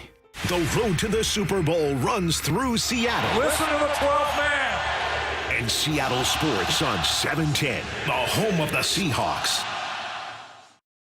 This message comes from Viking, committed to exploring the world in comfort. Journey through the heart of Europe on an elegant Viking longship with thoughtful service, destination-focused dining, and cultural enrichment on board and on shore. With small ships that bring travelers closer to the destination, there's more time to explore. And every Viking voyage is all-inclusive, with no children and no casinos. Discover more at Viking.com. You still thinking job change in the new year? Yeah, I need something that's in high demand and more stable in this economy. IT? Yeah, cybersecurity, maybe even AI. That's what I did. Really? How? Went to My Computer Career. You don't need any prior experience, and you could start your new career in a matter of months. A lot of IT pros go to school there, too, to level up. Sweet. Are classes online or on campus? Both. Wow, I'll check it out. Thanks. Make this your year. Take the free career evaluation now at mycomputercareer.edu. And Elite CompTIA certification partner. Financial aid is available to those who qualify, including VA benefits. Logan Fury did something smart. He saved hundreds on auto insurance switching to Progressive. With that money, he bought a mini treadmill. Is walking on it during video conference calls more distracting than he thought? Yes. And is that because he overestimated his foot-eye coordination? Definitely. But it's Logan's savings, and if he wants to burn calories and any chance at a promotion, we say, good for you, Logan. Switch and see if you could save with Progressive and treat yourself. Progressive Casualty Insurance Company and Affiliates. Tired of hearing scary radio ads about the IRS? Tax Relief Advocates is different. TRA is here to tell you that if you owe money to the IRS, whether it's $5,000 or $500,000, we have a solution. TRA can eliminate or reduce what you owe to the IRS with zero risk to you. We have over 1,000 5-star reviews on Google and an A+ with a BBB. End your tax nightmare today by visiting TRA.com or call 800-583-6681. That's 800-583-6681. This hour is brought to you by Trajan Wealth Management. From the Quantum Fiber Studio. This is Brock and Salk. Weekdays 6 to 10. On Seattle Sports and 97.3 FM HD2. All right, Brock, you gave us homework yesterday. You asked us to rank the 8 remaining quarterbacks left in the playoffs. And there's a lot of ways you could do this. I think we all probably did it in our own way. When you asked Joel Klatt, you said who would be the best for the Seahawks. I did not do it that way. I rated them in a vacuum. Okay. Did not consider the team they played for. Did not consider the offensive line in front of them. Did not include the weather that they would be facing. Did not include the team they were going to play against and the defense or any of that. Doesn't include the matchup because all of those factors, like Joel said, would alter my list in various ways, right? Okay, but you did it hopefully with playoff optics. I right? did. This isn't just let's rank these 8 quarterbacks. No, let's do I a did Mike look at a Sando playoff tier thing. list. Yes, I did. No, for the crucible of the playoffs, for what is at stake, win or go home. Yeah. Kind of like we did, remember, back throughout the season, late in the season, and which Mariner do you want up to bat? You know, big moment of the game. You know, kind of in that vein was my thought process. I think that's right. Makes sense. Yeah. All right. I think that's exactly how I looked at it. But it was in a vacuum. It did not if you looked at weather, Matt Stafford would drop on my list this week. Okay. Right. I think that's a real deal, man. He's got a sprained finger. Yep. I had that injury. Yep. You can get the swelling out, but it's still a little stiff. And then guess what? When the air temperature is below 0, which it could be Sunday, those things hurt. Yeah. Those things hurt even more. Especially in your fingers. Yes. That's like where that can feel the worst. So I'm not including that in this, but I think if you were to look at that game in particular, it would drop Matt Stafford down pretty considerably. So, Lyle, you did this as well. Did you also do it in a vacuum, or did you consider any of those other factors? Hold on, can't hear you. I mostly just ranked the 8 best quarterbacks left. Okay. Got it. Okay, so that's how you did it. And Brock, you said that you were kind of looking at a play. Brock, why don't you start? Who was your number 1? Josh Allen's my number 1. Same. Just in these Lyle, environments. Yeah, I got Allen at 1. Yeah. Yeah. And for me, and so much of this is through, we all look at it differently. And it's the beauty of the quarterback, Salk. It is why, quarterbacks drive so much conversation because everybody can have an opinion. Everybody sees it. The ball's in their hands. It's not like, trying to evaluate Anthony Bradford and whether or not he did his job well or not. It's pretty, at times, cut and dry. And your eye sees it. And for me, number 1, because he just elevates everybody around him. This feels like you and me growing up in the 80s and 90s with John Elway. And the Elway documentary, by the way, if you've not watched it, it's pretty good. It's worth your time on Netflix. And because you go back to those Dan Reeves teams and his supporting cast and the difference between the NFC and the completeness of those NFC teams Giants, and Washington and the Giants that he had to face then in the Super Bowl. Yep, San Francisco. The disparity is not that great between the AFC and the NFC this year. But for Josh, the disparity between the teams he's been on in the past and this team, he just lost 2 more receivers with torn ACLs this week, Salk. He's basically got a slot receiver, a good tight end, a quality tight end, an average tight end, and an elite back. He's just such a moose. I mean, the moose-like factor for him is what puts him over Matt Stafford for me. Obviously, Stafford's done it. He's won a Super Bowl. But just the ability to do everything on a football field. So Stafford, too, for you? Yeah. And Lyle. Yep. I would assume. I can't imagine anyone in their right mind looking at these 8 quarterbacks and not putting those 2 guys 1, 2 in one order or the other. Yep. I mean, it would just be I'm not saying that somebody else couldn't outplay them. Of course they would, but just if you were making a bet just on the quarterback play, yeah. Or you're trying to make a case on experience. You're trying to make a case. That's what makes this grouping this year and this weekend this year the most unique it's been this century. Okay. And I don't think that's hyperbolic. But I don't think there's anybody not a Breeze or a Manning or Right. or a Brady or a Mahomes or all the guys and Burrow and the characters that have been in this play this weekend for the last century. There's none like that. But I think it would be pretty normal for almost everybody to do the 1 and 2. Josh Allen, Matt Stafford, or Matt Stafford, Josh Allen. Yep. And I think that the three of us would stand with about 60 to 75% of the population who would put Josh Allen number 1 right now and Stafford 2. I would do you also want to say, go now to the bottom, 8, 7, 6? I can do that. I would also say I have 1 and 2 in a category. I have 8 in a category, and then I have 3 through 7 being all very, very close.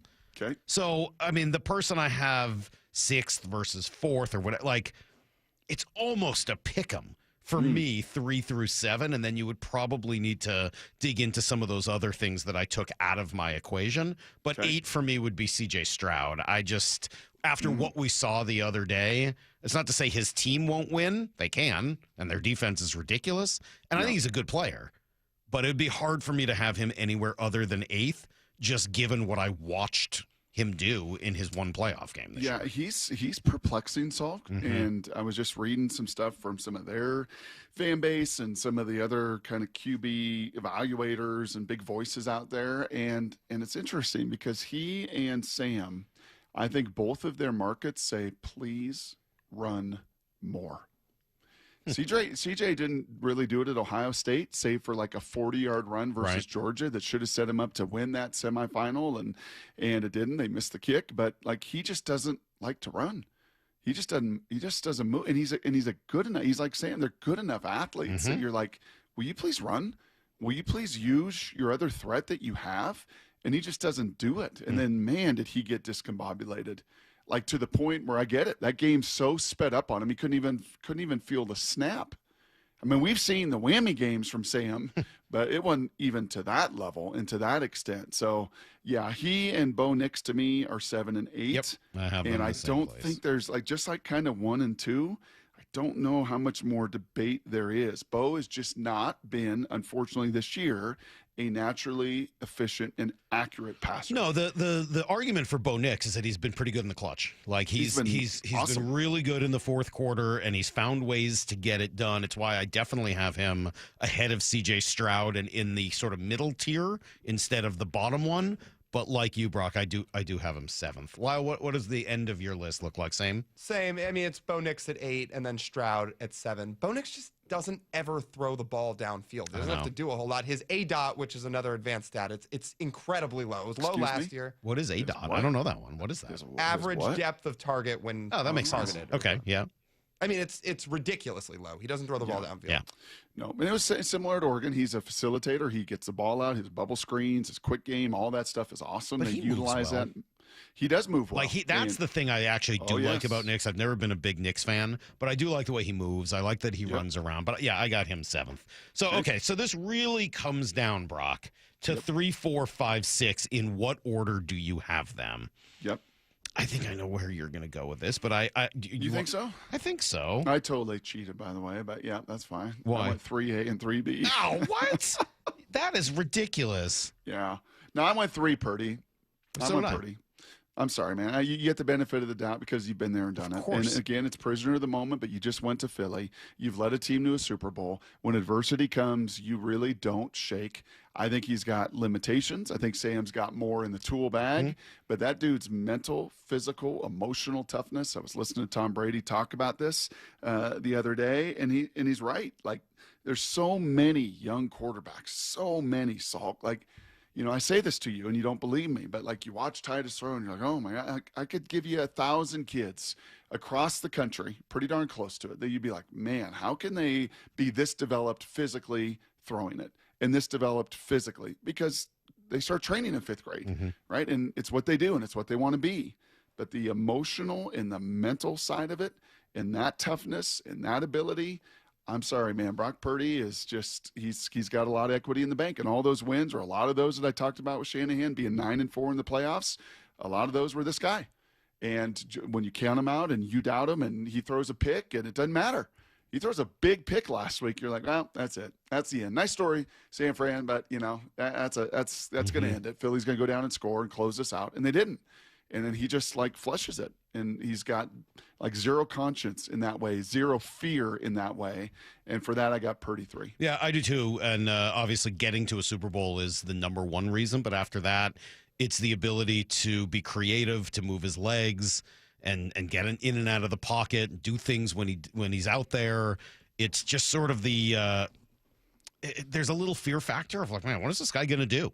Like when you're playing against him, you think he's down, you think you've got him, and he's just got like a little innate sense to be able to kind of drive you crazy on the other side. And unlike 2 weeks ago, Salk, where Grant Cohn and the San Fran fan base and fans were losing their mind with the play calling, that they won't play in a box Saturday night. He is going to be letting it rip. He's going to be moving. They're going to get an empty. They're going to move the pocket. They're going to get the ball to Christian McCaffrey on screens and check down. But that would worry me too if I'm them, right? Like he could get killed. I mean, and we've seen him get hurt. His ability to in both stay games, on the Seahawks punished him. Absolutely, and so if they open it up even more, well, that could be even a bigger factor in the game. But I think it's actually pretty clear. He's number 3. I bet Lyle does not have him there because Lyle does not like Purdy. I think he compensates for all of his weaknesses.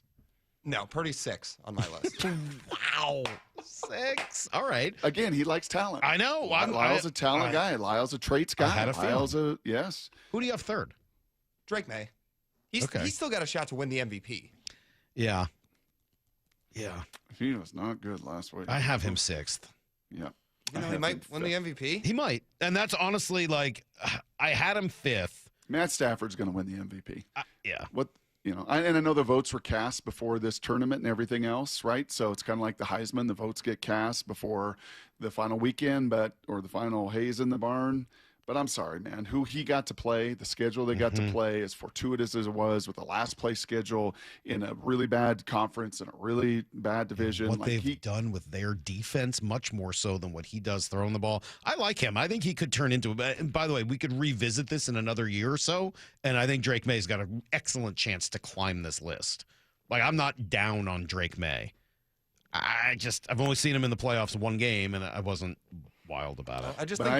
I think Purdy's just a total Shanahan merchant. Like, I don't think he does that much on his own. It doesn't feel that way when you watch him, man. I don't know. I don't feel that way when I watch him. Now, it may be that as his salary has now started to grow, that they'll ask more of him and he may not be able to do that. But given what they ask of him, I think he does a heck of a job, man. He scares me. Number 4 for me, Brock. I got Caleb Williams, and I am with G and with Joel Klatt. Like, I just think he's playing great football. He's got the it factor. The throw he made on 4th down was ridiculous. Joel talked about it. I totally agree. The number of comebacks can't be ignored.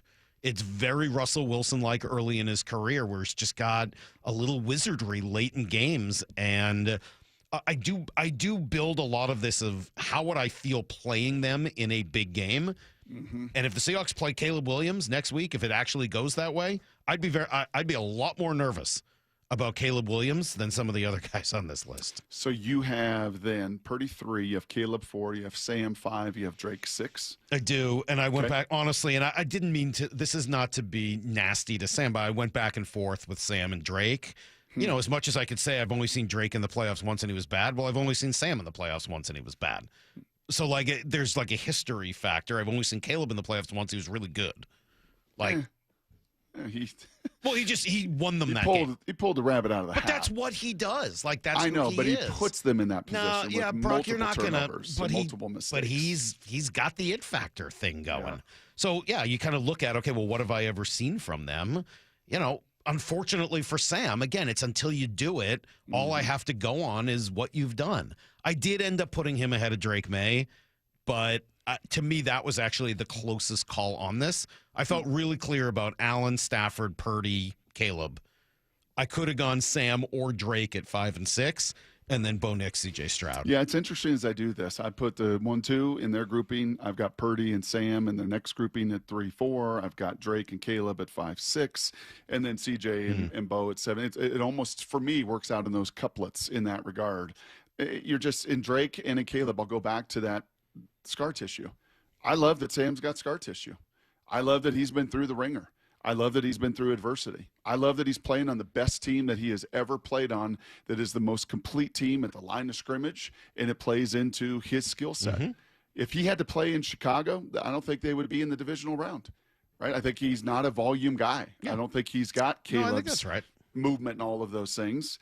But I love that experience, whether it's playoff experience or not, it's life experience, it's emotional distress, it's failure, it's all put those mental yourself in the things. position, Brock, of, okay, you're going to be facing this player. How do you feel? Yeah, I watched it last year in the game the Seahawks had to win, and he beat us. And he stood in there in the fourth quarter and made a throw to Jefferson that few guys make, getting hit right in the chin. Right? I watched that on the other side and thought last year, like, man, that's not the Sam in New York, North Carolina. This dude, those guys believe in him, and he elevates. And I'll come back to that term. He elevates. He elevates the people around him. Caleb's got an amazing supporting cast. Got terrible defense. But you could argue, as far as a supporting cast goes, no kidding, he's right there with Stafford. And with he's got Rome Odunze and DJ Moore and two backs and a good O-line and two good tight ends. Like, he's got more tools in the tool chest to play with than just about anybody not named Stafford or Darnold in this competition, in this tournament. So, yeah, and I got to see more out of Drake and Caleb. Drake never won a big game at North Carolina. Never elevated them. Caleb got to some big games and pulled a hamstring in a game I called in the 12th title. That was unfortunate. But he's won some big games this year. I mean, like, what he's done this year has to supersede that history, doesn't it? He's won big game after big game for them this year. It's gotten him to this point, and now, you win this one. To your point, we do this next week, 1 through 4. There's just some volatility, some immaturity. There's some bad body language, some pouting, some screaming at guys, some stuff that you call it the it factor. I don't know. That stuff wears. I watched that whole game, Salk. Well, hold on. And I had a bunch of people texting me, and, people that have been around it and been around the game. Like, he doesn't have teammates coming over to him. But that's not what you asked. You didn't ask. That's going back to the other thing. That's the who do you want long term? How do you rank these quarterbacks? No, that's for this playoff game this week. That's for this playoff game this week. That stuff's not going to wear on you tomorrow. Like that stuff over time. That's not going to be in this crucible, in this pressure, in this environment this weekend. I don't know, man. I don't see that one the same way as you. Yeah, I think those are all very good arguments about the long term. I don't know if they're very good arguments for what happens next week. So when adversity hits, and unlike the Green Bay team that shut it down, and it's 21-3 and just decided to go into a hole, let me just punt, I don't think Stafford and McVay will do that. Not with their life history, not with their life experience, not with knowing the track record of Caleb and how this team, when it's on, when it's over and you're doubted and it takes something Herculean, they've shown they can be Hercules, and he can do that. I don't see the Rams, if they get ahead, I don't see him playing that kind of game. I think they want to put the foot on the Bears and make sure they can't come back in the fourth quarter, kind of like Houston ultimately did to Pittsburgh. So I love some of the disagreement here on the text line, not surprisingly. Salk, you must be drunk. This is the worst list ever. I agree with Salk. Darnold shrinks in big moments. I just don't trust him. Played like an MVP last year and then disappeared in the playoffs until he shows he can handle that pressure. I don't trust him. Salk, you're so out of your league to argue with Brock. It's hilarious. I mean, like, it goes back and forth, and you can see all sides of this. Yep. I mean, that's the beauty of it. And as I said earlier, the difference between 3 and 7 is really small. Like, the difference, small, the margin between Brock Purdy, Caleb Williams, Sam Darnold, Drake May, and Bo Nix. I mean, Purdy of them is the only one who's ever really proven anything by getting to a Super Bowl. And as you've mentioned a few times, he's got the weakest skill set of anyone on this list of 8. I don't. It's the beauty of what these weekends mean for these guys' careers, right? For the narrative, for the perception, for the payday, for the respect, for the love, for the adoration, for all of it. These are the games. These are the weekends. These are the moments. And yet, Salk, all of the language and everything in-house has got to just be countered, all of that. We can do it on the outside, and we can build it up, and we can, and on the inside, it's those that really treat it as if it is any other Saturday or Sunday is the one that's going to ultimately have success. And but don't kid yourself. Don't kid yourself. These lists, the tiers, all of that stuff leading into next year will be dictated by what happens Saturday night. 100%. I also think pretty clearly this ranking of 8 guys is not the only factor in this weekend. Like, yeah, that's the quarterbacks, But that was just in a vacuum, as I said. You want to, like, who do they play for? Who do they play against? What does their offensive line look like? The way they fit with their team. I mean, again, I think a lot of these guys fit their team very, very well. Yeah, Josh Allen's got nothing around him. Their defense not very good, and they're as you said, they're hurt. Yep. Stafford's gonna have to go play in the cold with a bad finger. I don't love that for him. Now he gets to go do it against a pretty bad defense, but he's going to have to be called. He's going to be called upon to score some points in that game. Drake May's got to do it against Houston defense. Yeah, good luck, right? He's like get beat up. Yep. Yeah. Whereas Bo Nix is going to try to do it. Against that Buffalo and defense, which seems a lot easier. He's going to do it in a stadium where expectations are off the charts. Yeah. Where I would argue playing QB in that market is as hard as playing anywhere. I think Brock Purdy is an excellent quarterback. We'll see what he looks like once again trying to deal with this Seahawks defense that I still think is the single best unit of anybody left in the playoffs, and I think they're the most complete. Lyle, what do you got? Yeah. Lyle, how do you finish your list off? You had Allen 1, Stafford 2. What do we got? And then I had Drake May 3. I, like Salk, had Caleb Williams at 4, Sam Darnold at 5, and then it was Purdy, Stroud, Bo Nix. Mm-hmm. You got Stroud ahead of Nix? Yeah. I could see it. Mm-hmm. It's just that last view of him was so rough. It was so bad. He looked so bad in that game. But then, you know what? I will say, he does make some throws. Like, he'll look bad for a few minutes, and then he'll make a throw, just a dime. We're like, oh, man, where did that come from? He got a cannon for an arm when he really uses it.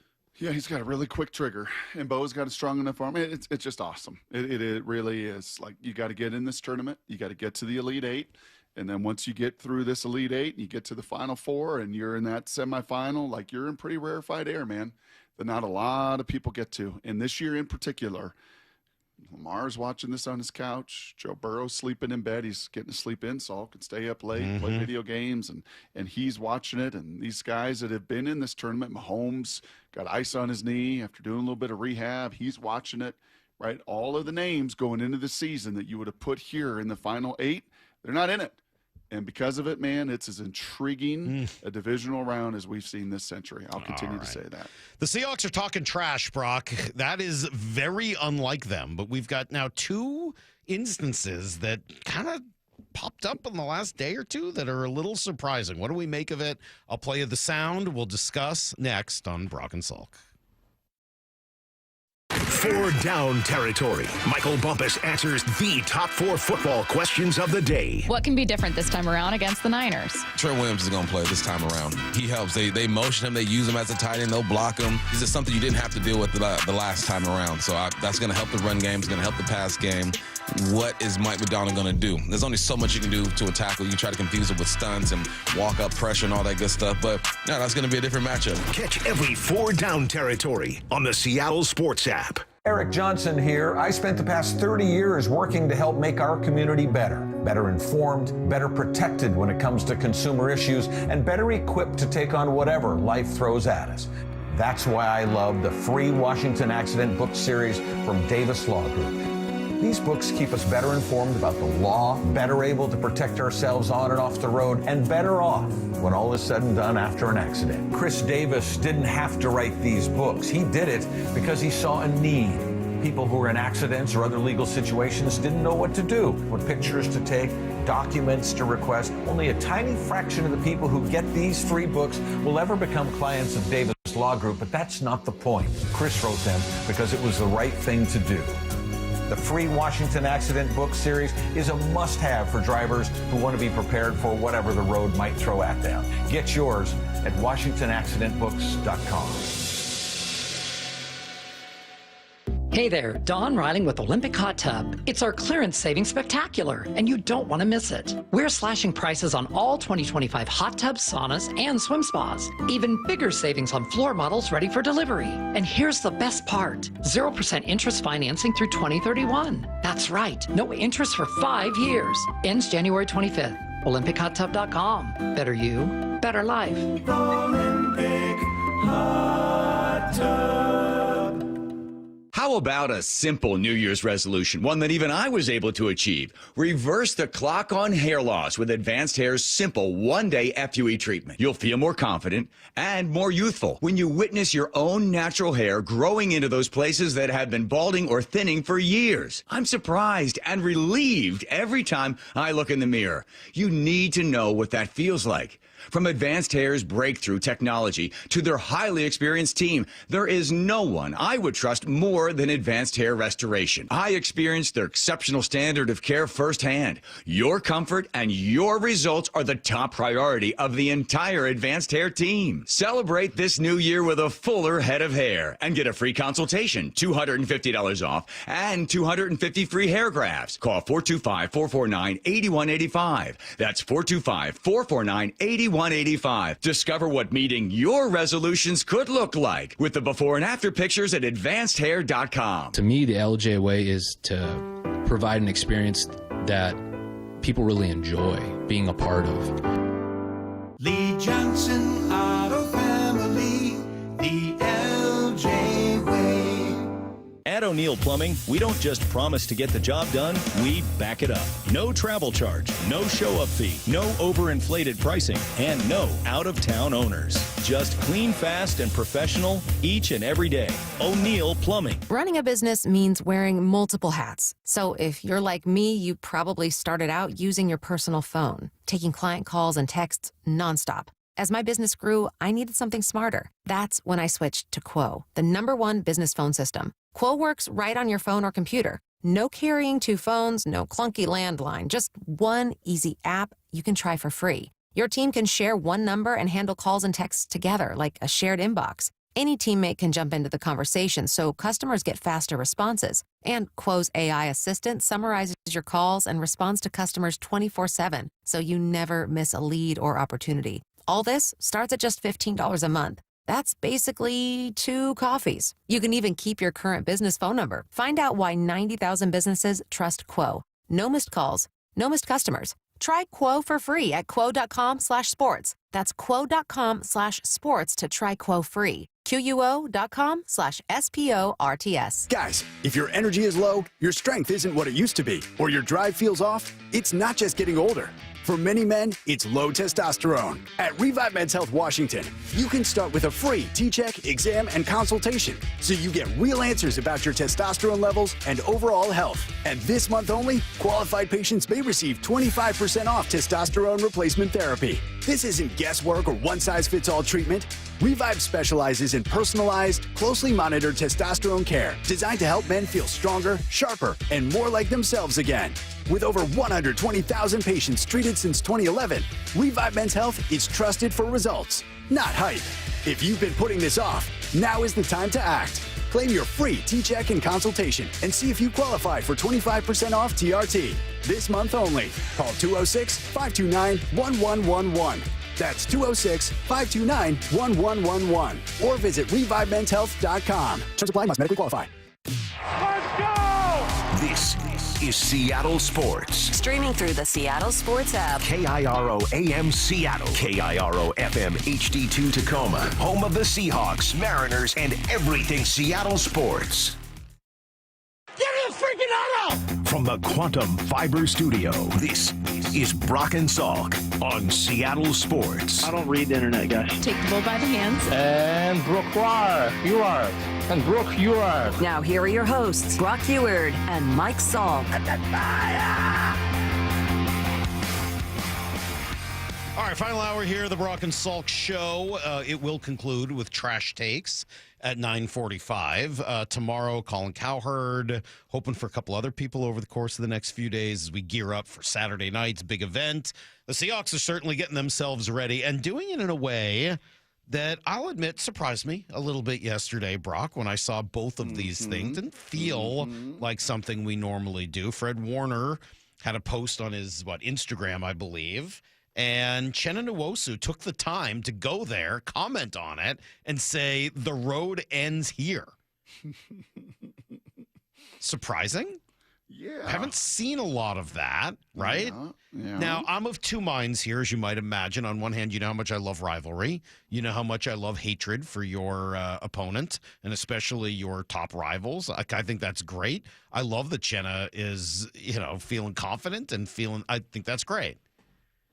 Saying it out loud in public and writing right before the game, that makes me a little. I don't like bulletin board material, so a little nervous about that one, and just surprised to see it. We haven't seen anything like that. It's not really the Mike McDonald way, right? And when he talked early in the week about let's not get outside of ourselves and our process and what we do, and if you wanted to kind of make a big deal out of this, you'd say, "Oh, this is a little worrisome because this is outside the norm. The norm. This is not really what they preach." Yeah, I didn't love. I mean, I guess Yet there's at the same still time, that I'm of the Belichick, other mind that right? I bet you they've got relationship.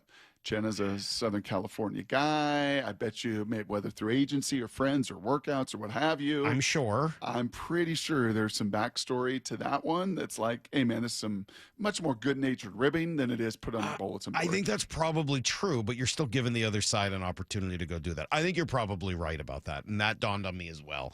So I'm not freaking out about this. Believe me, I love the rivalry element. Just struck me as maybe a little surprising. And then we got this as well, because Jaron Reed was at the podium yesterday, and Jaron Reed, dude, don't mess with Jaron Reed. Like, he really has some of that just dog in him, and he's one of those leaders in the locker room and all of it. He was asked about playing the Niners. For one, we get a team that we don't like, me personally, don't like nothing about them, but, just get a chance to, go at them again. We don't do too much talking. We let our past talk, but we know what's at stake. They know what's at stake. It's about getting out there between them lines and, hitting the head on. Man on man, mano a mano. Well, and you're saying we don't do a lot of talking while you're talking. That's you're talking. But I also love he didn't say anything bad about them. He didn't say they were bad. He didn't say the Seahawks were going to win. He didn't say anything like that. Just said, I don't like them. Yep. Good. Don't like them. I love that. You shouldn't like them. I think, and I've said this a few times, I think that's a retort to the emotion that they use down there to say similar things and have said similar things. And they're guys that do a lot of talking, especially their receivers and DBs. And Jaron's like, you guys seem to do a lot of talking out there on the perimeter. Why don't you come here in the pit, Salk? Where it all goes down. Where it all goes down in the pit. Knew that would get you. You know, would, of course. On that one like a fart. Yeah. I was waiting for you in the pit where it goes down. Now, this is what resonates in my head a little bit, and this will come into play Saturday night. Because guess what they're going to do? They're going to talk, and they're going to try to get you out of your process and out of your mind. And that old saying that I love, that you've got to play with emotion, but not let emotion play with you. You got to be a little bit of a dirtbag, not as a person, but on the football field. In the pit where all that stuff goes down, man, if you don't have some freaking toughness, you're gonna fail. Hey, Lenore, why don't you come here to the pit? Yeah. Hey, Jennings, why don't you come down here to the pit with me and Leonard and Byron and all of us? No, you won't. You'll just dance around the pit and you'll talk all that noise. Well, I don't like it, and I don't like the way you go about it. And that's kind of, and I love also, did you notice there in that cut with Jaron, where he's like, well, this is just me. Like, I don't want to put this on my team, and Mike may not like this. I'm just talking about me. I don't like them. These guys I don't know that personally. anybody else does. Yeah. All right, last thing for you, Jim, and then we'll let you go. As this draft comes up and everybody's trying to figure out which quarterback is going to fit where, if you were selecting in one of these cities and had this pick, and you knew that you were going to be in the pit where it all goes down, which of these 5 or 6 quarterbacks that could be picked somewhere in the first round do you think has the most freaking toughness that you need in there? Josh. Oh, Josh Rosen. Oh, Jim, don't go there. That's sad. That's from 2000. Was I chuckling in the background? Yeah, chuckling I think you were. Did your whole little take there and your whole little play. That was a couple. When was that? Was soon after he had talked trash about you, I believe. Yeah. So Salk, if you had to, if I pose this question to you, and this just spins it a little bit away from the conversation, but if I asked you the question that I asked all these D coordinators through the years, if you could pick one guy and head coach I've asked through the years, one guy on this Seahawk roster, you get one pick. to go to the toughest neighborhood and the toughest hours and the toughest times, who do you want riding shotgun with you? Is it Jaron? He'd be on the list. Very short list. Yeah, it'd be a short list. There aren't too many guys that would make that list without him. I mean, look. Yeah, I mean, Jaron, DeMarcus. Yep. Watch Leonard. Did you see that video of Leonard playing Lyle's game? That card game, Wizards of the West? Or no. whatever? Yeah. Well, I would say, I'll tell you who'd be on my list of people that I would want to have my back is Zach Charbonnet. Yeah. I would have full faith that Zach Charbonnet would take care of business. Just the way he sticks his face into the fan when he comes up and just the way he runs. He'd be pretty high on my list of guys that I would want to have my back. Okay, so two things. Then back to this. Worry meter number one. Yeah. That both of these kind of instances flare up a little yesterday. And number two, do you think we hear anything along these lines at all over the next 3 days in Seahawk press conferences? I think that will be it. I'm going to guess that's about it. I'm going to guess what we've gotten is all we're going to get on this front. Yeah. And there might be a little friendly reminder like, hey, we don't need to give these guys anything. Right. Let them talk. Yep. Let them do that. Let them, that's their process. That's the way they want to play. That's not who we are. Let them come in with the boom box. Let them come in and do all the dancing. Let them come in and talk all that noise. Let them do all of that. That's not the way that we're wired. That's not the way we play. Right? Because the last thing you want to do is give these guys anything. Totally. The last thing you need is an unsportsmanlike. The last thing you need is a taunting. The last thing, right? And those things have largely gone away, right? We've not seen that in the second half of the season especially. Well, and that's the only reason I even brought this up, because it felt different from anything else we've really seen from this group this year. And that doesn't mean it's going to be a problem, right? I mean, it probably won't be. But it just kind of jumped out as like, hey, wait a minute. This is not really what we've seen. And these guys don't like each other, which is kind of good, too. Derek Hall's on that list. Yeah, a lot of people texting with Derek Hall. I mean, just the build. Like, if you're just looking to intimidate anybody, obviously. I mean, Leonard Williams, right, spearfishing and all Ernest that. is way up on that list. Sure, yeah. Ernest I mean, like, is not going back down. Yeah, I mean, like, there's a lot of people. I mean, like, they're NFL football players. Like, really, you could take almost anybody short of the kickers and punters and feel pretty good about it. Like, that's what they do for a living. They are tough for a living. You want Drew Lock, do you? Oh, you want Sam Darnold, do you? I don't. All right. You can take the quarterbacks out also. But, I mean, like, I'll take Ty Okada. I bet you he's got my back and be great. I'll take Drake Thomas. They may be undersized, but, size of the dog in the fight. Are you taking Lyle and Charles on that list? Low, fairly low. I mean, Lyle said many times he's not a fighter. He's kind of a pacifist. Well, you've never fought, right? Even when the baseball team fought, you didn't get off the bench. Right. Like, you would never fight, right? We didn't get in any fights. And Charles, you've never been in an altercation, right? Charles, you would not dare throw hands. Oh no, I wouldn't do that. If I were to get angry, I would just keep it to myself and just to not take it out on other people like that. For sure. So I think I would take everyone on the Seahawks over any of you. That seems pretty clear. I mean, they're highly trained athletes. That seems like the first thing I would want. Derek Hall, he seems like such a nice guy though. D. Hall's such a good dude. I don't know if Boye, I bet you Boye's too nice too. Both guys. I mean, I thought about both of them. They're just so nice. Yep. Like they just are always kind of smiling. I'll tell you and happy. a little underrated one. And talking to the people around there too. Well, you're not moving him. Right. Yeah. Abe. I mean, like there's a lot of dudes. AJ Barner. I can see that too. Serious dog and snap to him. Okay, so there's all. I mean, like you could have this. You could have this debate. Probably forever. why this team is 14-3. Salk. Probably exactly. yet another feather in the cap of why this team is so bad. All right, let's come back with some need to know. There is. It's sort of breaking news. It's a nice little story for a Mariner. We'll throw that out there next, along with everything else. Brock and Salk, Seattle Sports on 710. Wyman and Bob, every afternoon at 2. Abe Lucas is here. Abe, how are you, man? I'm great, man. Happy to be here. Watching this 49er team last night, did you see anything that looked different to you from your meeting with them just a little over a week ago? They obviously have, game plans for different teams and all, depending on, the type of offense that the opposing team runs. They have a great defense.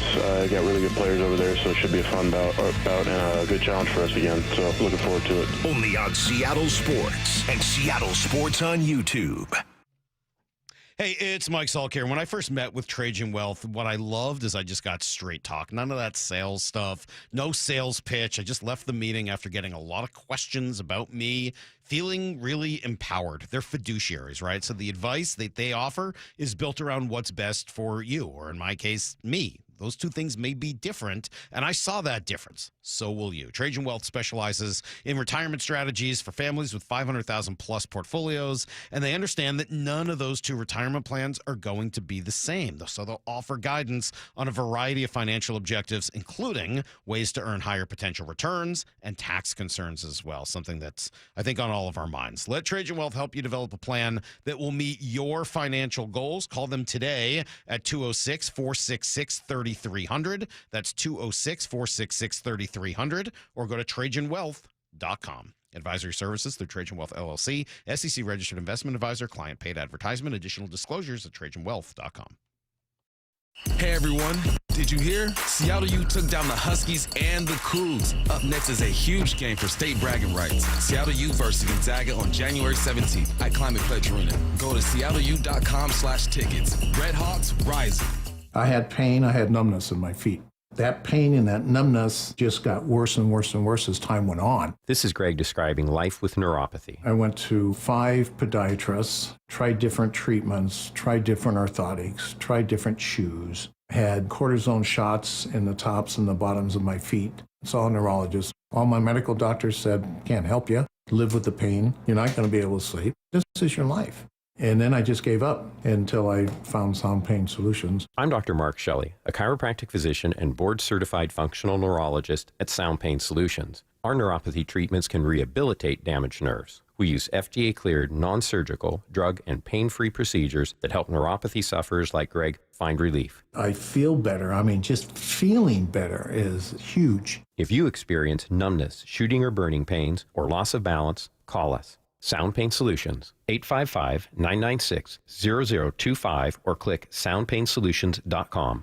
Hey Hawk fans, Jake Bowo. Stormy weather is here. How's your roof holding up? Give Techline Roofing a call. With the strongest warranty in the business, Techline has you covered. That's TEKLINE, roofing.com. Trust Techline. This message comes from Viking, committed to exploring the world in comfort. Journey through the heart of Europe on an elegant Viking longship with thoughtful service, destination-focused dining, and cultural enrichment on board and on shore. With small ships that bring travelers closer to the destination, there's more time to explore. And every Viking voyage is all-inclusive, with no children and no casinos. Discover more at Viking.com. This is the story of the one. As an HVAC technician, he and his digital multimeter are in high demand. So when a noisy office HVAC turns out to be a failing blower motor, he doesn't break a sweat. With Grainger's easy-to-use website and product information, he selects the product he needs to keep everything humming right along. Call 1-800-GRAINGER, click Grainger.com, or just stop by. Grainger, for the ones who get it done. Heading outdoors or on the water this weekend? Check in with Joey and Nelly on the Outdoor Line from 6 to 8 a.m. every Saturday on Seattle Sports and the Seattle Sports app. Hey, Brock Ewart here for my friends at People Come First, or PCF Construction Group. Are you tired of grilling in the cold and rain every winter? Well, with a patio cover, heater, and fireplace from PCF, you can enjoy your outdoor deck or patio all year long, staying warm and dry, even in the cold winter. Take advantage of off-season savings through February 15th, and you can get up to 10% off your entire project, plus 12 months with no payments and no interest. You see, most people don't consider building a deck in the winter, but if you want yours ready by next spring and summer, contact PCF right now to start planning. Spend the winter dreaming and designing your project so you're ready to build by spring. Planning and permits, they take a little time, so get started now. Get project ideas, browse the photos, and find all the offer details at PCFgroup.com. That's my friends online at PCFgroup.com. Making your outdoor space with People Come First. Yay to Bruce, the streaming king. With quantum fiber internet, he He's gonna binge. He wants more. He's got to have more. More bedtime true crime. More podcasts in the shower. Quantum fiber Wi-Fi has the power. More. Fast internet speed. He's got the geeks to go big. Bring him the games. Right now. And his royal we. More sports non-stop. His quantum fiber's on top. Yay to you. Switch today at quantumfiber.com. Limited availability, service, and speed in select locations only. Toyota of Kirkland is celebrating the new year with an inventory sale down on all remaining 2025 inventory. Start the new year with a new car at a great price at Toyota of Kirkland. 2025 RAV4s, Tacomas, Corollas, and more. Visit the incredible showroom and wonderful staff at Toyota of Kirkland to check out one of these 2025 models today. You can book a test drive and head home in that new car the very same day. It's an inventory sale down at Toyota of Kirkland. Visit them in person or shop online at toyotaofkirkland.com. O'Brien. Need to know. 15 minutes past every hour with Brock and Salk. Here's what you need to know. Up first. Yeah, you asked earlier, Brock, level of concern with the Seahawks injury report. Not that high. I mean, again, coming off of an extra week of rest, they should be in really good shape. There were a couple surprises. I didn't expect to see DeMarcus Lawrence limited with an Achilles. I didn't expect to see Reek Woolen limited with an oblique injury. And both those guys, especially DeMarcus, just of such enormous importance for what they're trying to accomplish out there, that anything that has him even anything close to not 100% is a concern for me. But doesn't sound like either of those two things are major. I'll look again today, obviously, and see what the report looks like. All the good news, though, Charles Cross, Kobe Bryant, even Elijah Arroyo, all full participants yesterday. Yeah, remember with the Saturday game, Wednesday today is really like a Thursday. Tomorrow is like a Friday. So these things will kind of ramp up to game time. Keep an eye down there in the Bay as well and see whether or not Trent and those guys do any practice. It was just a walkthrough for them yesterday, so kind of really even hard to gauge. Is he able to practice as he did, last week? Trent Williams coming off that game and Ricky Pearsall. It's why I said to you, Salk, when we talked about with Nemhauser, with Brian, like, what's the key to winning this Super Bowl? Like, man, you strip away a DeMarcus Lawrence and a Reek, kind of like when stinking Sherm dislocated his elbow and Earl tore his labrum. Like, man, those things have major consequences. No matter if you're 70 deep, you get to this part of the tournament, you need your starters. Yep. You need your most talented players. So where are you on this Fred Warner thing? Do you think there's any chance he's going to go out there and play? I don't think the organization, with what they've invested in him, Salk, could do that. You put him out there and he's in any way limited and he re-injures himself, right, and really puts his career at risk. That's what you're talking about. Right? That's what you're talking about. Now, a Super Bowl in a couple weeks, they keep this thing going, right? And they win this one and they win the title game and they got another week. And, changes the calculus a little bit. I think a Super Bowl, we saw that with T.O. some years ago. Right, I think that probably changes, as you said, the calculus. I'd be hard-pressed to believe it. So weird. One thing I will say about the NFL, it's very rare, at least to my eye, that someone plays and isn't themselves. I don't know why it is, but it's very rare. We're like, oh, this person's maybe not going to play this. If they play, they're almost always themselves, at least to my eyes. Torno. Yeah, I'm sure that's what it is. Excuse me. Take some of that Toradol and you're good to go. Sorry about that. I've been there. I've done it. It even sort of helped with the with the kidney stone pain. Not entirely, but like so we shoot a you little up bit. with Toradol. You running a 200 like. They shot me up with Toradol, Brock, and it still was not able to deal with the pain of the kidney stones. It's still just that bad. Here's the second thing you need to know. Mike Tomlin done in Pittsburgh. Wasn't fired. He resigned. He stepped away, stepped down. And then they asked the owner in Baltimore, Steve Biscotti, if he was interested in maybe bringing Mike Tomlin in to coach the Ravens. Holy Mike, wouldn't that be awesome? Only if John takes the Pittsburgh job. Wow. Wouldn't that be interesting? I don't know. That thing last week maybe disqualified him for my opening after our kicker missed a kick to let them advance. Good for Mike. Yeah, I don't know. Talk to him. I love Mike. I mean, I've admired Mike for 18 years. That's really shocking that he did it that way. Yeah, that's kind of crazy. Is it likely that an owner would know another coach? Like, does Steve Biscotti know Mike Tomlin? Oh, sure. Through owners' meetings. I would think so, right? Like they get to know each other. 100%. Competition committees, different meetings through decades. They've competed against each other 40 times. Absolutely knows them. And it looks like Mike tried to do what was in the best interest of the Steelers. And by stepping down, gives them the right a year from now to try to trade him, which we've seen done with Gruden and Sean Payton and others. We've seen that done. So I am curious with 9 openings, Salk. And right now, as we sit here in this divisional round, there's 4 offensive-minded head coaches and 4 defensive-minded head coaches in these final 8 teams. 9 openings. How do you think that sorts itself out? I think it'll be pretty split, if not tilted maybe 5-4 even on the defense. The one thing that seems to be more likely this year is that a lot of the second time around coaches feel like they're going to get jobs. And you heard Steve Biscotti say that even just yesterday, that he was really impressed with those. Even Mike McDaniel, Kevin Stefanski, John Harbaugh, like a lot of these jobs I think are going to be filled either by coaches who were just fired or by coaches who have been somewhat recently in that job. So there may not be as many opportunities for the next generation to kind of get their first job this time around. Here's the third thing you need to know. We'll talk some baseball coming up here in a few minutes before Trash Takes at 9:45. Cal Raleigh on the Hot Stove Show last night was asked for a message to fans before heading into this season. First off, thank you for a great season and being there for us last year. It was a really special year. Just understanding that's a new year. It's a new year. It's a new team. We're going to go through some good times and some bad times. And it's just about sticking with us and continuing to show up like they have been last year.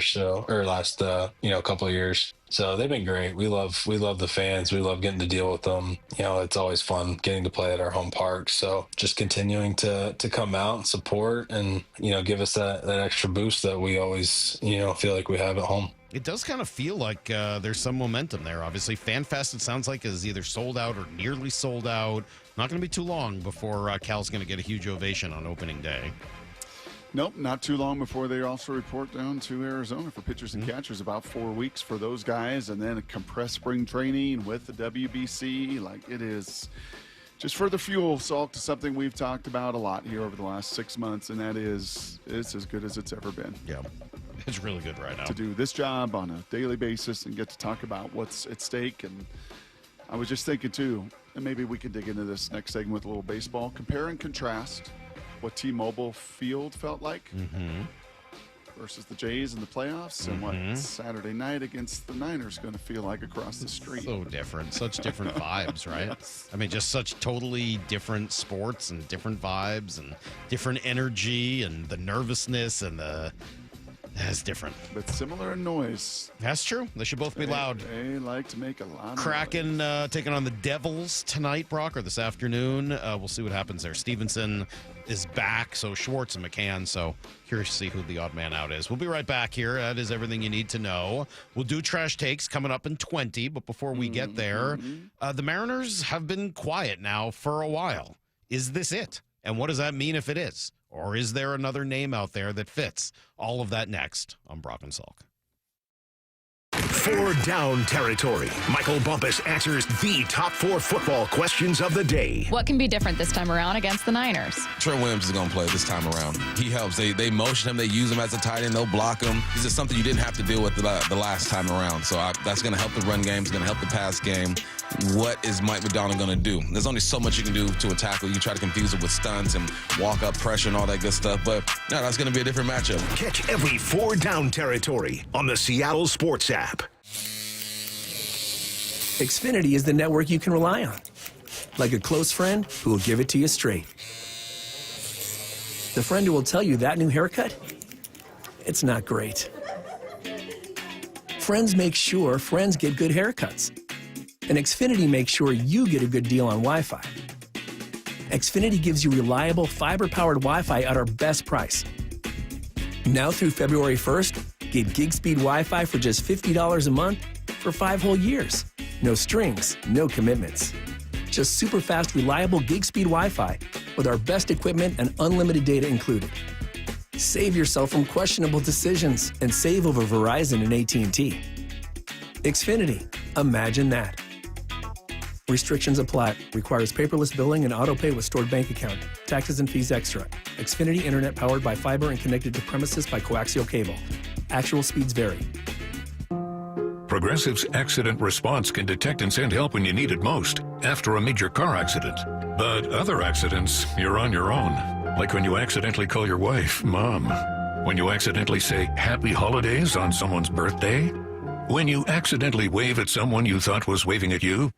We can't help with those accidents, but Progressive's accident response provides peace of mind after major car accidents. Progressive Casualty Insurance Company and affiliates. Limited availability in California. Driver is responsible for emergency and towing charges not covered by the policy.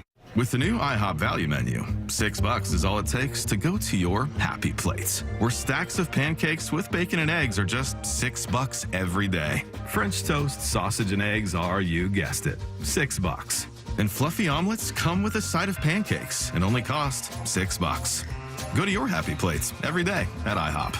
$7 in some locations. Available every day for a limited time at participating restaurants in the U.S. Hours may vary. No substitutions. Not valid with other discounts or promotions. Prices may vary. Progressive knows there are some surprisingly expensive things in life, like rugs. You know, people say a rug would really bring the room together. And sure, you don't know what that means, but it sounds important. Suddenly you're using words like jute and sisal. Then you see the price and lose it, because how can the thing you walk and spill on cost so much? So you devote your life to taking down Big Rug. But then you remember that switching your home and auto to Progressive could save you hundreds. So, looks like Big Rug is safe. For now. Progressive Casualty Insurance Company, affiliates, and other insurers. Not available in all states. This is the story of the one. As an HVAC technician, he and his digital multimeter are in high demand. So when a noisy office HVAC turns out to be a failing blower motor, he doesn't break a sweat. With Grainger's easy-to-use website and product information, he selects the product he needs to keep everything humming right along. Call 1-800-GRAINGER, click Grainger.com, or just stop by. Grainger, for the ones who get it done. Seattle Sports is giving you two chances to win tickets to the Seahawks divisional round playoff game Saturday against San Francisco at Lumen Field. Tap the Win tab in the Seattle Sports app or visit the Seattle Sports YouTube page for your chance to win a pair of tickets to the game. Holy catfish! That's two separate chances to be part of Seahawks history. Listen to the 12th man. Details and rules at seattlesports.com/win. The road to the Super Bowl runs through Seattle. Seattle is going to win this football game. And Seattle Sports on 710 and the Seattle Sports app. Good Dog Auto Glass. When the stakes are high, you want the best on your team. When your windshield breaks, don't settle for your insurance company's fix that's just safe enough. Trust Good Dog Auto Glass, where the quality isn't light. We do all the things the little guys don't, and we do all the things the big guy does. We answer the phone when you call, we work for you, and we will walk you through the insurance process. Visit GoodDogAutoGlass.com, Puget Sound's most trusted auto glass company, and get more bang for your bark. Hey, Brock Ewart here. It's such a joy for me to be joined by Shannon O'Kelly, President and CEO of IRG Physical and Hand Therapy. Shannon, I've heard so much about traveling physical therapists. What's that mean to you and IRG? That's a great question, Brock. Traveling physical therapy right now, I think, is a fad, and a lot of young therapists are doing it, but they're missing opportunities that we provide here at IRG. And those things we provide at IRG are really important, and that's being part of a team and treating patients, building relationships, engaging with our community. That is so important. The other thing is they're not getting paid time off. A crew are paid time off, and they do not get continuing education, professional growth, and that is so important as a young therapist to have access to professional growth. The other thing is we have an enhanced compensation program here at IRG that our physical therapists, our occupational therapists can increase their earnings by engagement, outcomes, and intervention. That's what we're all about. We're about building a great culture for young therapists and all clinicians to work here. Openings across the whole company. Head over to irgpt.com/careers, irgpt.com/careers. Toyota of Kirkland is celebrating the new year with an inventory sale down on all remaining 2025 inventory. Start the new year with a new car at a great price at Toyota of Kirkland. 2025 RAV4s, Tacomas, Corollas, and more. Visit the incredible showroom and wonderful staff at Toyota of Kirkland to check out one of these 2025 models today.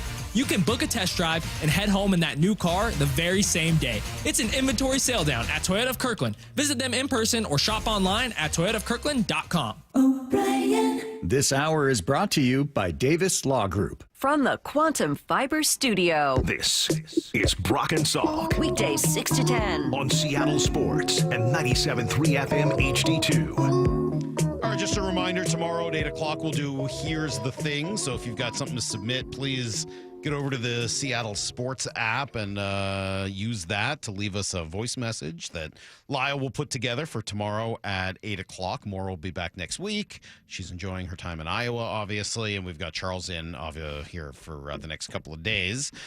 We will do trash takes, even without Maura, Brock, coming up in a few. I started at 6 today with Lyle talking Mariners with the Nolan Arenado news yesterday that he goes to Arizona. I was curious if maybe there was still any just like little baby hope that Ketel Marte might become available again. And it sounds like the answer there is no. It's just kind of dead. They've decided to move on. They weren't able to get a fit. It doesn't sound like it's going to happen. And it's too bad. I really do feel like that was the best opportunity for the Mariners to add impact this offseason. It wasn't perfect. There are issues, there are question marks, and I'm sure that's why it was hard for the Diamondbacks to get what they wanted back for him. But of the guys that were talked about, rumored, available, he was, I felt, the best fit. It was a bummer to me on that end. And if you're Arizona, too, I mean, we always look at it from the Seattle perspective, but if you're in Arizona and you're Hayes and the GM there, you've also got a pretty good contract for a lot of years on a very impactful player.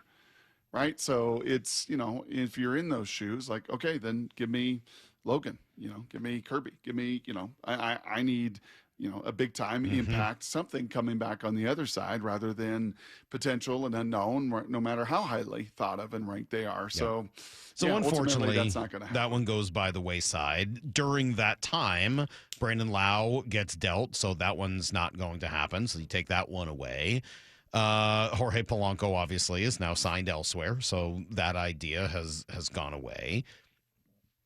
Where are you going to find that player that can provide that pop, that impact, the help at second base or third base or DH, or even right field?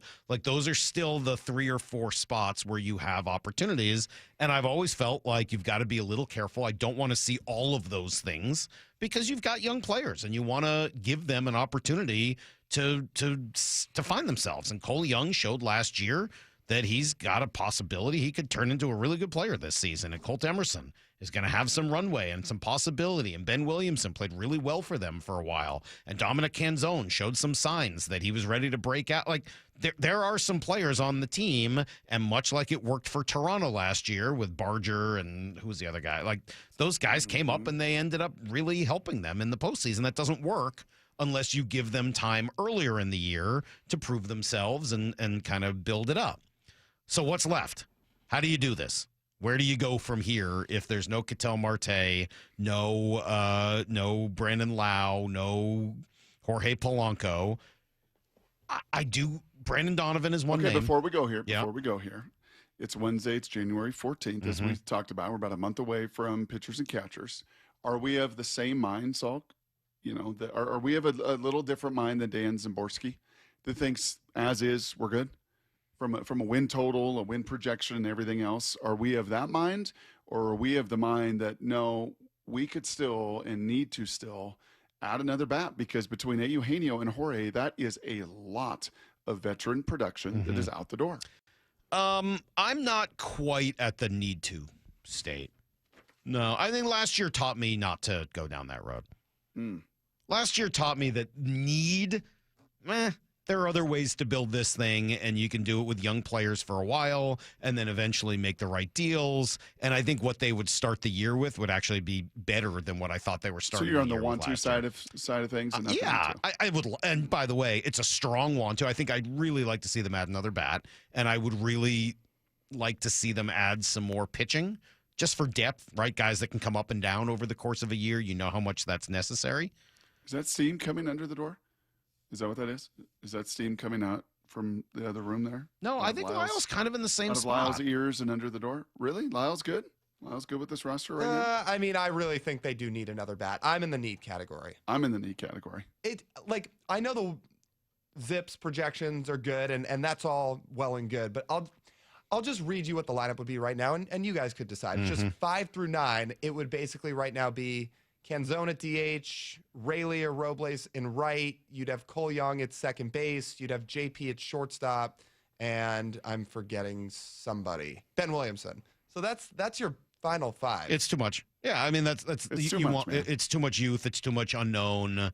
There's no doubt. I mean, you would really like It's too that much to improve. variance. It's too much. Like, do we really, in a year coming off of what we just came off and a budget that we have room to add? Like, do we really want to go into this season and have to wait till July to make those moves? I don't want to play that game. I don't want to be in that. I don't want to be in that camp. I'd like to have a little more margin over everybody in this division, and that's why I think I fall.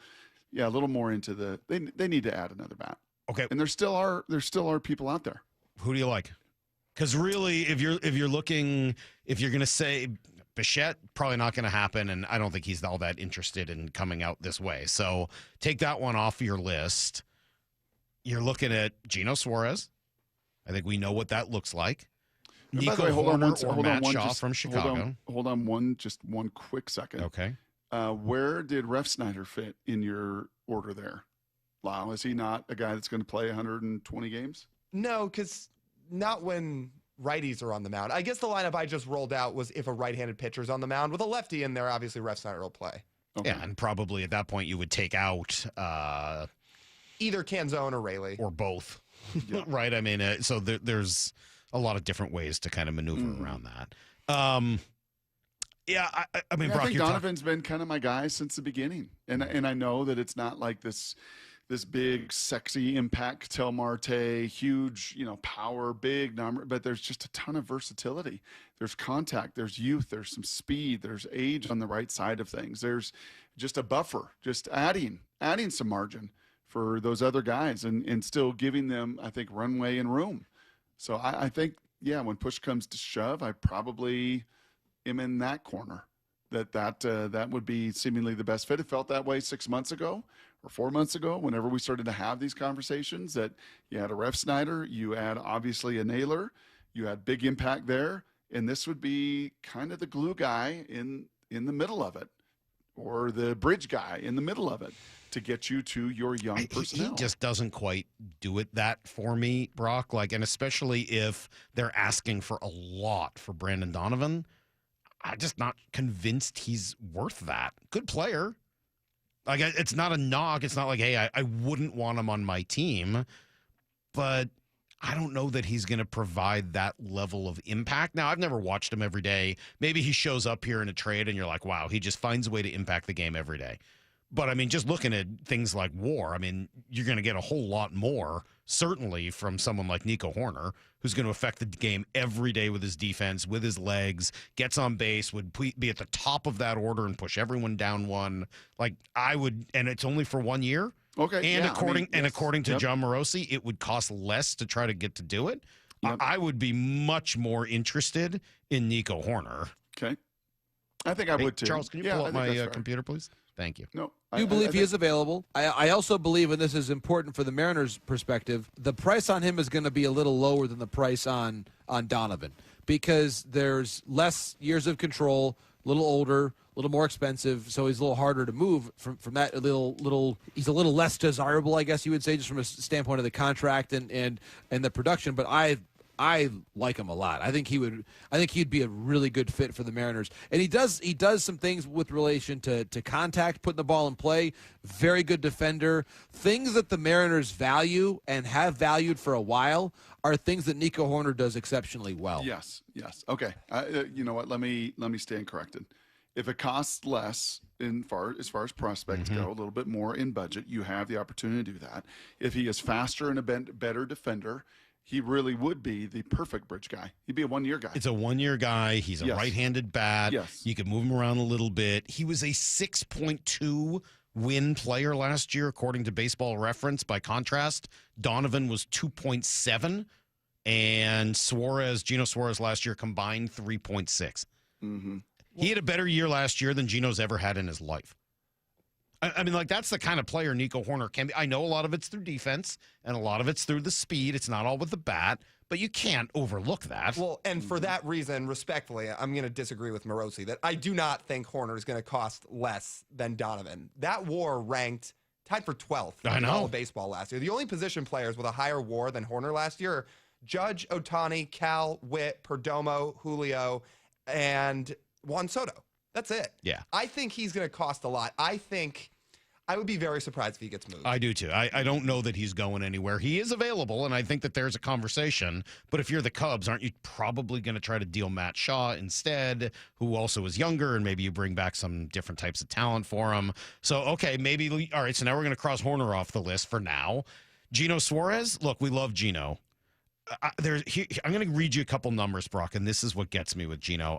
He's going to be 34 years old this year. This will be his age 34 season.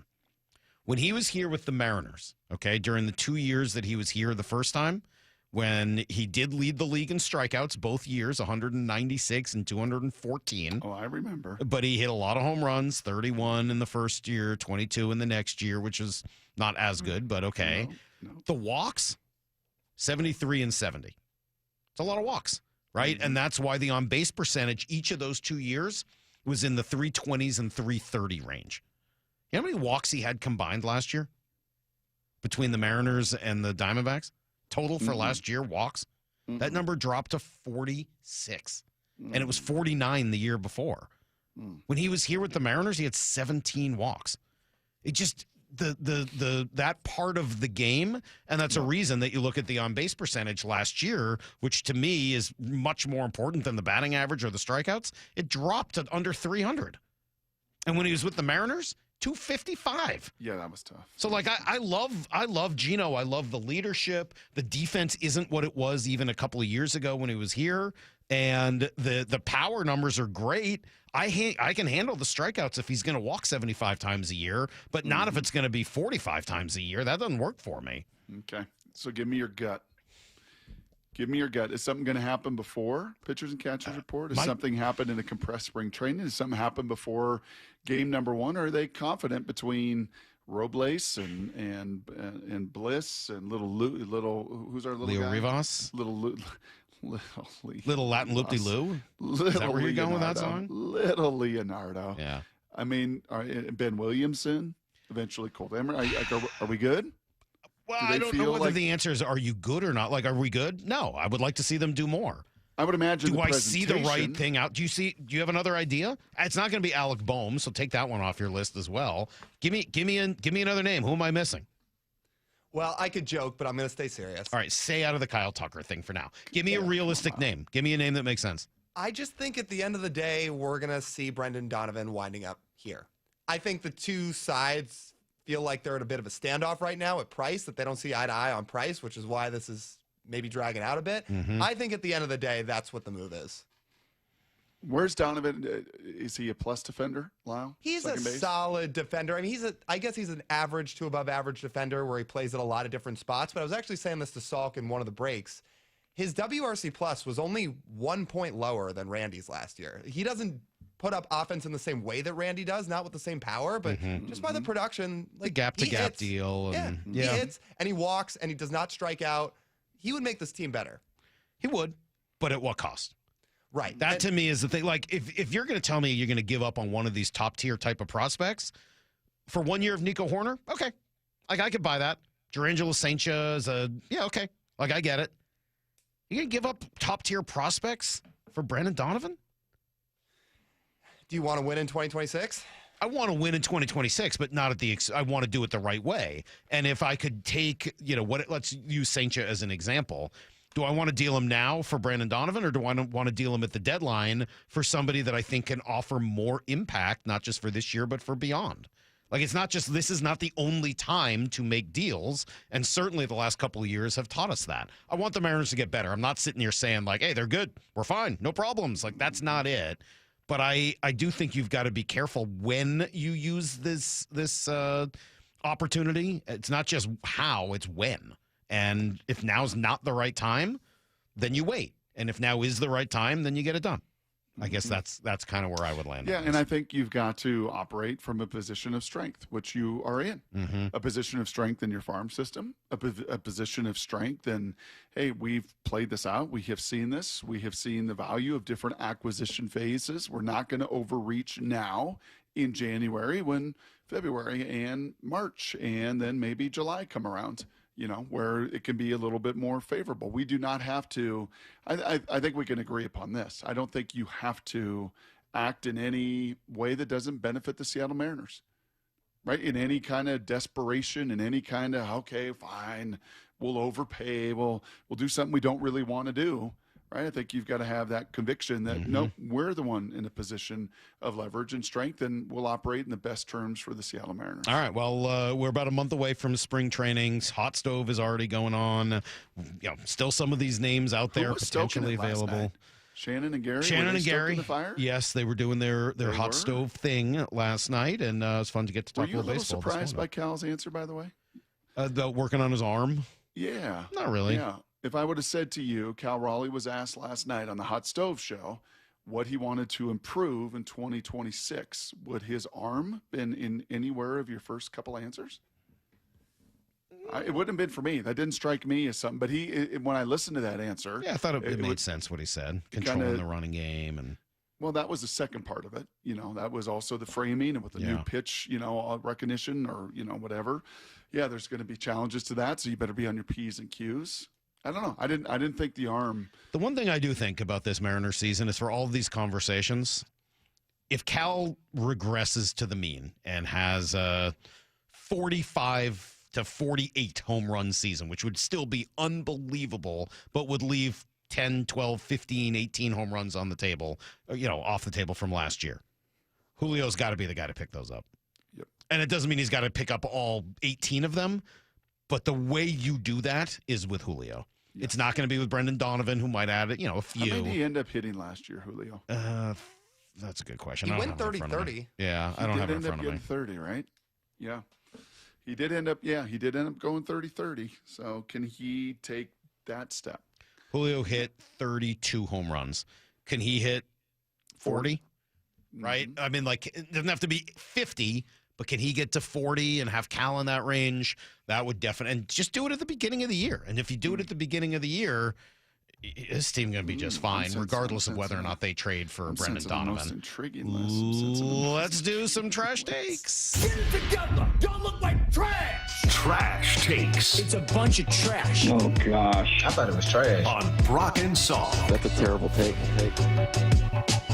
All right, trash takes no more today. Usually she dominates this sucker. So, Brock, Charles, Lyle. you got a trash take? Charles, you got a trash take? Anything you want to get off your chest? I don't think we prepared Charles for that. That's well, not actually, right. Trash takes is all new to me. Yeah. Okay. Come on, don't put Charles in that spot. What? He didn't prepare for that. I believe in Charles, Salk. I told him he can interrupt this show whenever he wants to interrupt the show. And if there's game show stuff that comes up and we forget the name of it, then by goodness gracious, Charles, you weigh in. Fine. All right. No All trash right. take Okay. for Charles. Lyle, what do we have for trash takes today? So I'm going to play some Gray Zabel sound, but I want to be clear to preface this. The trash take is not about him. You just have to hear the sound to have the context. Okay, sounds good. This is about when he got asked about Clint Kubiak interviewing for some head coaching jobs and if he wanted to give Kubiak any words of endorsement. So he said this. Defensive coordinator has gotten quite a few looks for head coaching opportunities. If Clint does get hired, what kind of coach would that team be getting? Yeah, Clint's just the worst coach ever. Don't hire him. No. Defensive coordinator. So it was very funny. And Gray Zabel was obviously joking around about that a lot. And he's got a good personality. But the trash take comes from none other than Salk's favorite and my favorite, Dov Kleiman, in which he tweets. Come on. In which he tweets, no way. Seahawks rookie guard Gray Zabel calls his offensive coordinator Clint Kubiak the worst coach ever, and no team should hire him as their head coach, with skull emojis. That guy is that account is now satire. Of course. Yeah, it is. It's mostly, satire. But it's not entirely satire. That's what makes it so weird. It's like one part information, which is helpful because I see Who video. Who bought it? Did some hedge fund We buy don't it? know. We don't know who bought it. It's not the original guy anymore. Right. He sold it. But it has to be. It has to be satire. And if it's satire, it's hilarious. Yes. At times. He had one the other day. I was just laughing out loud. Was it the one about how, like, Aaron Rodgers was, like, saying, like, mentoring somebody and that guy's going to be a problem for the league next year? It's like, what? He's been mentored by Aaron Rodgers. He's going to be a problem. Yeah, I think it's gone from being the thing that makes me most mad online to being one of my favorite things. Okay. All right. Yeah, because he does. Yeah, he does have some. He does have some facts in there. Yes. Like Adam Thielen's retiring. Like Sure. He does have some actual news, and then he just does. And then the other ones are just like, oh my lord, what are we doing? Ridiculous. Just so absurd. I had two, Salk. I had. You have two, so you're making up for Mora. Yeah. Do you want me to pretend that one of them's Morris? You want to talk about? I mean, this can't be. Some of it though, is this satire or is this, just click mining? He has pictures of the 8 quarterbacks left and says the final quarterbacks left in the playoffs. What do you notice? Oh, he's a total engagement farmer. My gosh. I'm sure Elon pays them every month. That one. Okay. That one's I'm gonna go. rough.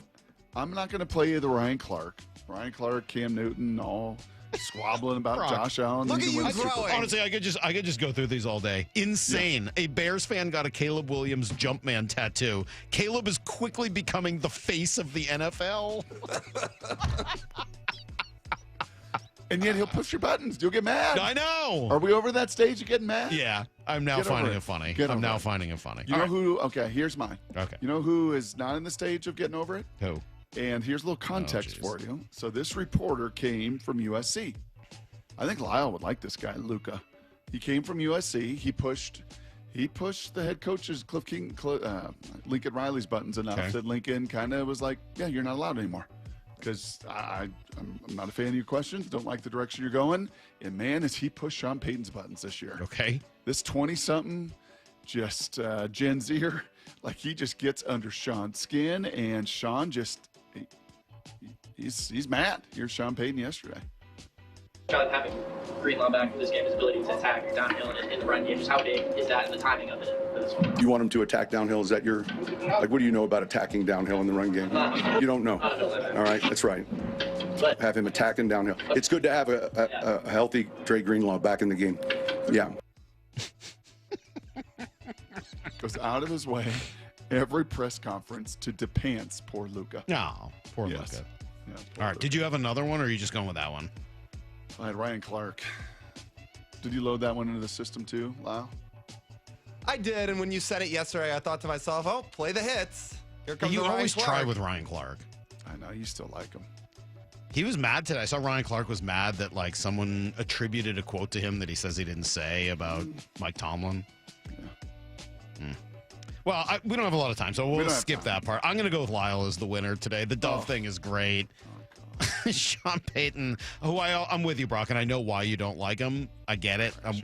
And that is pretty lame, but crushing people for like pretending to know more about football than they do is always going to be sort of on my like bingo okay card. list. Yeah, I'm okay with that. Card. I'm going to go with Dove. No way. Seahawks rookie guard Greg Sable calls his offensive coordinator the worst coach ever. Good job, Lyle. You win. Nice job. And Charles, great job today, as usual. Fun show. Tomorrow, I think we will finally get Colin Cowherd. That was a miss today. You think we can get Kevin Burkhardt tomorrow? Yeah, he's playing a little catch-up. As he said, man, I've not had the Seahawks all year.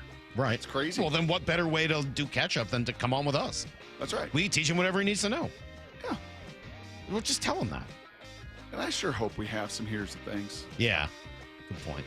All right, we got to get out of the way. Let Bump and Stacy take over. They got the huddle. I think they've got Derek Young today, and I want to say Chenna Nwosu. So stick around, listen to those guys. We'll catch you guys tomorrow morning at 6 a.m. And until then, the hay is in the barn. See everybody. Get to the chopper!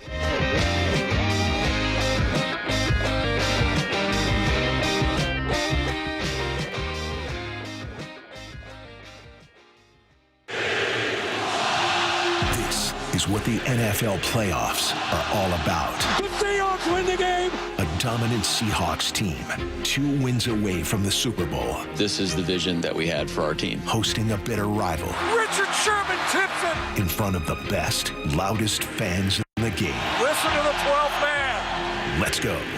Seahawks 49ers, Saturday night. Kickoff at 5 on the home of the Seahawks, Seattle Sports. Imagine finding your dream home and moving in right away. No waiting to sell your old place first. Sounds perfect, right?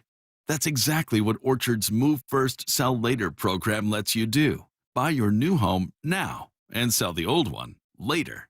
Here's how it works. Orchard gives you cash so you can buy and move into your new home first on your timeline. No waiting, no showings, no double moves. Then the Orchard experts take it from there. They handle repairs on your old home for you so you attract the right buyers. Once they're done, a local Orchard agent lists and sells your home for top dollar. Orchard's Move First program gives you the freedom to buy and move into your new home first and sell your old home later. Buy before you sell and get top dollar for your home with Orchard. Ready to find out how much your home is worth? Visit Orchard.com to get your free home valuation. That's Orchard.com. Well, the wet, chilly weather has certainly arrived. It's Mike Salk here, and if your attic and crawl space are well insulated, your home should be fine. Should feel cozy and warm without your furnace having to work overtime. But you'd be surprised to learn how many homes in Western Washington lack insulation in these spaces. It's why you call Crawl Pros. If you're feeling cold drafts or seeing that heating bill spike, now's a great time to learn if you got anything going on behind that crawl space or attic by calling Crawl Pros. They'll come out to your house just like they did to mine, do the corner-to-corner inspection. In my case, they found the problem, showed me the pictures, and then they got it all fixed. Now, if they do discover your home is under or improperly insulated, they'll show you all the utility rebates that are available to help you get the work done correctly. Like if you're a PSE customer and your home was built before 1990, you could get a rebate to cover up to 95% of the cost of the insulation job. If you're worried anything is going on in your crawl space or attic, including critters, water intrusion, mold, plumbing issues, anything, call Crawl Pros and schedule your free corner-to-corner inspection at